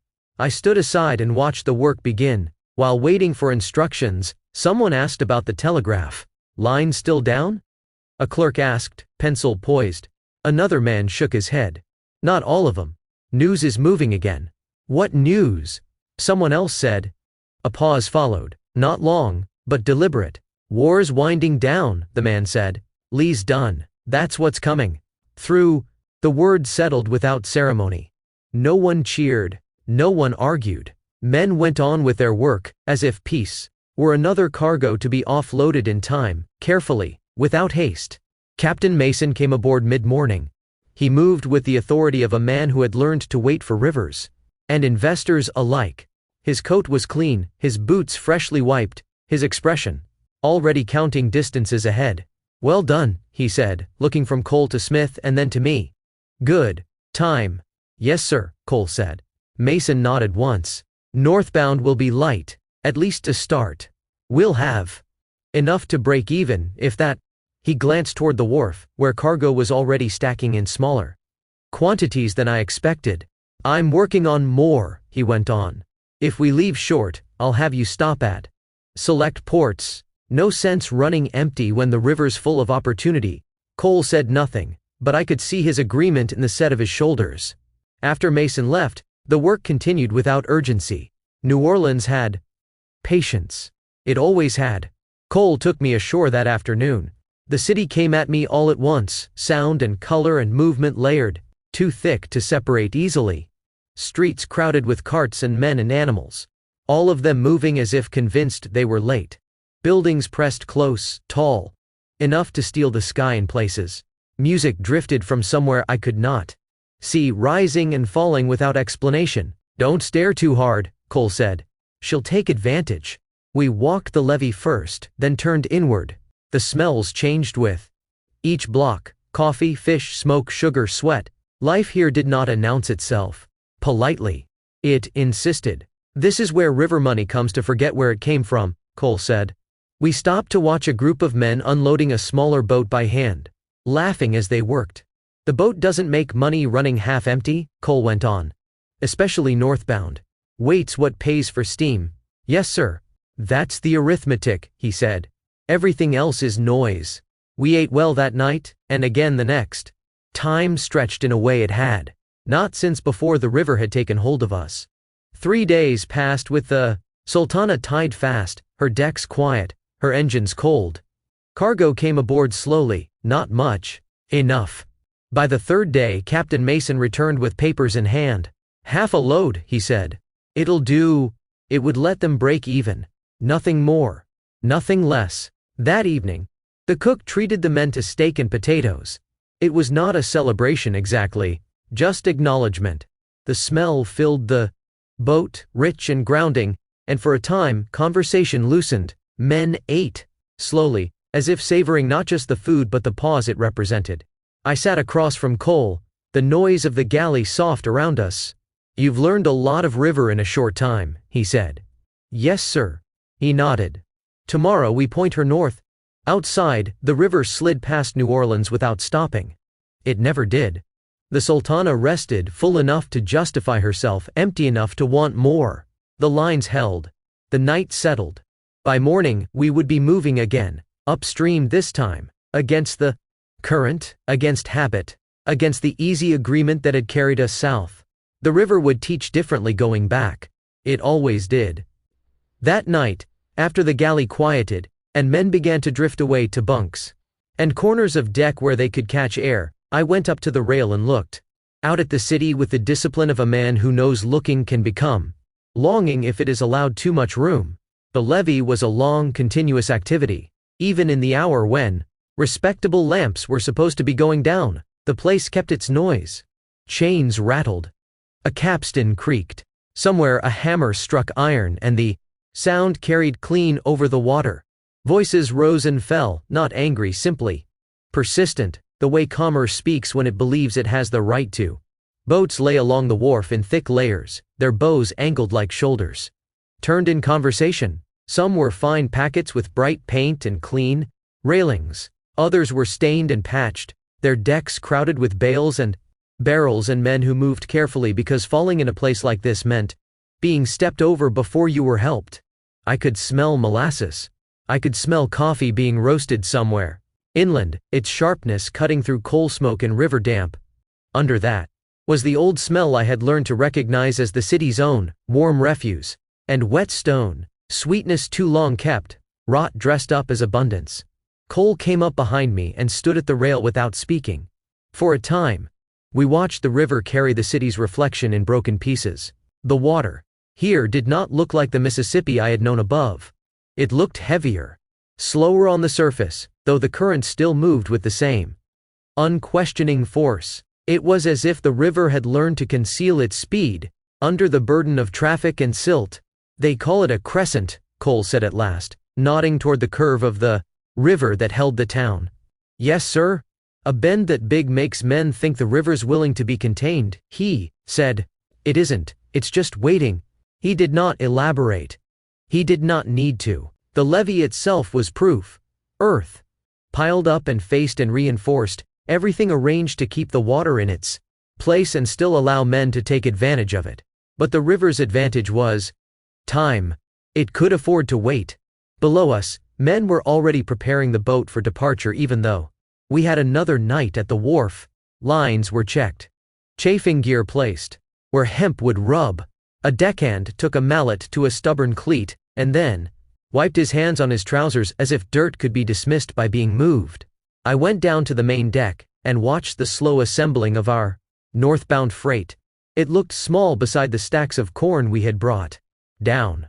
Crates of goods that seemed to belong to a city, hardware, glass, small machines boxed carefully. Barrels of sugar and molasses, some well hooped, some suspect. Bales of cotton that shed bits of white fiber into the air whenever they were jostled, the fibers catching on wet planks and staying there like small flags. The clerk stood near the hatch with his book and pencil. He called figures in the same steady tone as always, as if the war ending had changed nothing. About numbers, a foreman answered. 2 men with rope carried a bale and set it down with the practiced sigh of bodies that had learned what weight does to a spine. I found myself again watching the waterline as the freight came aboard. Not because anyone asked, but because Cole had taught me that the boat tells the truth about her burden first at the water. It rose only slightly. The Sultana sat higher than she had on the corn run. Down. She looked almost relieved, though I knew better than to believe a boat felt relief. The higher freeboard did not make me confident. It made me wary. Light boats are lively. They answer quickly, and they slide more easily. They can be forgiven too much by men who mistake quickness for safety. Cole joined me near the hatch and looked down at the loading. That's what he meant by half a load, I said, low. Cole nodded. Half a load to the owners. Still a full job for the river. Yes, sir. He watched a bale being eased through the hatch and said, Cotton runs. Different. I looked at him. Lighter, he said, but it don't sit like corn. Holds air, holds damp, it'll swell. If it gets wet, it'll shift if it's stacked wrong. He glanced toward the wharf where rain clouds were gathering low on the horizon, the air thickening in a way that suggested weather would be part of the next lesson whether we asked for it or not. And it burns, he added. Not like wood. Like a thing that's been waiting. The sentence fell between us and stayed. I had heard stories, boats lost to fire, decks lit by a single spark. But Cole said it without story. He said it as fact. The way he said a shallow number. Later, below deck, I opened my book and made a list, because lists were my way of keeping things from turning into rumor. Corn downriver, dead weight, steady, pressed. Cotton northbound, light weight, holds air, swells wet, shifts, burns, half load, higher waterline, livelier boat. New Orleans, noise without ending. I wrote also, without knowing why at first, the names I had heard men speak in the last few hours: Baton Rouge, Port Hudson, Manchac. Names as soundings, marks on the line of memory. On the second day tied up, I went with Cole again, not far, only enough to see how the city arranged itself away from the river. He did not take me to the places where men went to forget themselves. He took me to the places where men did business. We passed shops that smelled of leather and oil. We passed a yard where barrels were being made and repaired, staves stacked like ribs. We passed an open doorway where a man sat bent over a table writing, his head down as if the world's noise had no claim on ink. At one corner, a group of men stood watching a notice read aloud. I could not hear the words over the traffic, but I could see the way shoulders held and then loosened. A man spat and walked away. Another crossed himself without comment. News moved through bodies before it moved through speech. Cole did not stop. Lee's done, I said, once we were past. Cole nodded. That's what they say. He did not say he believed it. He did not say he doubted it. He said it as if the river had taught him that proclamations are not the same as conclusions. Will it feel different? I asked. Cole looked ahead, not at me. It'll feel different in pay ledgers, he said. And in what freight starts showing up again. It'll feel different in how many young men come down here with no place to go. He paused, then added, and it'll feel different in what folks think they can do now that they've won, or if they've lost. I did not ask him to name who they were. On a street in New Orleans, that kind of question could become an argument without warning. Cole had already given me counsel about that. We returned to the boat by late afternoon. The Sultana lay still, her lines tight, her hull rubbing softly against the wharf with the sound like an animal shifting in its sleep. The river moved past as if our stillness were irrelevant. That night the city's sound seemed to press closer. Music came faintly across the water, strings and a horn, then a burst of laughter. A fight broke out somewhere upriver on the levee and ended as quickly as it began, as if the river itself had turned its head, and the men involved suddenly remembered. They were small. In my bunk, I found myself thinking of Cole's earlier talk again, of strength measured by usefulness. I thought of this city, where usefulness was counted in pounds and barrels and bales. I thought of the people whose usefulness had been stolen and priced. I thought too of those Plains Indians he had named, and of how the river took land without asking anyone's permission, leaving oxbows behind like cast-off tools. It occurred to me without comfort that men learned their habits from water more often than they admitted. On the third morning we began preparations to depart. Not with celebration. With inventory. The engineer came up to speak with Cole at the foot of the stairs. Their words were brief, technical, weighted with the kind of consequence that does not require flourish. Water in the boilers. Fuel stacked. Valves checked. Nothing out of place. The boat was ready to be asked again. Dockworkers cast off a few lines and retied them in different places, making the geometry of our holding match the direction we would soon take. There is a way a boat sits before departure, slightly tense, as if it has already begun to lean toward motion. Cole took me along the deck and made me look. See the guards, he said. Higher now. Yes, sir. That's going to feel good, he said. And it'll make you careless if you let it. He pointed toward the river, where the current slid by with the same confident indifference as always. Downriver, you ride with her, he said. Upriver, you argue every mile. That argument costs Cole. It costs time. It costs temper. Yes, sir. He looked at me long enough to fix the next sentence in place. And it costs attention, he said. Because a man gets tired of arguing and starts listening only to himself. I nodded, and felt the words settle like a lead weight in the palm. That evening, the cooked steak and potatoes filled the boat with a smell that made the men quiet in a different way. Not grateful exactly. Grounded. As if the food reminded them that bodies were still bodies and not just hands for rope. And coal. Around us, talk loosened but did not turn foolish. Men spoke of home in half sentences and then stopped. They spoke of the war ending and did not say what they had been in it, only what they had carried through it. They spoke of the river's height, of how it would fall in summer, of how a low river made for harder work northbound. The topics were ordinary, and therefore heavy. Cole ate slowly. He did not drink beyond coffee. He watched the room, without seeming to, and I understood again what he had said about reputation. A man on a boat is always being watched, sometimes by eyes, sometimes by the river. After supper, I went up to the deck. The city lights made a pale dome over the levee. The river carried reflections in broken ladders. A packet moved down past us and rang her bell as if announcing her own importance. A man on her deck leaned on the rail and sang a few bars of something I did not know, then stopped, as if he had remembered he was not alone. The song fell back into the river and disappeared. I thought again of the quiet spine Herodotus had given me long ago, of the way he listed peoples and rivers and wars as if he were trying to keep the world from being lost by naming it. I had begun doing the same, not with nations but with bends, with soundings, with men's sentences spoken low over coffee. Below, the Sultana rested, full enough to justify herself, empty enough to want more. The lines held. The night settled. Before turning in, I wrote one more list, because the next day would begin an argument with the current, and I wanted to carry into it a few fixed truths. New Orleans, arrival without ceremony, departure without ceremony. Half load, lively boat, quick answers, careless temptation. Cotton, holds air, swells wet, shifts, burns. Upriver, an argument paid in coal and detention. Coal. Don't mistake that for easier. When I closed the book, the river was still there, sliding past as if it had no interest in our schedules. The city kept its noise. The boat kept its quiet readiness. By morning we would be moving again, upstream this time, against the current, against habit, against the easy agreement that had carried us south.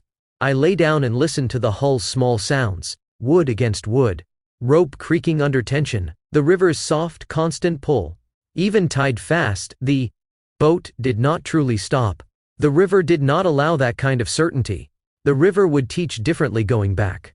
It always did. And I understood, in the plainest way, that what we had called an ending, New Orleans reached, corn delivered, war said to be done, was only a place.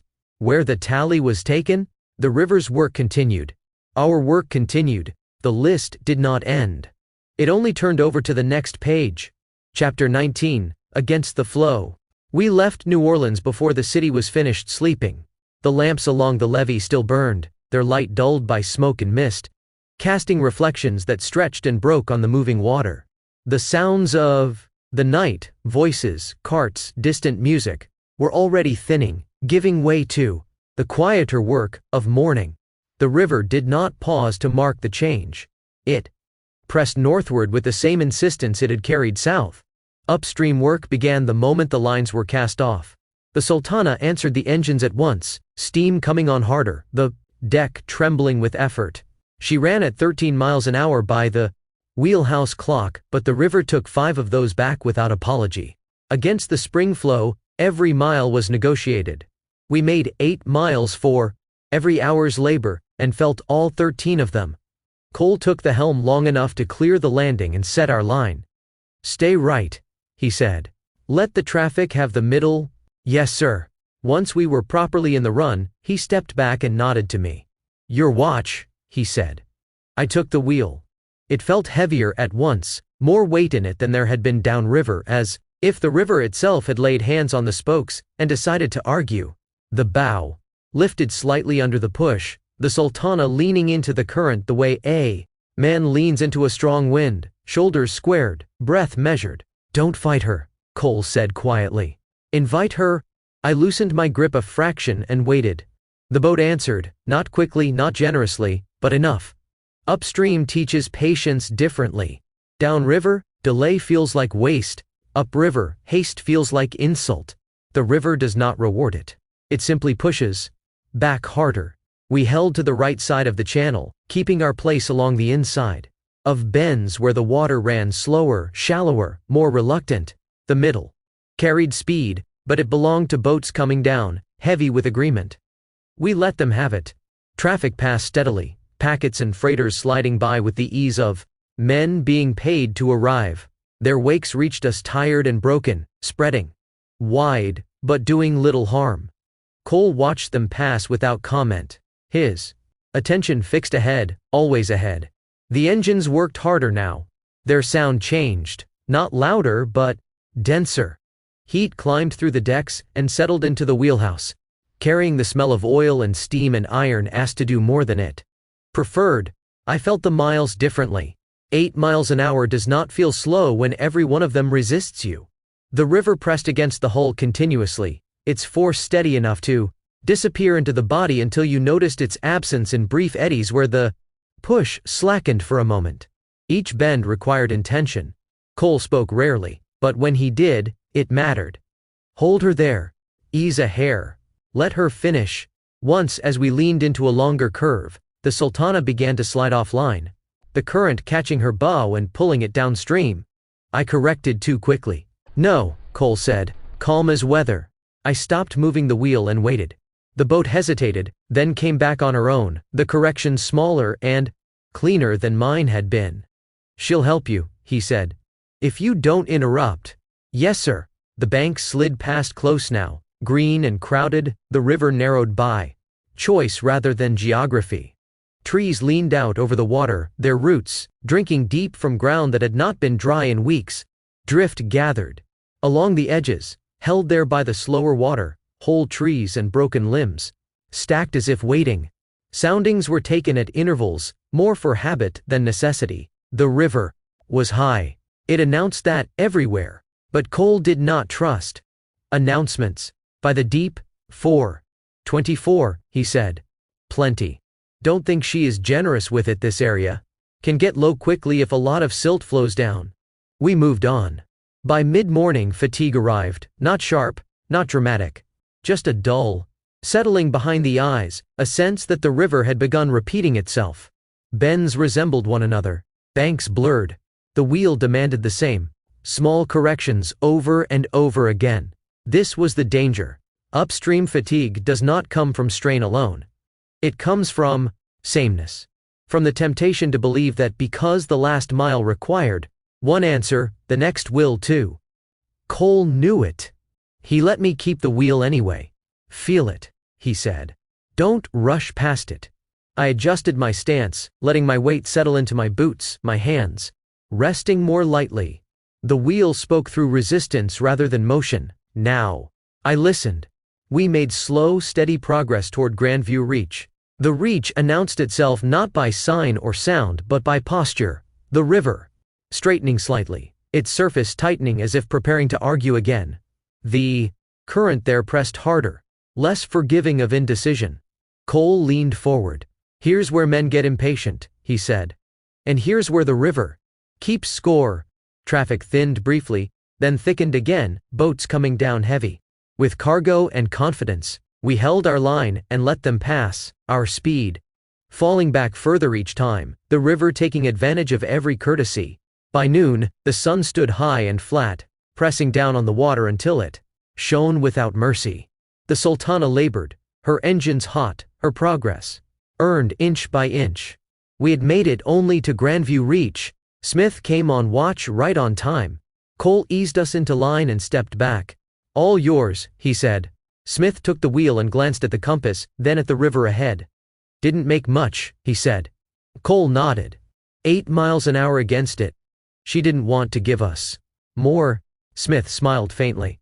She rarely does.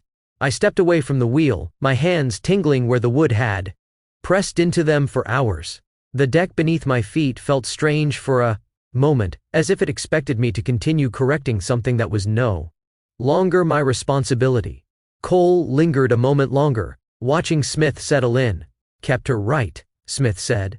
That helped. Cole nodded once. We left the bridge together and went below, the noise of the engines still working their way through my bones. As I sat with a cup of coffee, the effort of the morning caught up with me, not as exhaustion, but as weight. The knowledge that upstream would demand this again and again and again, with no promise of easing. Cole sat across from me and said nothing for a long time. At last he spoke. That was good work, he said. Yes, sir. He nodded. You'll remember this part. Everyone does. I looked out through the open hatch where the river slid past, still pressing north, still unwilling. Yes, I said. I think I will. The Sultana ran on against the flow, her work only beginning, the river already measuring what she would be asked to give next. Upstream does not forgive easily, but it teaches well. After coffee, Cole made me go back up on deck instead of letting me disappear into my bunk. The sun was high enough now that the river threw light back into the eyes, and the heat had begun to settle into the boards. Men moved with shirts loosened, collars open, sweat already darkening cloth at the spine. Stand here, Cole said, and brought me to the starboard rail where we could see along our own side. I did as told. Look at the water against her, he said. At first it looked like nothing. Brown, moving, indifferent. Then I began to see the small differences. The way the current pressed harder under the guards where the hull met it. The way the water made a narrow constant curl. There. Like a hand trying to climb. The way that curl changed when the boat shifted an inch. That's what you're fighting, Cole said. All day. All the way to Cairo, and then all the way beyond. Yes, sir. You can't beat it, he added. You can only spend enough steam to keep moving through it.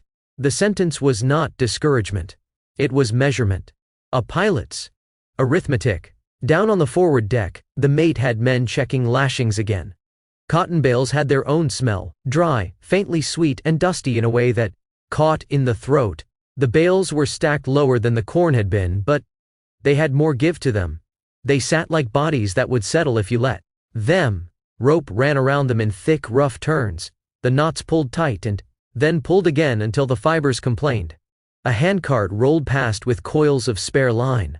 A deckhand carried a bucket of sand and set it near the forward hatch. What's that for? I asked. Cole did not look away from the water. Fire, he said. You see sand, you don't ask questions? Yes, sir. The bucket sat there plain as anything, a small readiness set down beside the larger one of the river itself. I understood then that the return trip would not only be an argument with current, it would be an argument with what the freight might decide to do if a spark got its way. We fell back into the 6-on, 6-off rhythm that had carried us down. Only, now, the hours felt different. Downriver, each watch had ended with the sense of distance spent. Upriver, each watch ended with the sense of distance owed. Smith ran the afternoon stretch with the same quiet steadiness he brought to everything. When my turn came again, later, the wheel felt no lighter for having been set down. It held its weight as if it had been waiting for my hands to return. Cole stood beside me for the first hour and made me keep the boat on the right again, riding the inside water where it ran slower. It was not always deep water, and it was not always honest water, but it was water that did not press as hard. You'll learn the inside game, he said. Not because it's better, because it's what's available. Yes, sir. Inside'll hand you drift, he went on. Snags, trees, whole roofs. Sometimes, you get used to seeing things that don't belong in a river and treating them like they do. I believed him. I had already seen fences and sheds and pieces of boats in the seams where two currents argued. Near mid-afternoon, a downbound packet came on in the middle run. Proud and fast, she held the best water because she could. Her whistle sounded early, clean. Cole nodded at the sound as if it were a man tipping his hat. We held right. She came through with room and threw us a wake that shoved at our bow and then slid away. Notice, Cole said, how easy he makes it. Yes, sir. That's a man who knows the river's busy, he said, and doesn't add to it. The river did not reward such men with gentleness. It rewarded them with fewer surprises. The day dragged by in working heat. The sun beat down, and the air pressed close. The wheelhouse windows were opened as far as allowed, but the air that came in carried damp and mud, and the smell of green things breaking down. It did not cool. It only reminded you were alive. By late afternoon, clouds began stacking in the west. They did not announce themselves with thunder at first.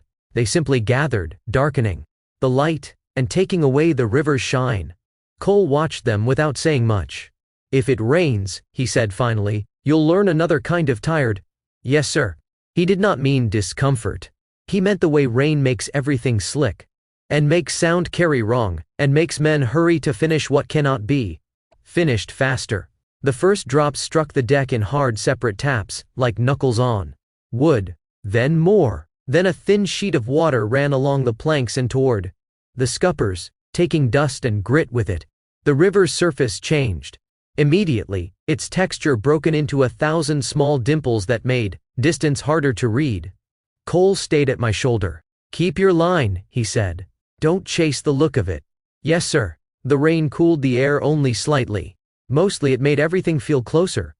The smell of smoke, the smell of cotton, the smell of wet wood, the boat's own heat rose into the wheelhouse and stayed there, fogging the edges of the glass. We sounded once, not because the depth required it, but because the act of asking steadied the mind. "By the deep, 4, the deckhand called. 24, Cole said. Same answer. Different day. The rain lasted less than an hour. It moved on north or south without telling us. When it was gone, the sky remained heavy and low, and the river took on a darker color, as if it had swallowed the light and refused to give it back. By the time we came off watch again, my forearms ached from the wheels. Constant argument. My hands felt raw where the wood had pressed even through calluses not yet properly earned. The ache was not pain so much as proof. The river had been there. I had been there with it. Cole handed the wheel to Smith and did not linger long. "Eat," he told me. "Then, sleep." "Yes, sir." In the galley, men ate with the same quiet urgency as always. Beans, pork, bread that held together only because it had to. Coffee strong enough to feel like a tool. No one spoke much about New Orleans now. The city had already begun to feel like something imagined. Upriver had a way of doing that, erasing what was behind by demanding more of what was ahead. Afterward, I lay down and let the boat's motion take the last of my thinking. Sleep came heavier than it had the night before, as if the river had finally found a place to set its hand on my eyelids and keep them down. Even in sleep, I felt the current. It ran through the dream the way it ran through the hull, a steady pressure that did not change its mind. When I woke again for the next watch, the ache in my hands was still there. It had simply learned where to stand. And so had I. Chapter 20. The night stayed put. We took the watch again at 6 p.m. The sun had already begun to ease itself down behind the trees, the light thinning and stretching, the river taking on that flat, coppered look it wears before darkness decides how quickly it intends to arrive. We were just south of Baton Rouge, the city close enough to feel without yet imposing itself fully on the water. Captain Mason came up to the wheelhouse before the changeover was complete. "Find us a place to pull in," he said. "We'll stay put tonight." Cole nodded once. "Yes, sir." "It's the dark of the moon," Mason went on. "No sense pushing upriver blind when we can use the time to see if there's more freight to be had." "Yes, sir." Mason looked out over the river a moment longer, then back at Cole. "Pick it clean," he said. "But safe." "Always," Cole said. Mason stepped away, already thinking of ledgers and landings yet unseen. The river changed character almost at once. Where daylight had given us breadth, dusk narrowed everything down to suggestion. The banks slid closer, not in distance but in certainty. Shapes lost their edges. Reflections broke apart sooner than they had an hour earlier. The current, still running strong against us, made itself felt more in the body than in the eye. Cole took the wheel until we cleared the last of the traffic. Once the channel quieted, he gave it to me. "Easy," he said. "We're looking now." "Yes, sir." We ran slow, barely faster than the current. The engines eased back until the Sultana felt more like she was standing her ground than advancing it.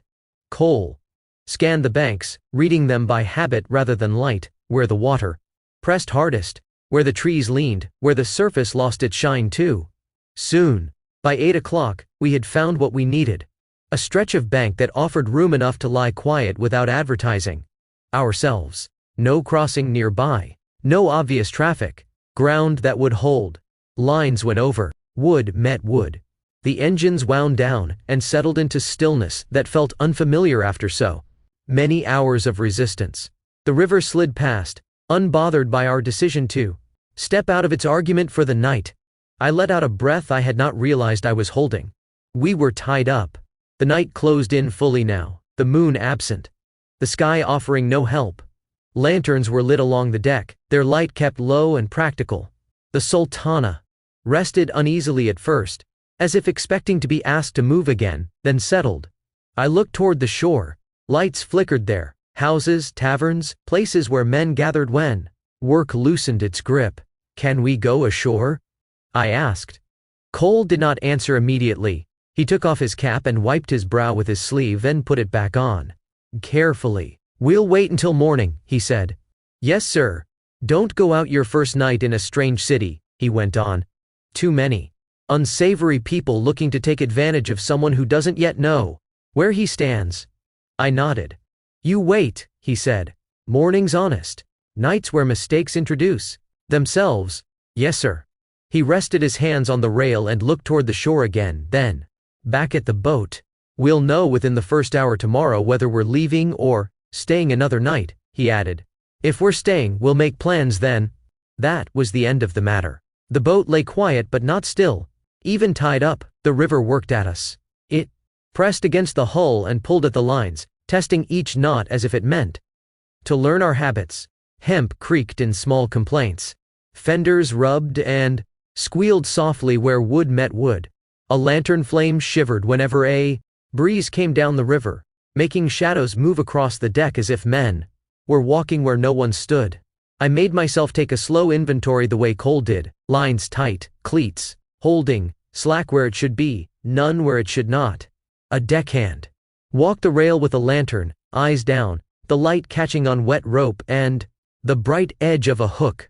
His footsteps were measured, as if he did not wish to wake the river by moving too loudly. Below deck the cotton breathed in its own way. It gave off a dry, dusty smell that mixed with coal smoke and damp wood. When I put my hand against a bale, it yielded slightly, then held, like a thing that was willing to settle, if given time. I thought of what Cole had said in New Orleans: holds air, swells wet, shifts, burns, and the words arranged themselves in my mind like marks on a sounding rope.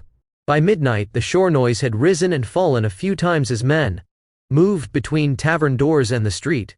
It came in waves, music, shouting, the brief hard crack of laughter, then silence again, as if restraint returned in sudden pieces and was just as quickly taken away.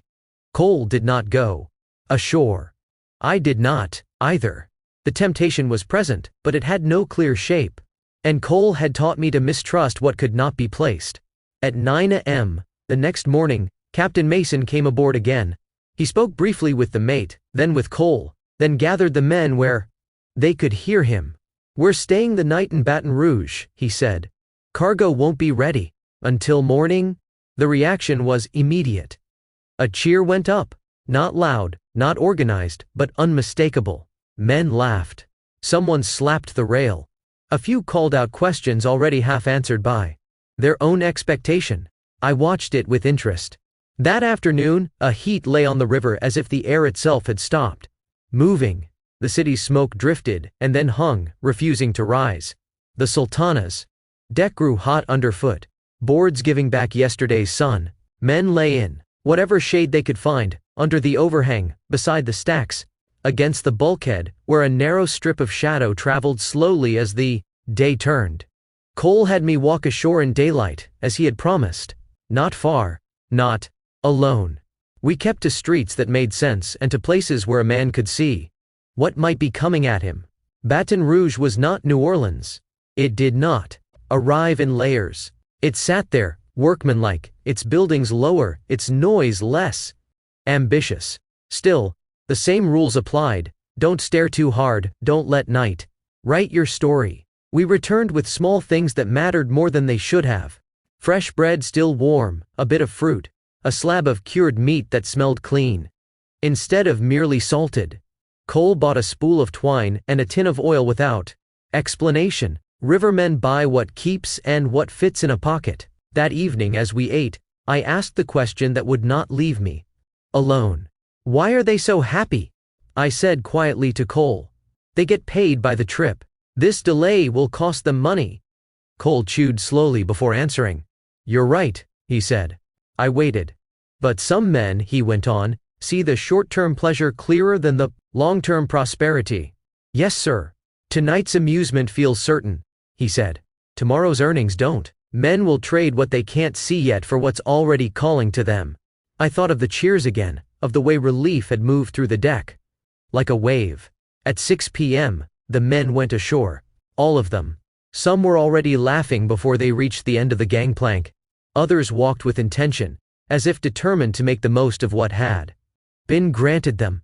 Cole and I did not go. We ate quietly, and then turned in early. By 11, the boat was mostly dark. The sounds from shore drifting across the water, music, shouting, the uneven rhythm of men unburdening themselves of restraint. I lay awake for a time listening to it, then slept. Morning arrived without apology. The men came back aboard in pieces. Some returned early, pale and subdued. Others staggered in closer to daylight, holding their heads, moving carefully as if the deck itself were an adversary. A few did not speak at all. By mid-morning, work began. Freight came aboard in modest quantity, enough to matter, not enough to forgive delay. Men lifted and carried and stacked with the doggedness of bodies that no longer wished to be upright. Several leaned over the rail.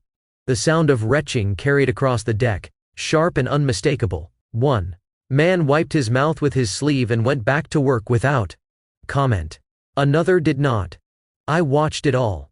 Cole stood beside me. The night's fun, he said quietly, turns into the morning's regret. Yes, sir. He watched a man pause, swallow hard, then bend again. It's hard to soar with the eagles, Cole added, after hooting with the owls. I did not forget that. As the last of the crates came aboard, the mate walked the load and tested lashings the way men tested them everywhere on the river, by striking and listening. A loose knot was tightened.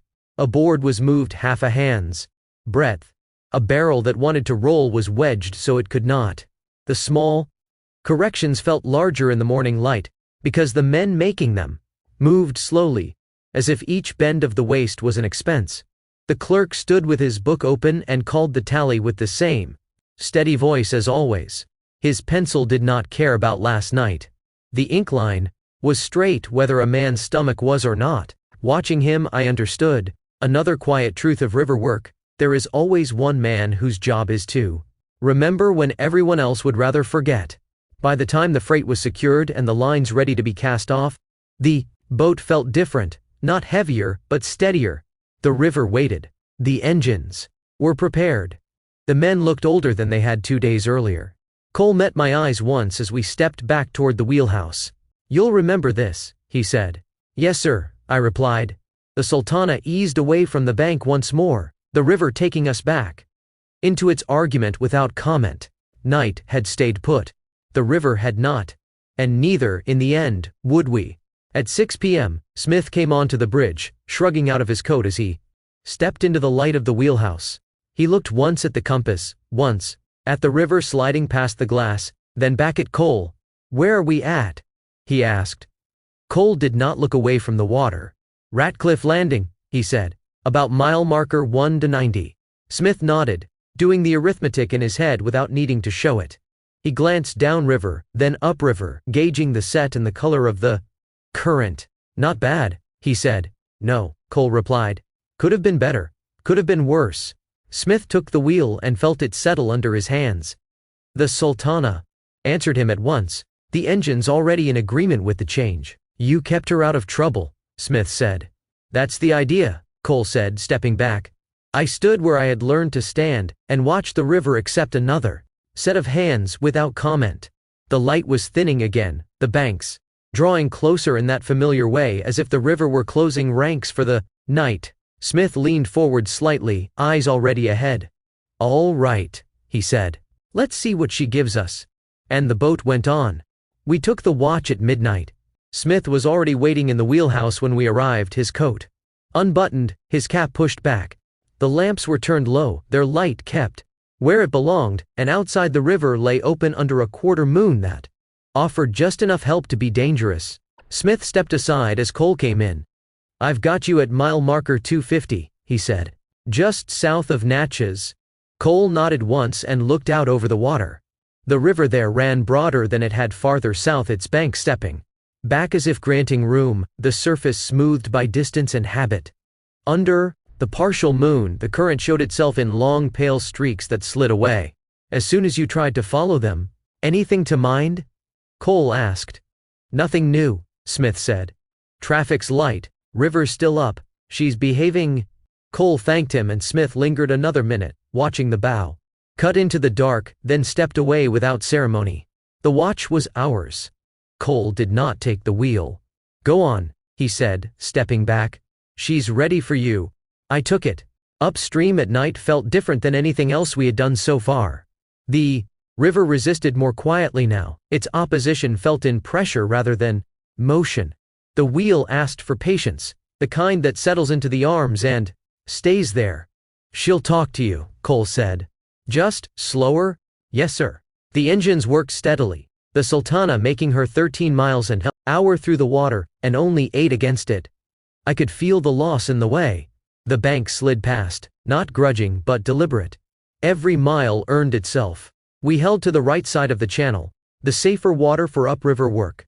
The current running just a little less insistently there. The moon caught on the far bank and left ours mostly in shadow, forcing attention forward rather than outward. I had begun to find a rhythm in it when footsteps sounded behind us. Captain Mason stepped into the wheelhouse.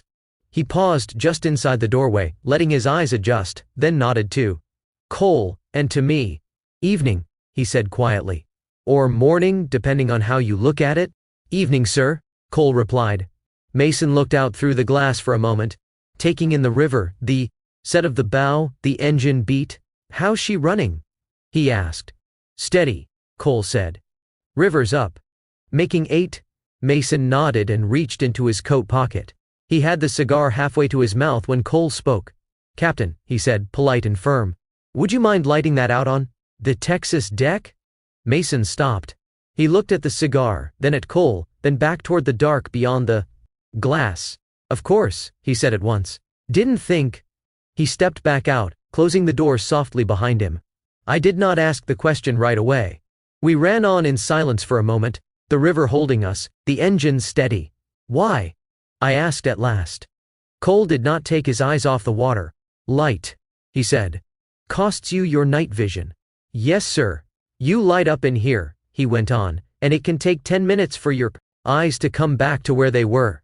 In 10 minutes a pilot can run over a snag he never knew was there." I imagined it, wood rising suddenly out of dark water, the brief scrape, the sound that arrived too late to stop. "Yes, sir. That's why men don't smoke in the wheelhouse at night," Cole said. "Days different, nights not forgiving." The door opened again and Captain Mason returned, the cigar now glowing faintly, its light held well away from the glass. "You're right," he said quietly. "Cole's right." He looked at me. "Safety comes first," he said. "Always. Doesn't matter how many trips you've made or who you think you are." "Yes, sir." He nodded once. "I've got a lot on my mind," Mason added. "That's no excuse. Crews supposed to watch out for one another?" He looked at Cole. "Appreciate you saying something." "Always," Cole replied. Mason stayed a while longer then, leaning against the bulkhead, speaking low. "Finding freight northbound's harder than it ought to be," he said. "Telegraph lines are still unreliable. War's left everything half-spoken." "Yes, sir," Cole said. "Hard to arrange weight you can't confirm." Mason nodded. "By the time word reaches you, someone else has already taken it. Or the river's changed its mind." The Sultana leaned slightly into a bend and straightened again. The wheel answering clean under my hands. We'll stop where we can, Mason went on. Pick up what makes sense. No. Point burning coal for empty space. No, sir. Mason finished his cigar and stubbed it out carefully. You're doing good work, he said, looking at me once more. Both of you. He left the wheelhouse quietly, the door closing without a sound. The river went on. For a long stretch after that, neither Cole nor I spoke. The night held its shape. The quarter moon climbed higher and then drifted west, its help fading. As it went, fatigue arrived softly, the way it always did at this hour, not as sleepiness, but as a narrowing of attention. I countered it by touching the map, by naming bends before they arrived, by letting the river tell me what it was about to do, rather than waiting for it to do it first. You're learning, Cole said once. Yes, sir. By the time dawn began to thin the dark at the edges, we were still running.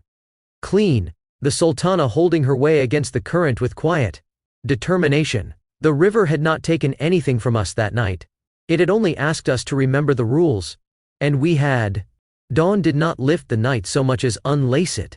The first light showed itself in the east as a pale widening, then began to find the river's surface in small portions, one seam brightening, one eddy turning from black to brown, one bank reappearing as a low line of trees.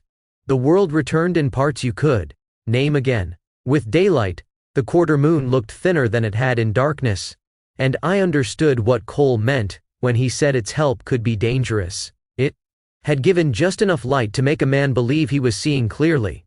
Daylight revealed how much had still been left to habit. We passed a stretch of slack water where drift collected and turned slow as cattle. A whole root ball rolled there, its pale wood exposed like bone, the mass of it too large to have come from anything but a tree that had once believed the bank would hold. I watched it a moment too long, and felt the wheel speak a change of pressure under my hand. I corrected, small and late. Cole's voice came quiet beside me. Don't marry what you're looking at, he said. Keep moving. Yes, sir. The words were not a rebuke. They were a rule. In Herodotus there were kings who stared at omens until the army behind them drifted out of order. River does not grant that kind of reverence. It punishes it. When the watch ended and Smith came on, the handover was clean. Nothing to report beyond the ordinary facts. River still up, traffic light, engines holding, cotton secure, men still moving slower than usual from their night ashore. Ordinary facts were the ones that mattered most.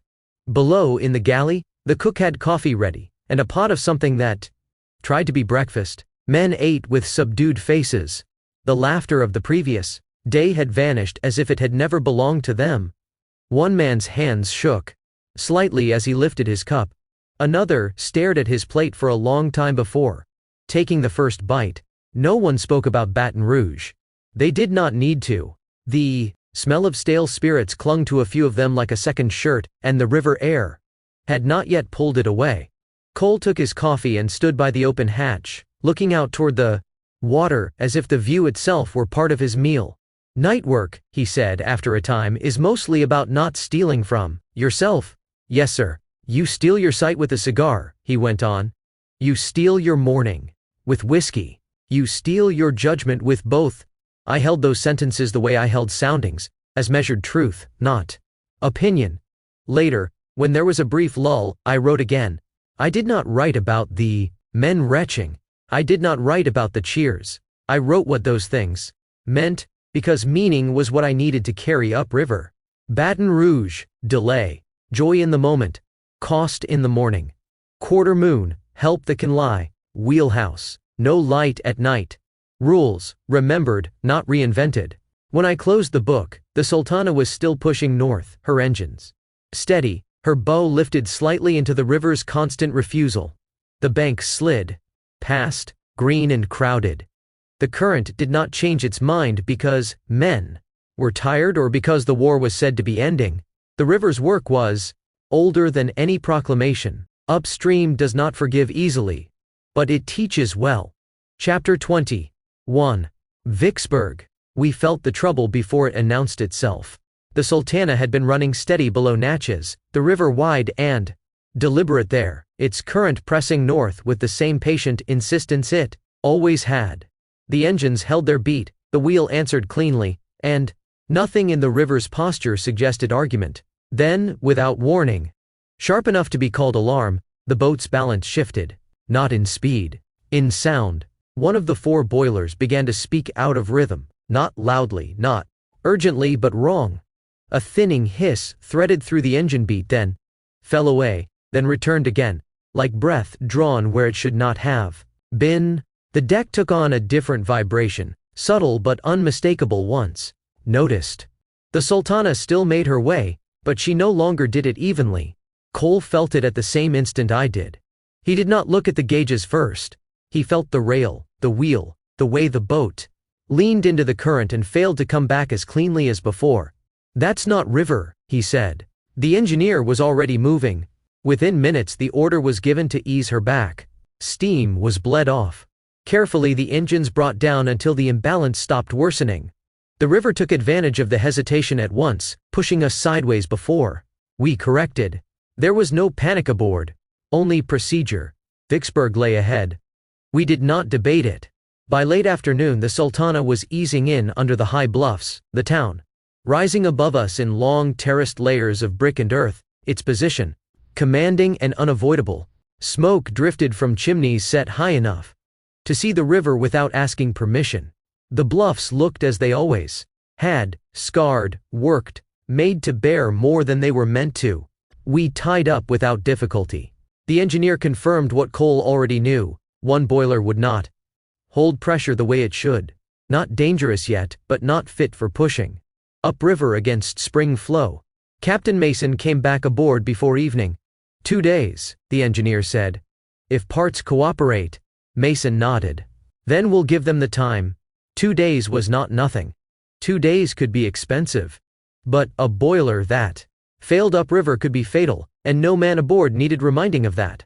The boat went quiet. Vicksburg did not. Even from the landing, the town's sound pressed down as if gravity belonged to it as much as the bluff. Wagons clattered above where we could not yet see them. Voices carried oddly along brick and cut earth. A hammer struck iron somewhere in the streets and the ring of it fell toward the river in clean intervals, as if the city were doing its own engine work. Below decks, the Sultana's silence was a different kind of noise. The boilers that still held pressure sighed and clicked as they cooled. Iron ticked as it gave back heat. Every once in a while a valve let go with a small hiss, controlled and brief, like a man clearing his throat after holding in anger. The smell in the passageways was sharper now. Hot metal cooling, oil, damp wood, the faint, dusty sweetness of cotton bales waiting in their stacks. The engineer had men at work before supper. A boiler room is never truly quiet. Even at rest it breathes. Men moved among pipes and fittings with lanterns held close, their light making the iron look wet. Tools appeared. Wrenches, a hammer, a length of chain.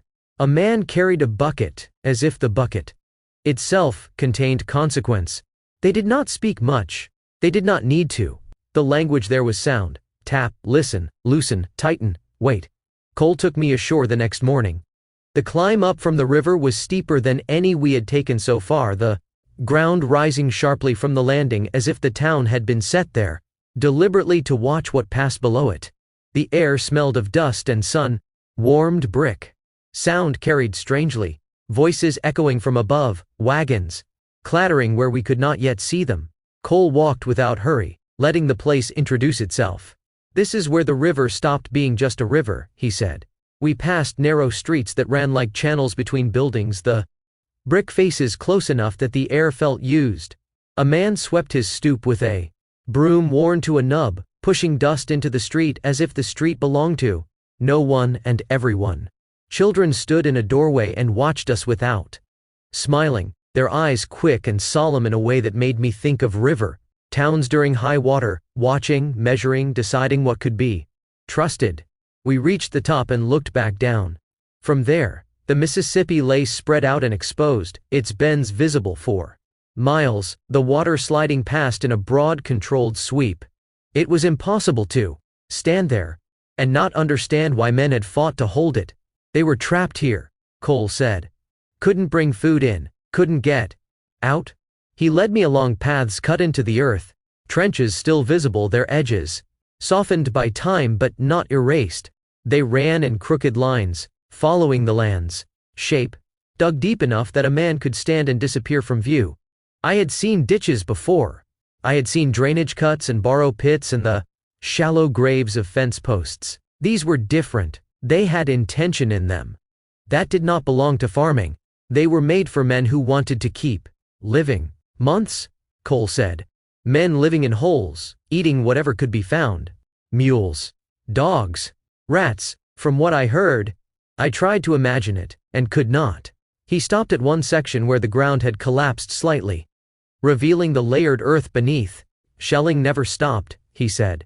Night or day. No rest. No certainty. I looked down into the cut and saw the way the clay held the imprint of old rain, old boots, old hands.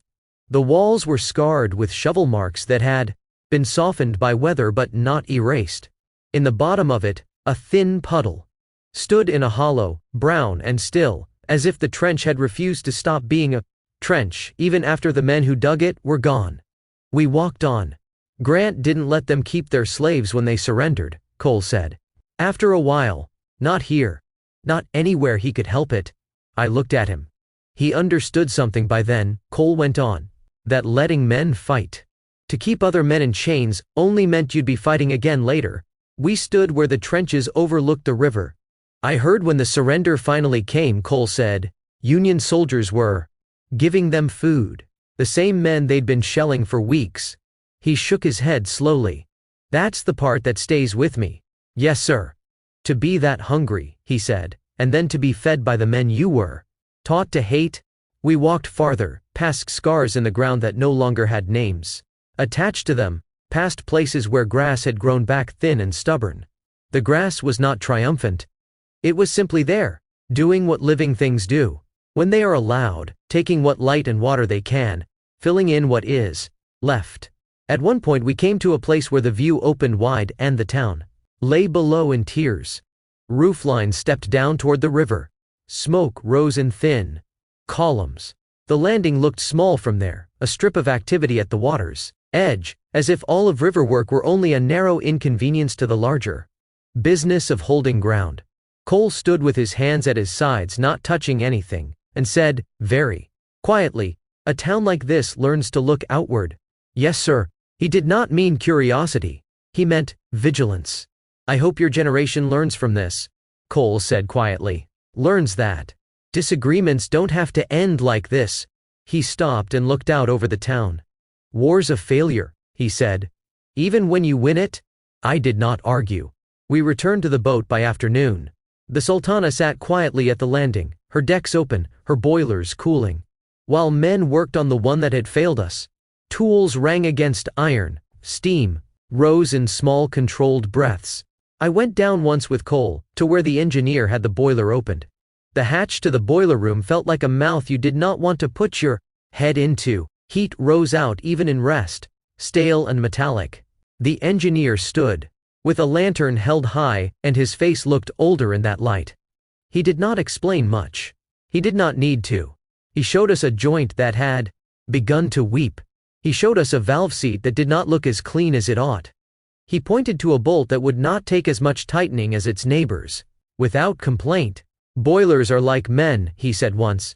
Not as poetry but as plain observation. They'll tell you they're tired before they quit, if you're paying attention. Cole nodded. You were paying attention, the engineer added. And that was praise in his mouth. The parts came in from town late that day, carried by a boy in a wagon as if they were nothing more than hardware, though every man who saw them knew they were time bought back. The engineer checked each piece like a clerk, checking a tally, holding it up, running a thumb along a thread, weighing it in, the hand as if weight could reveal flaw. 2 days passed that way. Men came and went. Cargo was talked about and then not taken. News drifted in fragments, telegraph lines still unreliable, rumors traveling faster.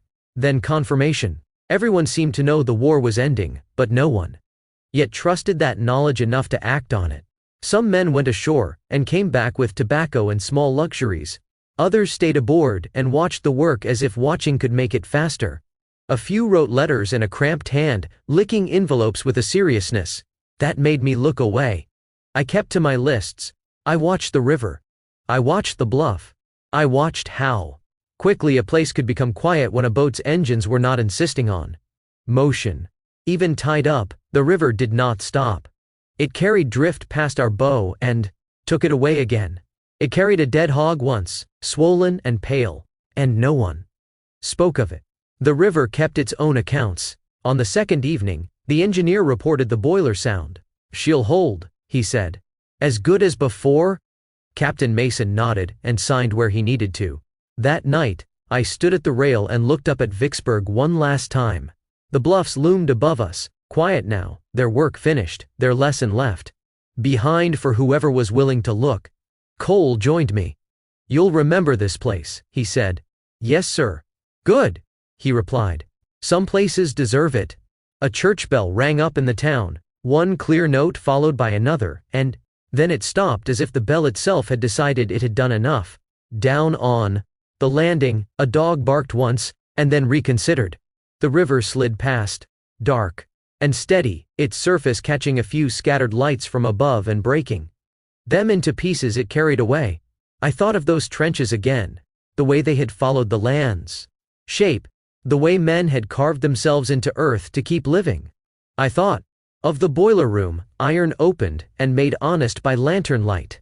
Both were forms of work that did not invite pride. Both were done because the cost of not doing them was too high. In my notebook, I wrote Vicksburg and did not adorn it. I wrote bluffs, trenches, hunger, food given by enemies, a boiler that spoke wrong before it failed. I wrote, the river did not change its mind for war. I wrote, the river did not change its mind for us. The next morning, we would cast off and point the Sultana north again. 4 boilers working, the river waiting. Vicksburg watched us go, as it always had. The river took us back into its argument without comment. Chapter 22. Pushing north. The captain told us to push. He did not say it sharply, or as a reprimand. He said it the way a man states a fact that has already arranged itself. Time had been lost at Vicksburg, honestly, and necessarily, but lost all the same. Boilers did not care about schedules, and the river never credited intent. What remained was distance, and the work of closing it. We cast off from Vicksburg at 6 a.m. Morning came pale and cool, the bluffs still holding shadow along their faces, the town quiet above us as if it had said everything it meant to say during the war, and had nothing left to add now. The Sultana slid free of the landing, and took the current with a firmness that felt earned. All 4 boilers were back under her, steam coming on evenly, the deck carrying that familiar, steady vibration that meant she was willing. Cole took the wheel until we were properly in the run, then stepped back, and nodded to me. "Your watch," he said. I took it. Upstream again, but cleaner now. The river below Vicksburg ran broader and straighter than it had farther south, its bends longer, its temper less changeable. The spring flow still pressed hard against us, 5 miles an hour.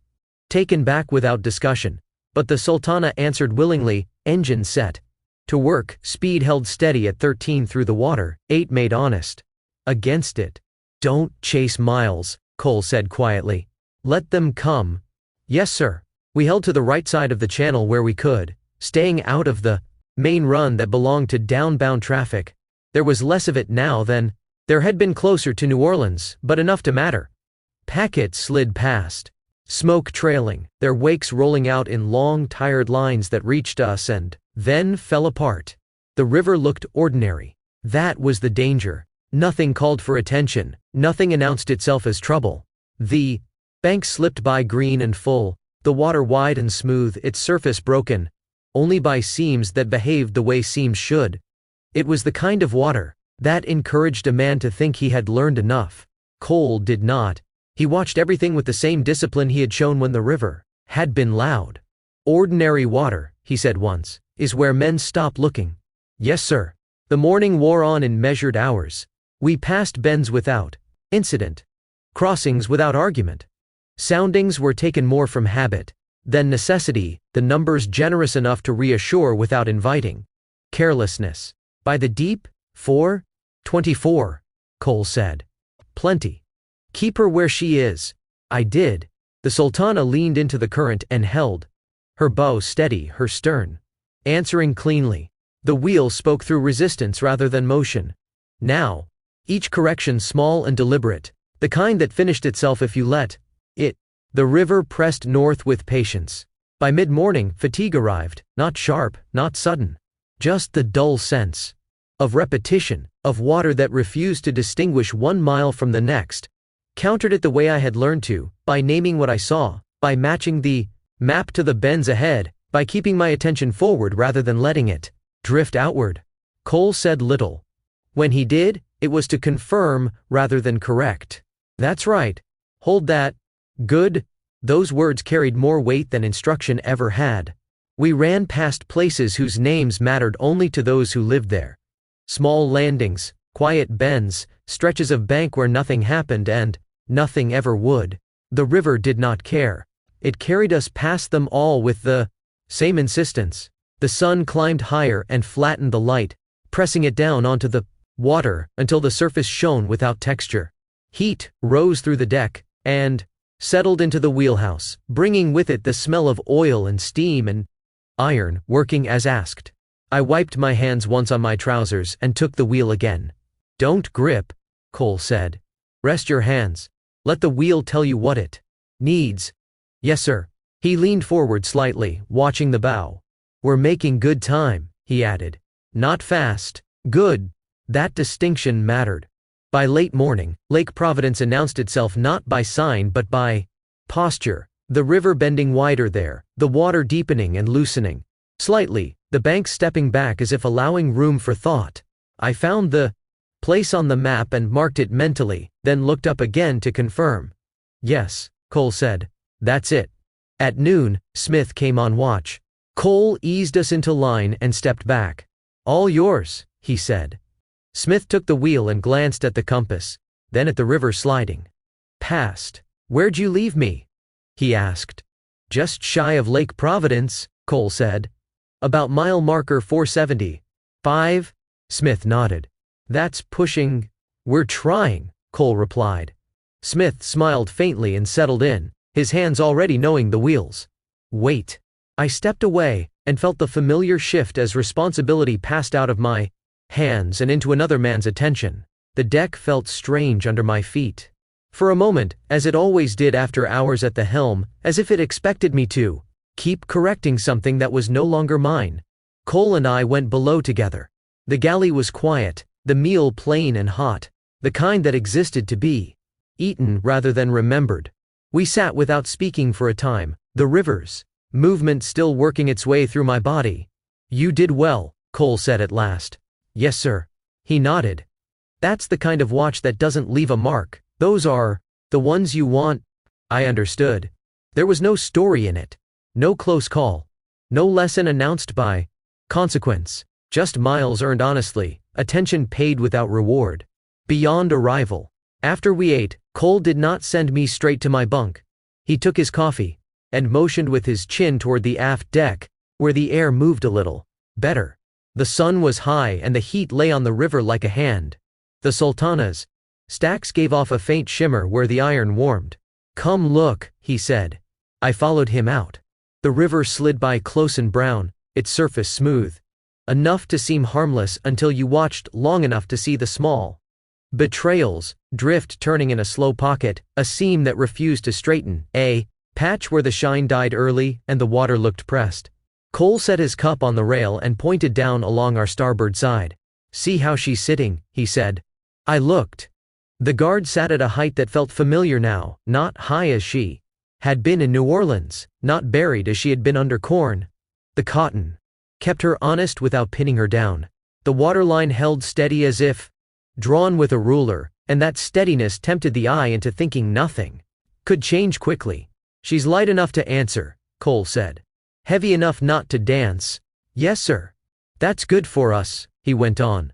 But it can make a man lazy. You start thinking the boat's doing the work on her own. He picked up his coffee again and took a sip as if the sentence needed a pause to settle. Don't take credit for easy water, he said. And don't get discouraged by Hard water. Either way, it's still your job to be accurate. Yes, sir. We stood there a while longer, watching the banks slide past, the trees thick and wet-rooted, their leaves bright in the sun. A heron lifted out of the shallows and flew low over the water with the slow certainty of a thing that did not have to argue for its distance. On the forward deck, men were shifting the cotton bales slightly to open a lane and check lashings. They moved with the cautious economy of men who had been reminded at Vicksburg that iron can fail without warning. A mate leaned in and tested a knot with his whole weight, then tested it again, and nodded once as if the rope had answered him. Cole watched them without speaking. "Captain wants miles," I said quietly, because the truth of it had been sitting in my throat since morning. Cole nodded without turning. "He always does," he said. "Yes, sir. And he's not wrong to want them," Cole added. "Boats cost money. Standing still. Coal costs money burning. Men cost money breathing." He said it without contempt. It was simply the arithmetic Captain Mason carried. "But," Cole went on, "the only miles that matter are the ones you can keep. Any fool can rush upriver until something breaks." I thought of the boiler's thin, wrong hiss. I thought of the engineer's lantern. Light inside iron. "Yes, sir," I said. Cole's gaze stayed on the water. "Vicksburg cost him," he said. "In his head, in his ledger. So now he wants to buy it back." "And can we?" I asked. Cole did not answer immediately. He watched the river for a long moment, as if waiting to see whether it would answer for him. "We can take what she'll give," he said at last. "That's all anyone ever does." The river did not change its face. It slid past, steady, patient, refusing to be impressed by men's plans. When I went below afterward, I found myself listening to the engines, again, not for wrongness now but for the particular steadiness that meant they were not being forced beyond their honest work. The beat was dense and regular, a body's pulse. I realized I had begun to recognize each boiler's contribution by sound alone, the way you learn voices in a family. 4 breaths instead of 3. Even. Strong. Not hurrying. Later, when the watch turned and I went to my bunk, I did not sleep at once. The boat's motion was in me still, but lighter than it had been on the corn run. It made thinking easier, which was not always a blessing. The mind wants to spend what the body saves. I kept it to record instead. In my book I wrote, "Vicksburg behind us. 4 boilers steady. 8 miles. An hour honest. Cotton quiet. Captain wants miles. Cole wants accuracy. River wants neither, only its own way." Then I closed the book because the next watch would come whether I was ready or not, and sleep, like safe water, is something you take when it is offered. Above, the Sultana kept pushing, the river pushing back, and the miles, slow, stubborn, ordinary miles, continued to arrange themselves one after another, not as a story, but as work. Chapter 23. Another river. By the time we left Vicksburg behind, the river had stopped pretending to help us. Upstream work announces itself slowly. There is no single moment where the current turns hostile. It simply begins asking more questions than it answers. 5 miles an hour came off our speed without discussion, taken back as a matter of course. The engines gave us 13 through the water, steady and willing, but only 8 of those counted for distance. Everything north of Vicksburg had to be earned. Cole had the wheel at 6 a.m. Morning rose clear and cool, mist lifting in thin sheets off the water, and slipping away before it could make promises. The bluffs fell behind us and the river widened just enough to suggest generosity it did not intend to give. All 4 boilers were working clean. The Sultana leaned into the current and held, her hull pressing forward with a patience that felt practiced. "Down here," Cole said, without turning, "you measure progress differently." "Yes, sir. You stop thinking in miles," he went on. "You think in hours you didn't lose." Traffic was light but present. A few packets slid past heading south, riding the current easily, their wakes rolling wide and lazy before breaking themselves apart against our bow. We held to the right side of the channel when we could, giving them the better water without comment. Courtesy costs less than repairs. By noon we were north of Lake Providence, pushing into long, drawn-out bends that seemed designed to test a man's attention rather than his skill. Smith came on watch just shy of mile marker 475, and took the wheel with his usual economy of motion. "Making ground," he said, glancing once at the compass. Cole nodded. "Not fast, clean." "That'll do," Smith replied. Cole and I went below, ate without much conversation, and slept in short, shallow stretches. Upstream rest never settles properly. The river keeps working through your body long after you leave the wheel. At 6 p.m., Cole took us back. The light had softened, flattening against the water, turning distance into something harder to judge. Grand Lake lay ahead, more an idea than a place. Its presence felt in the way the river lost definition, and then took it back again. Cole held us steady through it, soundings taken more from habit than necessity. "Don't let wide water fool you," he said. "She gets deep and lazy-looking. Here.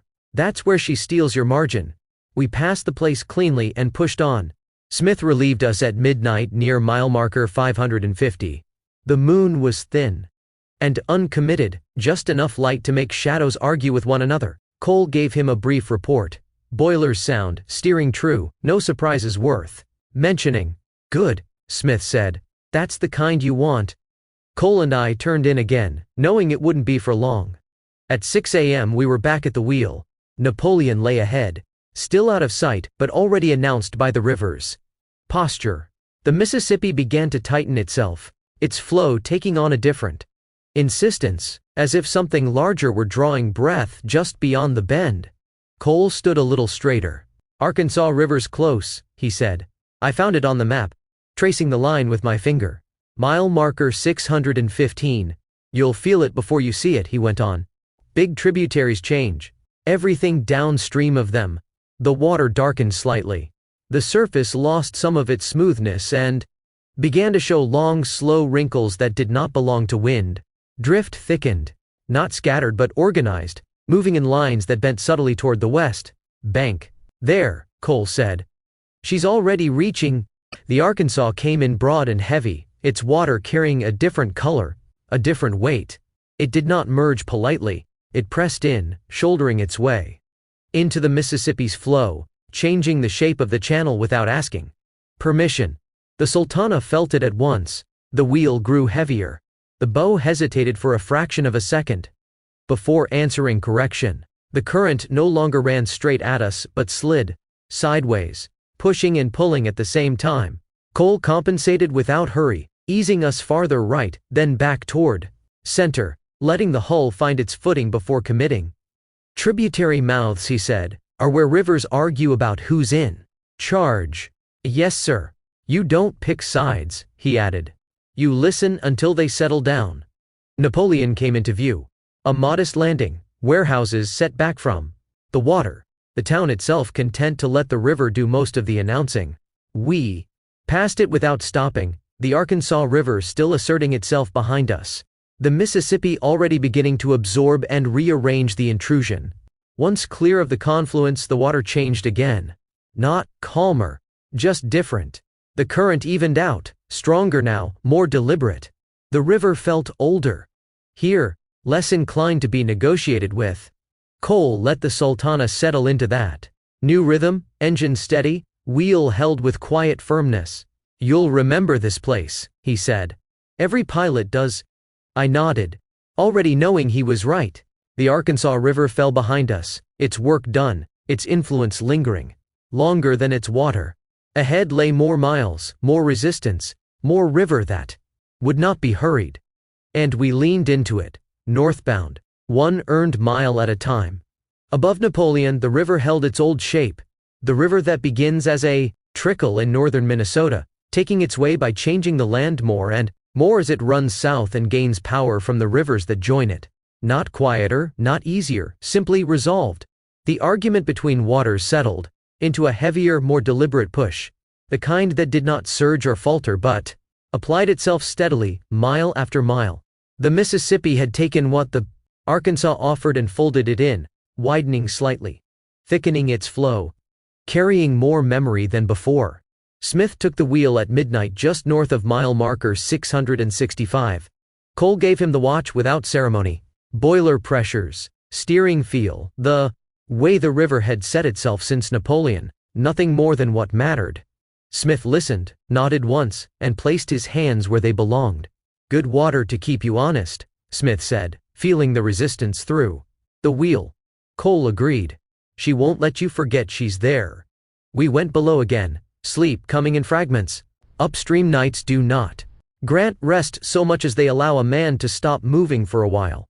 The river continued through my body regardless, a steady pressure behind the ribs as if I were still leaning into the wheel.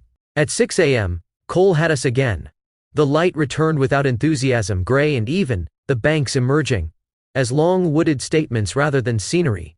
We were north of the White River now, working into the reach that leads north.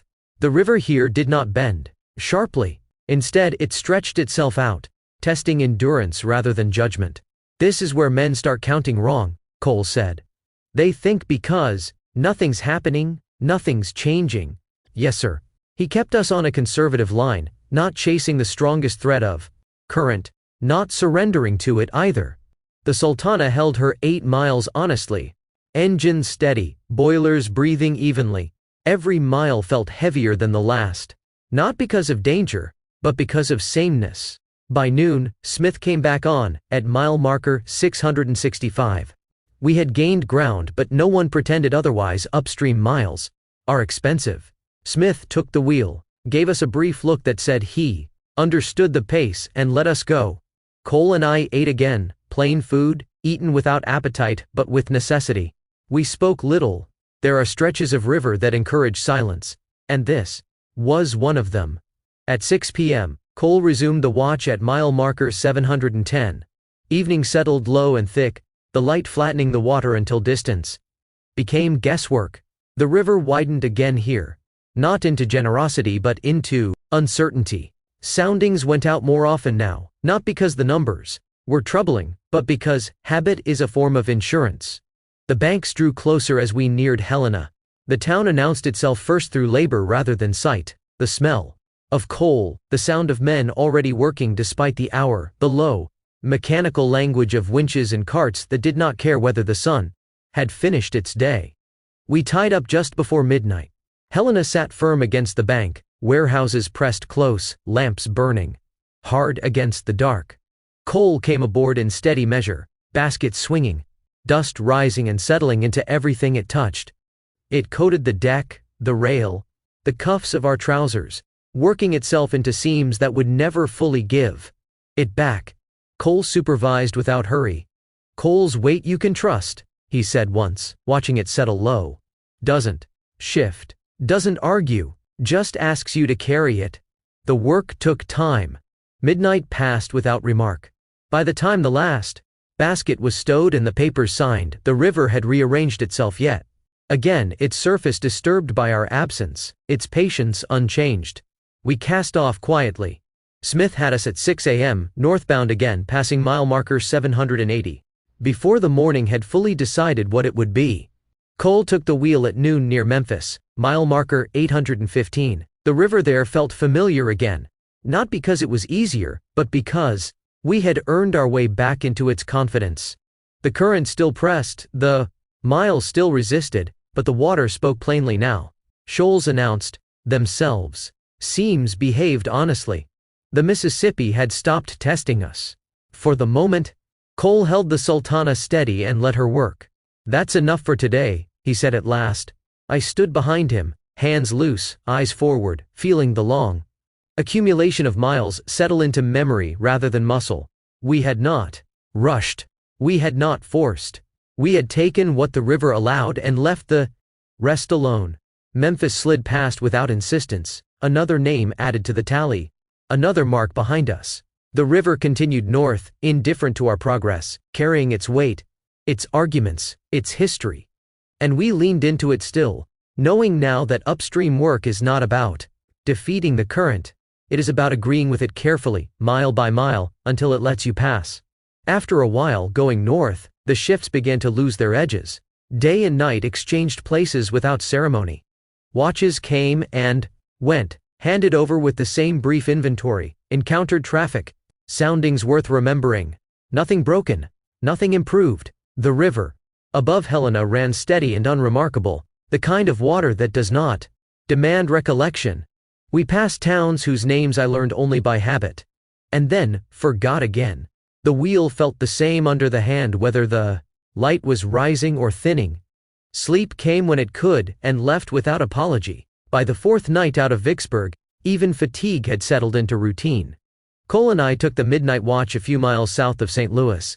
The city announced itself long before we reached it, reflected light on low cloud, the smell of smoke and stone, the sound of work that did not pause simply because the hour suggested it should. The river there narrowed its thinking again. Constrained by wharves and traffic, forced into usefulness. By 2 a.m., we were tied up. Lines went over. Wood answered wood. The engines eased down and settled, their work finished for the moment. Men came aboard without hurry. Lanterns swinging, already measuring what would come off and what would not. The Sultana rested against the landing with the tired patience of a thing that had arrived where it was meant to be, even if no one yet knew what to do with it. Chapter 24. Idle water. Captain Mason went ashore before dawn. He said little about it, only that he would see what could be found. Cargo is not something you summon by intention alone. It has to want to move. The first day passed without result. Unloading was done quickly and cleanly. What we carried came ashore and disappeared into the city's accounting. By evening the Sultana lay light and waiting, her lines slackening and tightening with the river's breath. We were told to pull away from the wharf the second day, not because we were finished, but because others were not. Boats came and went, their business pressing closer than ours. We shifted off and anchored nearby, close enough to matter, far enough not to be in the way. That became the pattern. Each morning Hope arrived briefly with the light and left by mid-afternoon. The captain went ashore again and again, returning with nothing firm enough to hold. Men aboard the boat began to count the days without naming them. The river slid past, indifferent, already forgetting us. 7 days passed that way. The Sultana did not like idleness. She rode higher than she should have, her lines changing too easily, her hull answering the smallest pressure as if surprised to be asked. Without cargo to steady her, she felt skittish, quick to lean and quicker to recover, the way an animal behaves when it has been kept too long in a stall. The deck sounded different underfoot, sharper, less forgiving. Even the engines, run only enough to keep systems alive, seemed impatient, their occasional thrum a reminder of work deferred. I found myself watching the water more than usual, as if something might announce itself simply because we were not moving. I took soundings where none were required. I traced bends that meant nothing while at anchor, listened for changes that could not arrive. Cole noticed. "Waiting's its own kind of work," he said once, not looking at me. "Harder on some men than running." "Yes, sir. It tempts you to imagine trouble," he went on. "Or invent it. Best thing is to keep your habits the same. Same watch, same checks, same care." I nodded and returned to the rail, embarrassed by how true it felt. Men grew restless in small ways. Not loudly, not dangerously, but conversation stretched thinner. Arguments flared over things that did not matter, whose turn it was to draw water, whether a rope had been coiled correctly, whether the cook was being stingy with salt. Cards were dealt and redealt with more care than luck deserved. Laughter came too quickly or not at all. At night the city's sounds carried across the water, music, shouts, wagon wheels, life continuing without reference to us. Some men leaned on the rail, longer than necessary, watching lights that were not meant for them. Others turned in early and slept too hard, as if trying to shorten the days by force. Cole and Smith kept the watches anyway. We stood our hours. We named the river. We checked what there was to check. The discipline of it mattered more now than it had underway. A boat at anchor can be neglected without anyone noticing at first. That is when she begins to remember every slight. On the 7th day, Captain Mason came aboard with an idea instead of a cargo. He called Cole and Smith to the wheelhouse and spoke quietly.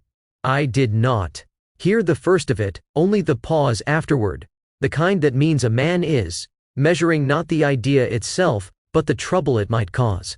Mason's voice dropped. Smith's shoulders shifted. Cole stood very still. Finally, Cole nodded.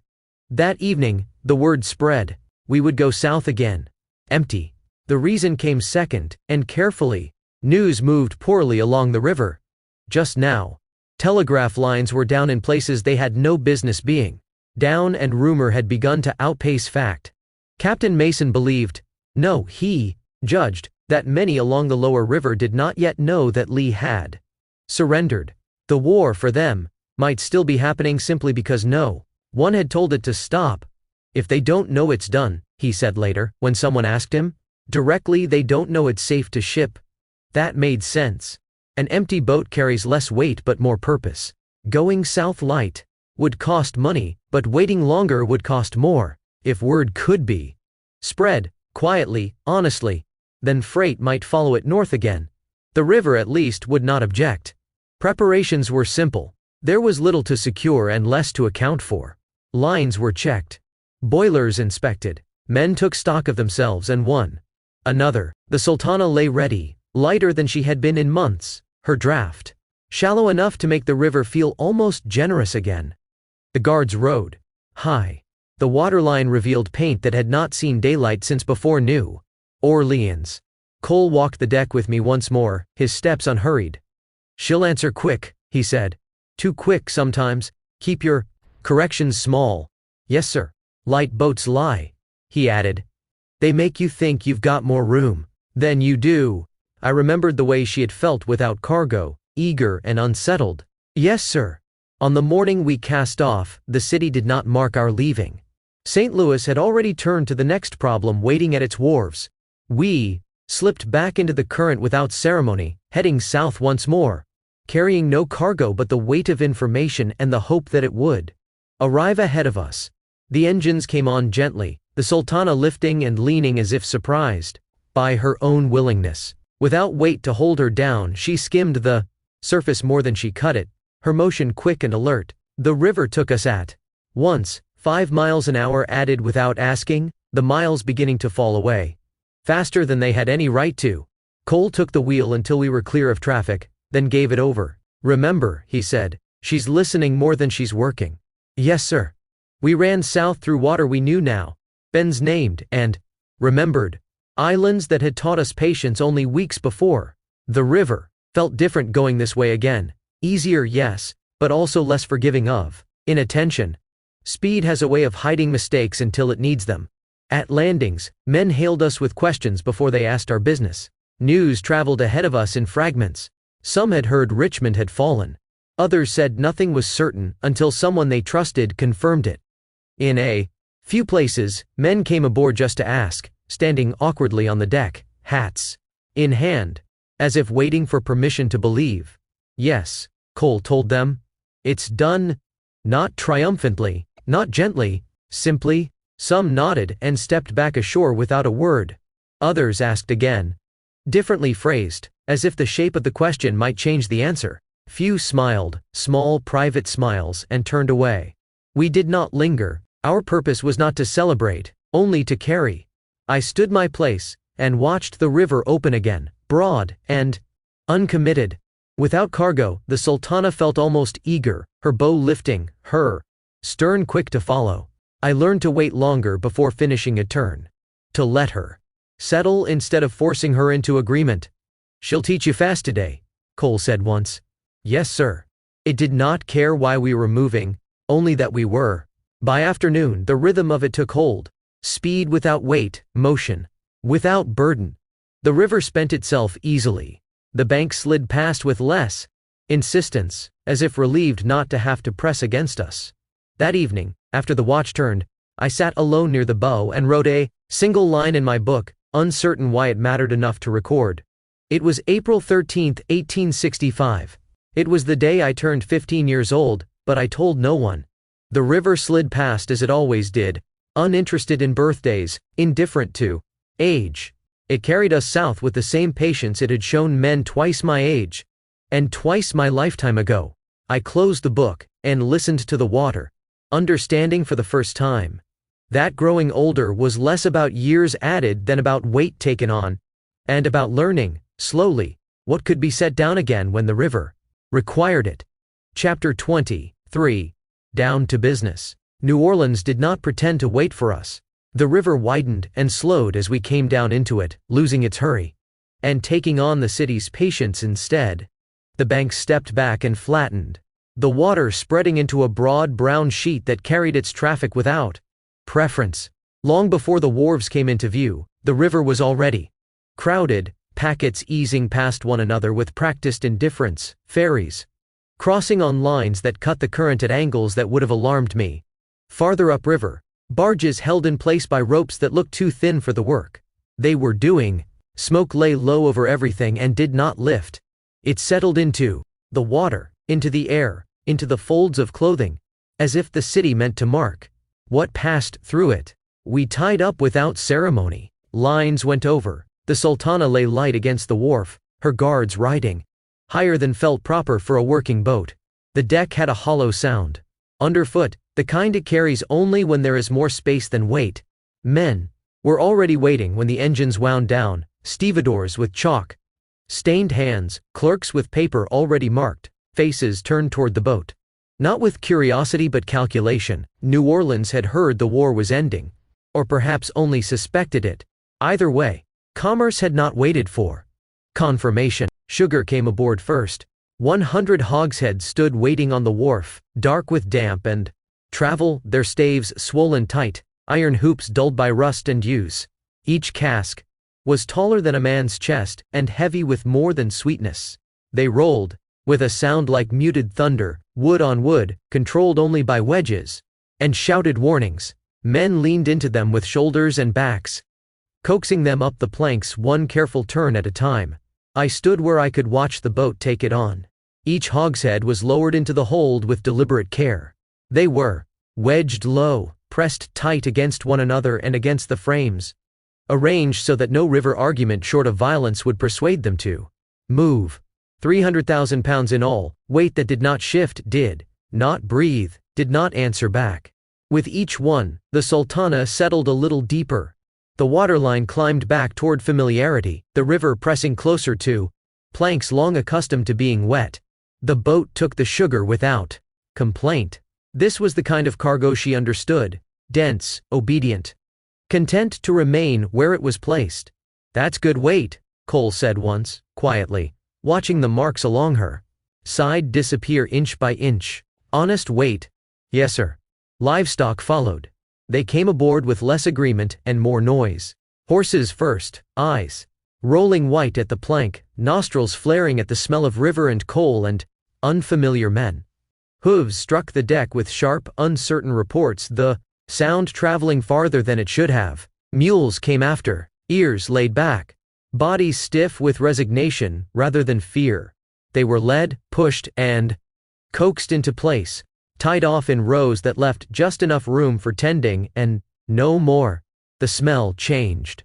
Straw, dung, sweat, animal heat, all of it rose and spread, mixing with the damp sweetness of sugar and the oil and iron smell that never left the boat entirely. Buckets were hauled. Straw was shaken out and trampled flat. Men worked steadily, because hesitation only gave animals time to think. There were close to 100 head by the time it was done. And then there was the alligator. It arrived last, carried more as spectacle than freight. It was smaller than I had expected, perhaps 3 feet from snout to tail, its body wrapped loosely in burlap, its jaws bound with rope that had already begun to fray where teeth worried at it. The animal was still, but not calm. Its eyes were open and unblinking, taking in everything without acknowledging it. It belonged, I was told, to one of the crewmen, a curiosity acquired upriver and carried along more as story than necessity. No one seemed quite certain what to do with it. Cole regarded it for a long moment. "That thing stays put," he said, "or it doesn't come." The mate and 2 deckhands set to work at once. They built a box for it from spare planking, nothing fine, nothing finished, just thick boards cut and nailed into a crate large enough for the animal to turn without gaining leverage. A hinged door was set into one side, secured with iron hasps and a pin that could be dropped quickly if need demanded it. Holes were bored along the top for air, spaced close enough to prevent curiosity from becoming escape. The work drew a small crowd. Men argued quietly about whether the boards were thick enough, whether the hinges would hold, whether feeding it through the door was wise or foolish. The alligator watched them without blinking. When the box was finished, the burlap was cut away and the animal was guided inside with poles and more caution than ceremony. The door was shut and barred. Someone knocked on the planks experimentally. The sound was dull and final. "That'll do," Cole said. The box was lashed to the deck near the livestock, positioned so it could be reached without being in the way. A bucket of water was set nearby. Another bucket, empty for now, was placed beside it for feeding. The Sultana took the addition without comment. Passengers came last. They arrived in ones and twos in clusters that argued quietly among themselves. Families with trunks scarred by previous journeys, men traveling light with coats folded over arms, women holding packages close as if the river might reach up and take them if they did not. Some asked questions. Some did not. All of them watched the loading with the wary interest of people who had not yet decided whether they trusted the thing that would carry them. By the time the count was finished, there were near 100 aboard. They spread themselves between cabin and deck, arranging their lives into whatever spaces remained. Children were warned away from the livestock. Few lingered anyway. Someone pointed out the alligator box, and the word traveled faster than the truth ever does. The Sultana took them differently than she took freight. People shifted. They leaned on rails. They gathered in clusters that formed and dissolved without warning. Their weight moved without permission, changing the boat's balance in ways no tally could fully account for. Cole watched them with the same attention he gave the water. "That's the trouble with passengers," he said once. "They don't know their cargo." "Yes, sir." By evening, the arithmetic was complete. Sugar low and steady in the hold. Livestock high and restless. The alligator boxed and quiet, its presence felt even when it did not move. Passengers everywhere they could be made to fit. The Sultana sat heavy in the water now. Her draft returned and then some. The river pressed close along her guards. She felt awake again, alert to her own burden, the way a working boat should. Captain Mason walked the deck twice before he was satisfied. He paused near the livestock, near the alligator box, near the rail where passengers leaned and looked out at the river, as if memorizing it for later. He said nothing until the second circuit was complete. "We'll carry it," he said at last. Not as reassurance, as conclusion. The city did not mark our leaving any more than it had marked our arrival. New Orleans had already turned to the next boat, the next opportunity, moving upriver on rumor and hope. Lines came in. The engines answered. We slid back into the broad brown water and let the current take us in hand once more. I stood my place and watched the shoreline lose its detail. Buildings resolving back into smoke and suggestion. The Sultana moved south to north. Again, heavier now, carrying sugar, animals, strangers, and one improbable reptile. All bound together by the same necessity. The river accepted us without comment. It always did. That night, as the city's noise fell away behind us, the boat began to speak. Differently. Not in complaint, not in warning, but in accommodation. The weight settled. The engines found a deeper cadence. The wheel asked for patience and received it.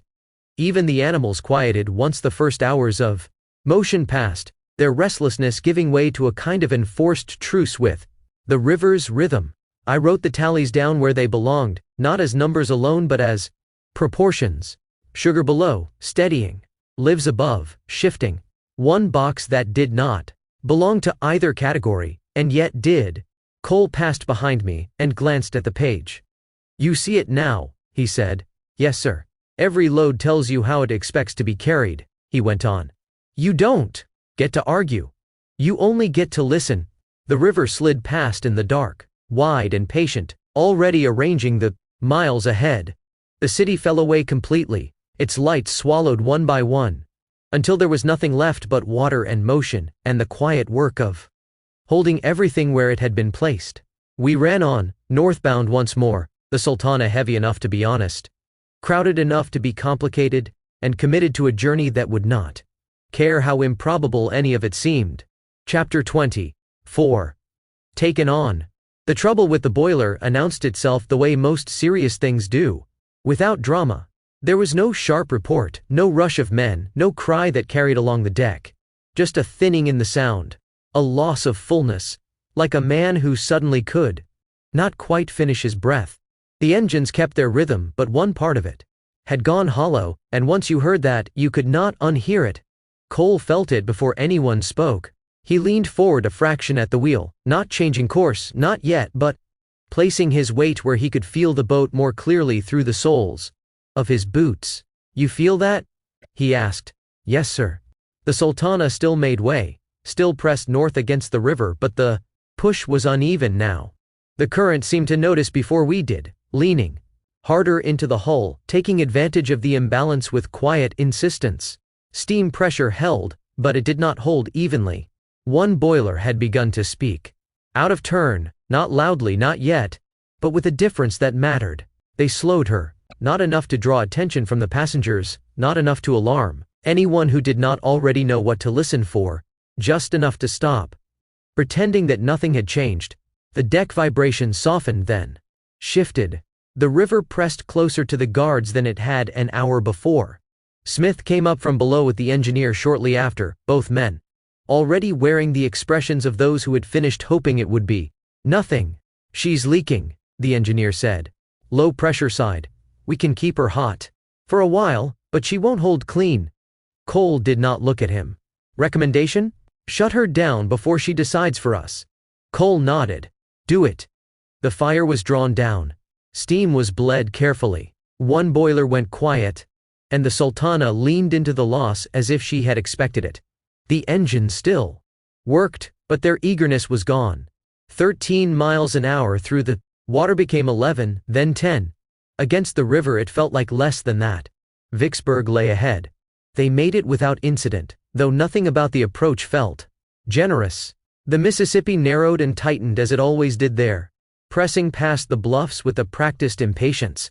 Smoke and memory hung over the place, the scars of siege still visible if you knew where to look.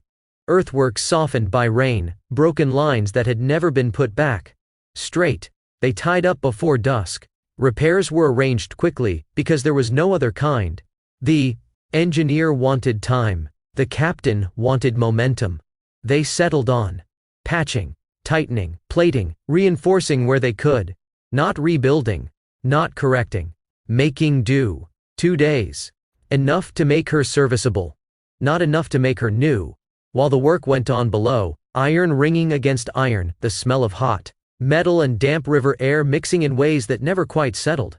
Captain Mason went ashore. He returned that evening with news that did not sound like news at first. He asked Cole and Smith to meet him in the wheelhouse once the deck had quieted. The city was folding itself into night. Lamps lit along the bluffs, their reflections stretching and breaking across the water. The river carried them all. Without comment. "We've been offered a load," the captain said. Cole waited. "Union prisoners," Mason continued. "Paroled, furloughed, being sent north to be mustered out." Smith glanced at Cole. Cole did not move. "To Cairo," Mason went on. "Deck passage?" Cole asked the only question that mattered. "How many?" Mason took off his hat and set it on the chart table. He did not answer right away. He rubbed the bridge of his nose once, the way men do when they already know what they are about to say will not land easily. "As many as we can get aboard." The silence that followed was not refusal. It was geometry. Smith spoke first. "We're already carrying sugar, livestock, passengers." "I know what we're carrying," Mason said. "I also know the government's paying by the head." Cole looked out the window at the river sliding past, brown and unconcerned. "How many are we talking about?" he asked again. "They haven't finished counting yet," Mason said. "But near 2,000. The number did not behave like smaller ones. It did not invite argument. It rearranged the room." Smith let out a breath through his nose. "That's a lot of men." "They're light," Mason said. "And they're going north whether we take them or not." Cole turned back then. "Captain," he said carefully, "we'll carry what you put aboard, but I want you to understand what you're asking this boat to do. Mason nodded. I do. The next morning, they began coming. They came in columns that could not quite hold their shape, men in worn blue coats, some without coats at all, some barefoot, some wrapped in blankets. That had once been something else. Many carried nothing. Some carried tin cups or scraps of canvas. A few carried nothing but the way they walked, slow, careful, as if the ground might give way under them too. Guards moved among them with tired authority, voices raised more from habit than necessity. These men had been prisoners. They were not inclined to test orders now that freedom lay in the direction they were being sent. They did not look like cargo. That was the first thing that unsettled me. They were counted as they boarded, clicked off by clerks whose pencils moved faster than their eyes, tallies climbing with alarming ease. The deck filled, then filled again. Men settled where they were told, then where they could. They sat, stood, leaned against rails and against one another. They occupied every space that would accept a body and some that had never been intended for one. The Sultana took them. She sank lower with each increment, the waterline creeping up past marks that had once felt comfortable. The sugar held her steady below, dense, obedient weight sealed in oak. The livestock shifted and stamped, uneasy with the press of unfamiliar bodies and the unfamiliar smells of men who had known hunger too recently. The alligator box sat among it all, absurd and ominous at once. The crewman who owned it fed it carefully through the small door that had been built into the side, dropping scraps in and stepping back quickly. The animal made no sound. It only watched, ancient and patient, as if this chaos belonged to a younger world. I found myself counting without meaning to. Not men. Weight. Each man perhaps 140 pounds. Sometimes less. Sometimes more. 2,000 of them meant well over 100 tons of living mass that breathed, shifted, leaned, gathered, separated. Weight. That did not sit still. Weight that did not settle evenly. Cole watched the hull lines disappear. "Captain," he said once, quietly. Mason stood beside him, eyes on the deck. "I see it," he said. By the time the last group came aboard, the tally stood at 1,960 soldiers, not counting guards and officers. Over 2,000 souls aboard when all were included. The Sultana sat deep, deeper than I had ever seen her. The river pressed close enough to touch the guards. The space between water and deck that had once felt generous was now measured in inches. When a wake rolled past from a passing boat, it did not break harmlessly against the hull, it climbed it. The guards went aboard last, taking positions that suggested order but could not truly enforce it. The officers followed, cleaner, better fed, their authority intact even if their circumstances were not. When the gangplank finally came in, the river seemed to rise with it. Cole did not speak for a long time. Finally he said, "She'll carry it." Smith nodded. "She always has." I looked at the deck, at the press of men, at the sugar sealed below, at the livestock shifting uneasily, at the patched boiler that would now be asked to do more than it should. The Sultana lay ready, not balanced, not forgiving. Ready? The river slid past, already arranging the next question. And none of us yet knew how much it would cost to answer it. That evening, as the light failed, and the river took on its night posture, the soldiers began to settle in the way men do when motion replaces fear. Some lay where they stood. Others sat with their backs against rails or against one another, heads bowed, hands folded over nothing. A few spoke quietly, trading names and places they hoped still existed. Most said nothing at all. I moved among them with the mate, checking that passageways remained open, that the guards could move if they needed to. Everywhere I stepped, bodies shifted to make room. Apologies were murmured. Thanks too. Gratitude traveled strangely on a boat, unearned, unwanted, but heavy all the same. One man caught my sleeve. His face was thin, eyes too large for it. "Is it far?" he asked. "Cairo," I said. He nodded, as if that answered something he had not yet asked. Cole watched from the rail, his attention moving the way it always did. Counting, weighing, measuring not what was said but what would happen. "Next, you see it?" he said to me later, when the deck had quieted enough to hear the water again. "Yes, sir. This isn't just weight," he went on. "It's consequence. And consequence moves." The patched boiler held through the night, though its sound never quite returned to what it had been. The engines worked harder than they should have. The river pressed harder than it needed to. Everything aboard the Sultana leaned forward at once, as if agreement alone might be enough to carry us through. Before turning in, I wrote down the numbers I could remember, though I knew they would not help later. That was not why I wrote them.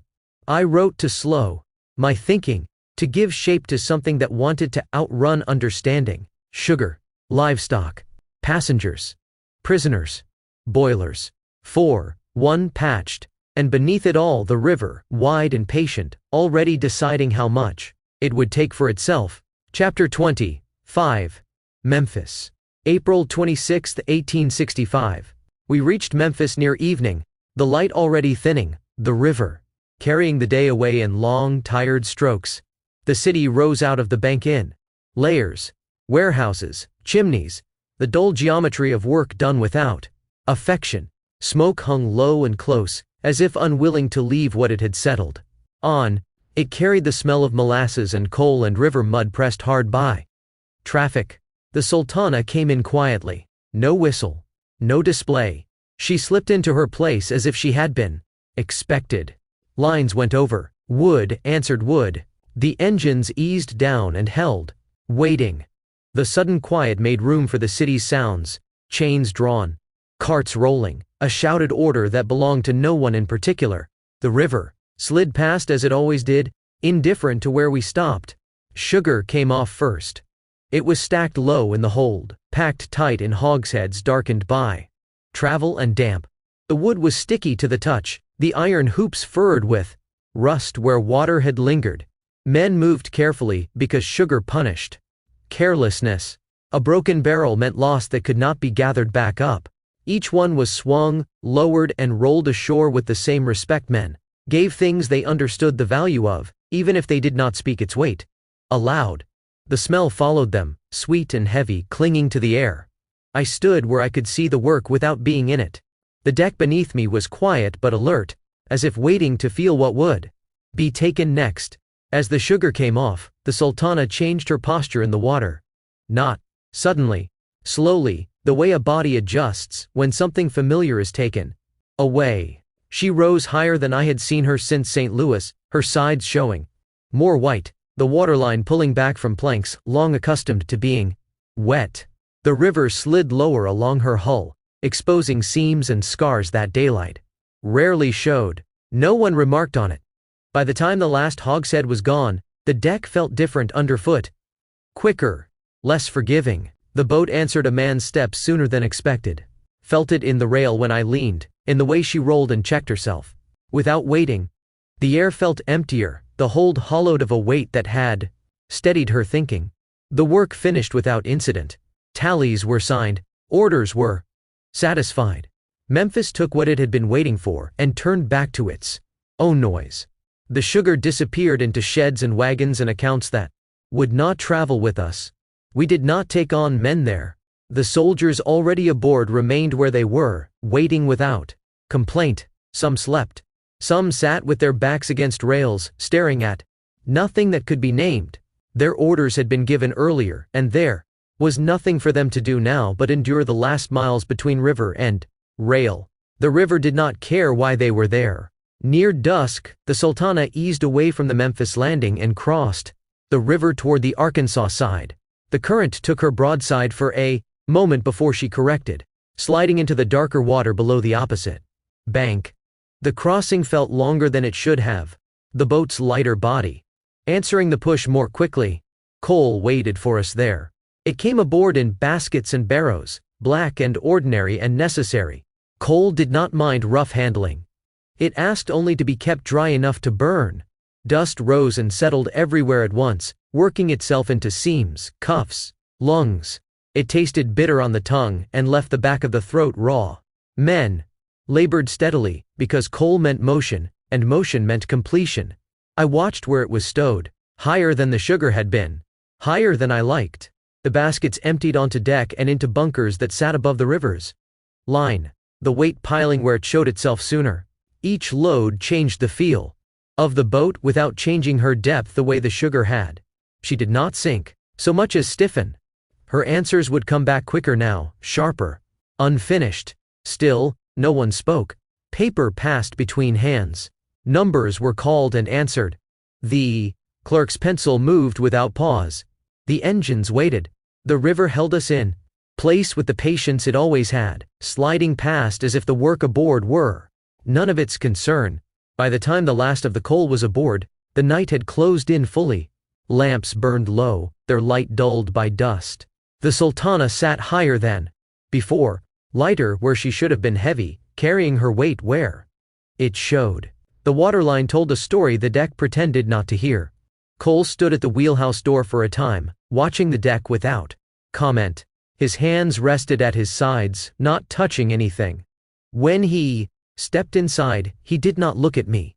"Near one," he said. "We'll take it." "Yes, sir." Lines came in. The engines took hold. The river accepted us again without remark, as if it had never let go. Once clear of the shore, I felt the difference immediately. The quicker roll, the sharper correction, the way the boat leaned into the current, and did not quite settle afterward.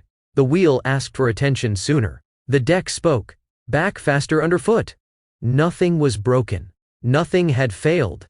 Everything was simply narrower now. The soldiers slept where they lay, their bodies arranged by space rather than comfort. The engines worked. The night held. Smoke and lamplight blurred together along the shore and then thinned. Behind us, Memphis receded into smoke and lamps, already turning its attention elsewhere. Ahead of us lay Cairo, the railhead, and the end of a journey no one aboard had been paid to imagine beyond its conclusion. The river stretched between the two without comment, offering no warning and no promise. The river resisted us, patient and unchanging, as we went upriver. Chapter 26. The Last Night Upriver. April 2007, 1865. Once clear of the Arkansas shore, the river narrowed its voice. The lights of Memphis fell behind us and thinned to a dull suggestion, then vanished. Altogether, what remained was water, dark and uncommitted, and the long work of holding a course through it. The Sultana moved differently now, not faster in speed, but quicker in answer. She corrected at once, and then a little more than she should have, as if startled by her own obedience. The wheel no longer asked to be persuaded. It came alive under the hand and did not always wait to be told. I stood my place, and kept my hands where they belonged. The river showed itself only in fragments, black folds lifting and laying down again, pale seams where the current argued with the bank, the sudden shine of drift turning once before it slipped away. The night pressed those pieces together until they felt like a single moving thing. I had learned by then that when the river looked simple, it was usually because it was withholding something. The soldiers slept where they had settled, on deck, on hatch covers, in passages never meant for bodies. Their breathing made a low, uneven sound that carried farther than it should have. Some spoke in their sleep. Some did not move at all. The night closed the small distances between them, drawing men together until they were a single weight the boat carried without complaint. Below, the boilers worked. I could feel them through the soles of my boots. The steady pulse, the heat carried up through iron and wood.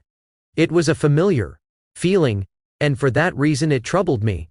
The warmth rose unevenly, stronger to port, and with it came a smell that was not quite coal and not quite iron. The smell of water meeting places it should not. I had known that smell before and filed it away as something to be remembered later. I remembered it now and did not yet know what to do with it. Cole kept the wheel. He stood the way he always did at night, weight balanced but not fixed, one hand resting where it could feel the smallest change.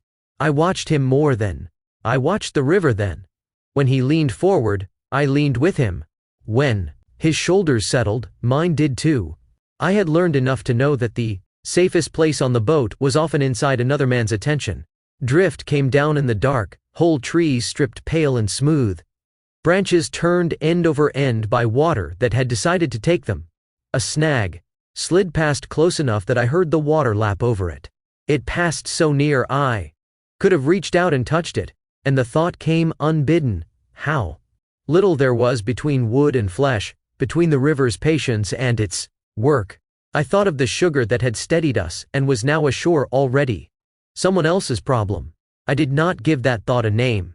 The bell at the bow rang once, then again, steady and patient. The sound came back to us altered by water and night, telling us less than it should have, and more than we wanted.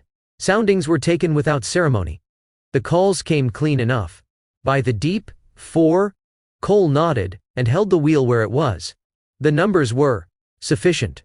The margins were thinner than before. Each call landed in me differently now. I did not hear numbers so much as permission. Enough to go on.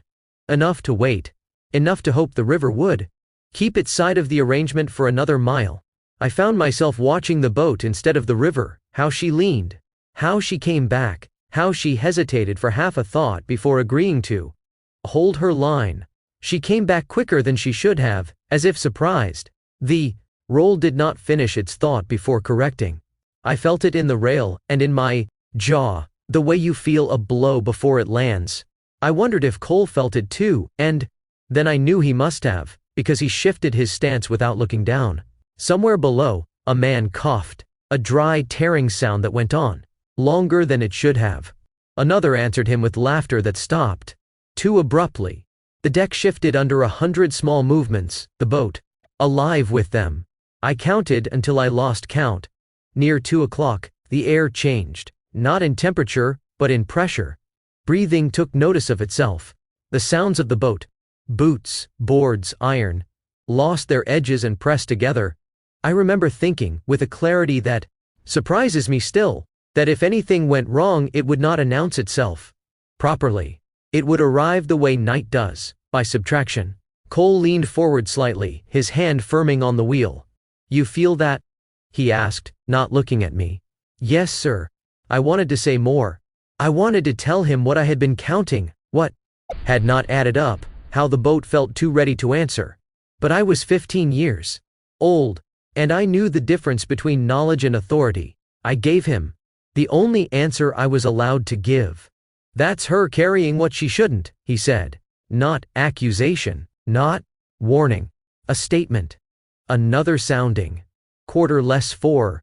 Cole eased her a hair and waited. The Sultana answered, then checked herself, as if reconsidering. The boilers spoke then. Not loudly, not sharply. Just a thinning sound like breath drawn through cloth. The pressure gauge caught the lamplight and trembled. Not enough to alarm anyone who was not watching for it. I watched it. I watched Cole's face reflected in the glass. He did not look surprised.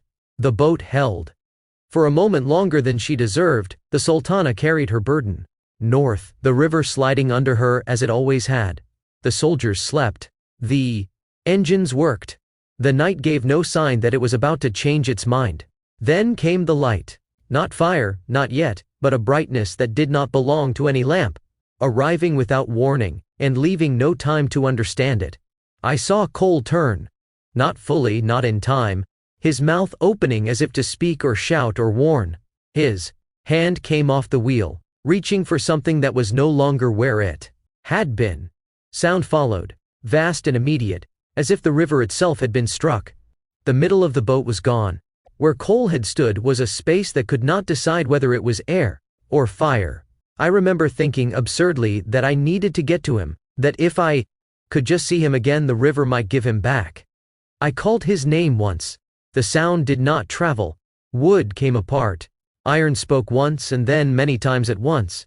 Heat passed over me like a hand. Then the river. Cold enough to take my breath. Close enough to take my weight. The water was everywhere, carrying voices it could not keep, carrying pieces of the night that no longer knew where they belonged. I went under with Cole's name still in my mouth. The cold closed it for me. When I came up, the sky was burning where the boat had been. I searched for the wheelhouse by habit, for the place where he should have been. There was nothing to search. Only fire on the water and fragments that did not yet understand they were no longer a boat. I remember watching her come apart as if in a dream. The right smokestack started to bend, and then fell into the hole where her boilers had Bin. Then the left stack gave way and fell onto the Texas deck, killing more as it came down. I remember that was the first time I wondered why God had spared me to make me watch so many die. I did not wonder it angrily, wondered it the way a boy wonders at arithmetic that refuses to come out.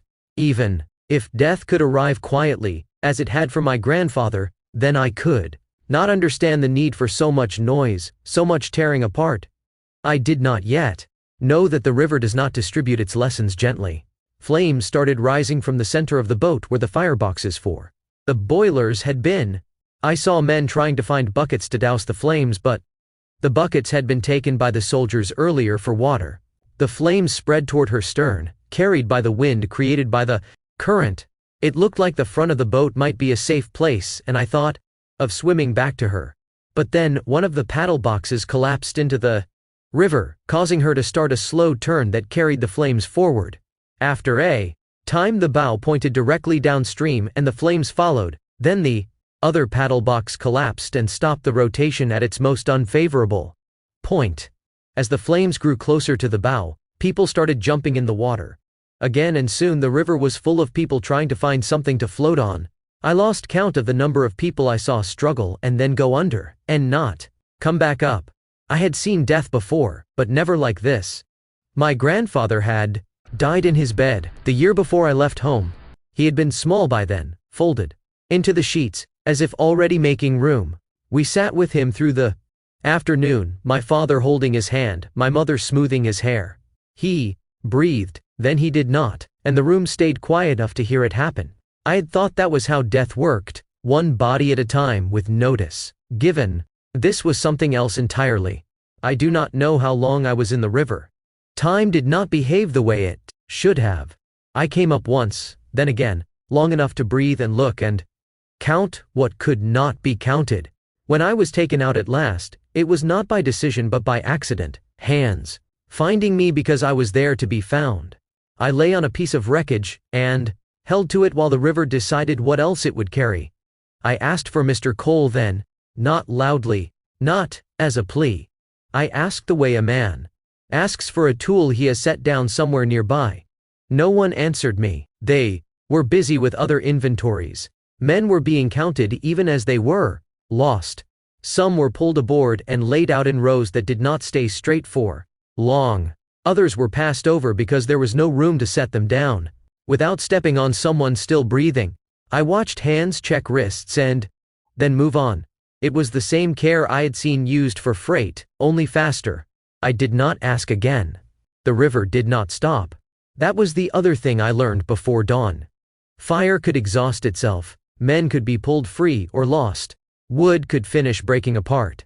But the river kept the same pace it had kept before the light, before the sound, before the taking. It slid past wreckage and bodies alike, accepting them without distinction. I clung until my hands no longer knew whether they were holding or simply closed. The piece beneath me rolled and corrected and rolled again, smaller each time as pieces broke away. The cold worked steadily, not cruelly. It asked only that I remain aware of it. Around me the river carried voices that thinned and then stopped. Some called once, some called names, some made no sound at all. The fire burned itself lower, spreading wide but losing height, until it lay on the water like a second, untrustworthy surface. Smoke drifted and thinned, sparks lifted and died. I remember the sound of oars after that, not many, just enough to suggest effort. Lantern light moved across the water in broken paths. Hands reached.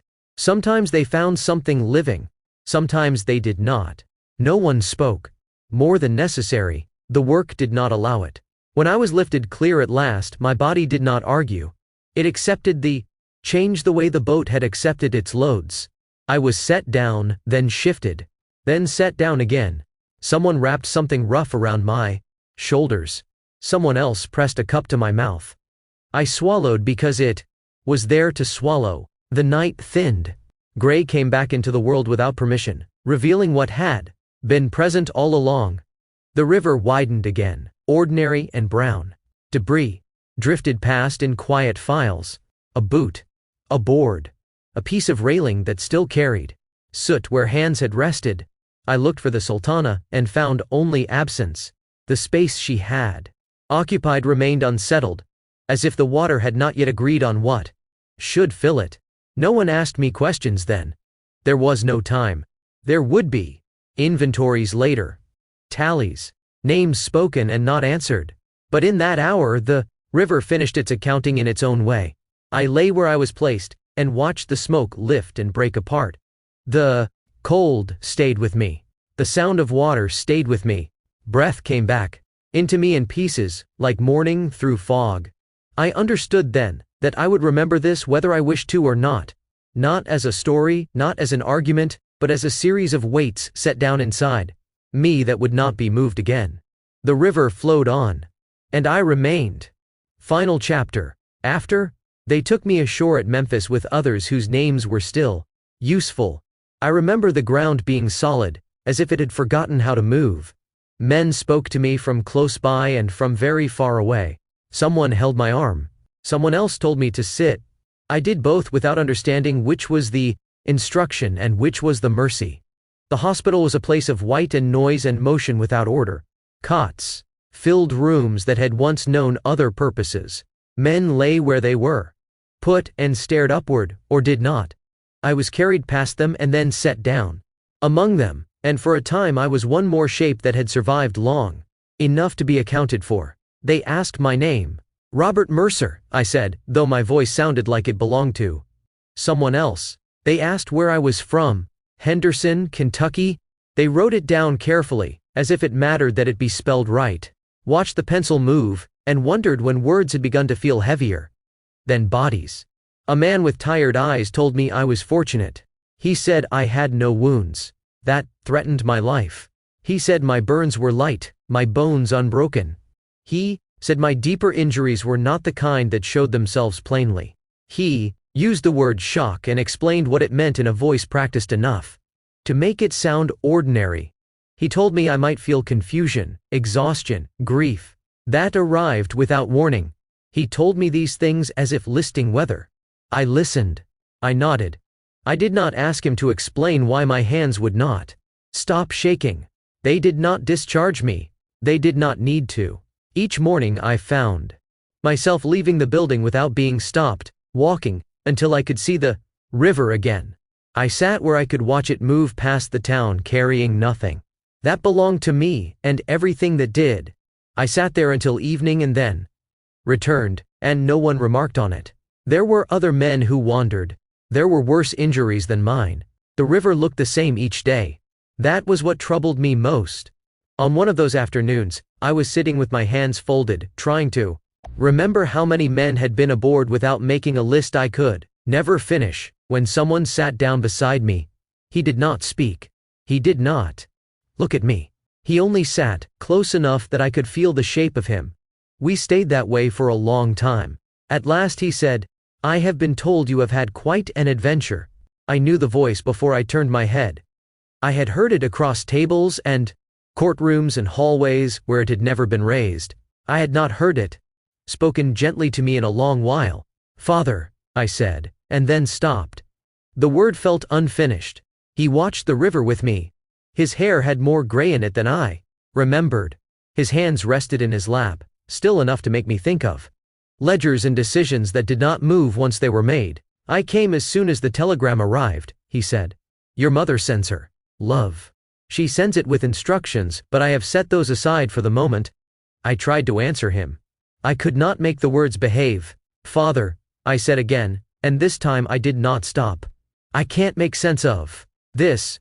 He nodded, as if I had told him something he already knew. "Son," he said, "sometimes we are not meant to. Sometimes we are just lucky enough to be given a second chance at a life we can be proud of." The river slid past, carrying its arguments without asking to be heard. "You don't have to account to anyone but yourself," he went on. "And that includes me. But if you are of a mind to, I would like to take you home. Your mother would like to see you for a while. You can rest. You can decide what comes next when the noise settles." Right then, the noise did not settle. It broke. I had held myself together through water and fire, and days that would not keep their shape. I could not hold through that.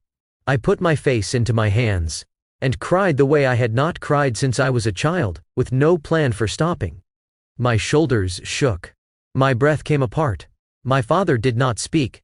He put his arm around me carefully, as if I were something that could still be broken by haste. He held me until the sound ran out and left only its memory. When I could breathe again, I looked up at him. "Father," I said. He smiled, not broadly, not for show. "Any man can be a father," he said. "Right now I would rather be just your dad, if you will accept that." I nodded. "Dad," I said. The word felt different. Lighter. We sat together and watched the river for a while longer. "Dad," I said at last, "whatever the next chapter of my life is going to be, I can tell you it won't be on a riverboat." He considered that, then gave a short, quiet laugh. I found myself laughing with him, surprised by the sound of it, surprised that it did not feel like betrayal. The river went on. It always would. I have learned since that survival does not ask permission. It simply arrives, and then you must decide what to do with it. I was young enough to think that telling might settle something. It did not. The river keeps moving. So do men. Memory is the thing that stays behind, waiting to be addressed. This is not an account of blame. It is not an argument. It is the record of a boy who learned early that knowledge does not grant authority, and that seeing clearly does not mean you can stop what comes next. I was there. I remember. That is all I claim. Other books by the author. Sultana, The Last Road Home.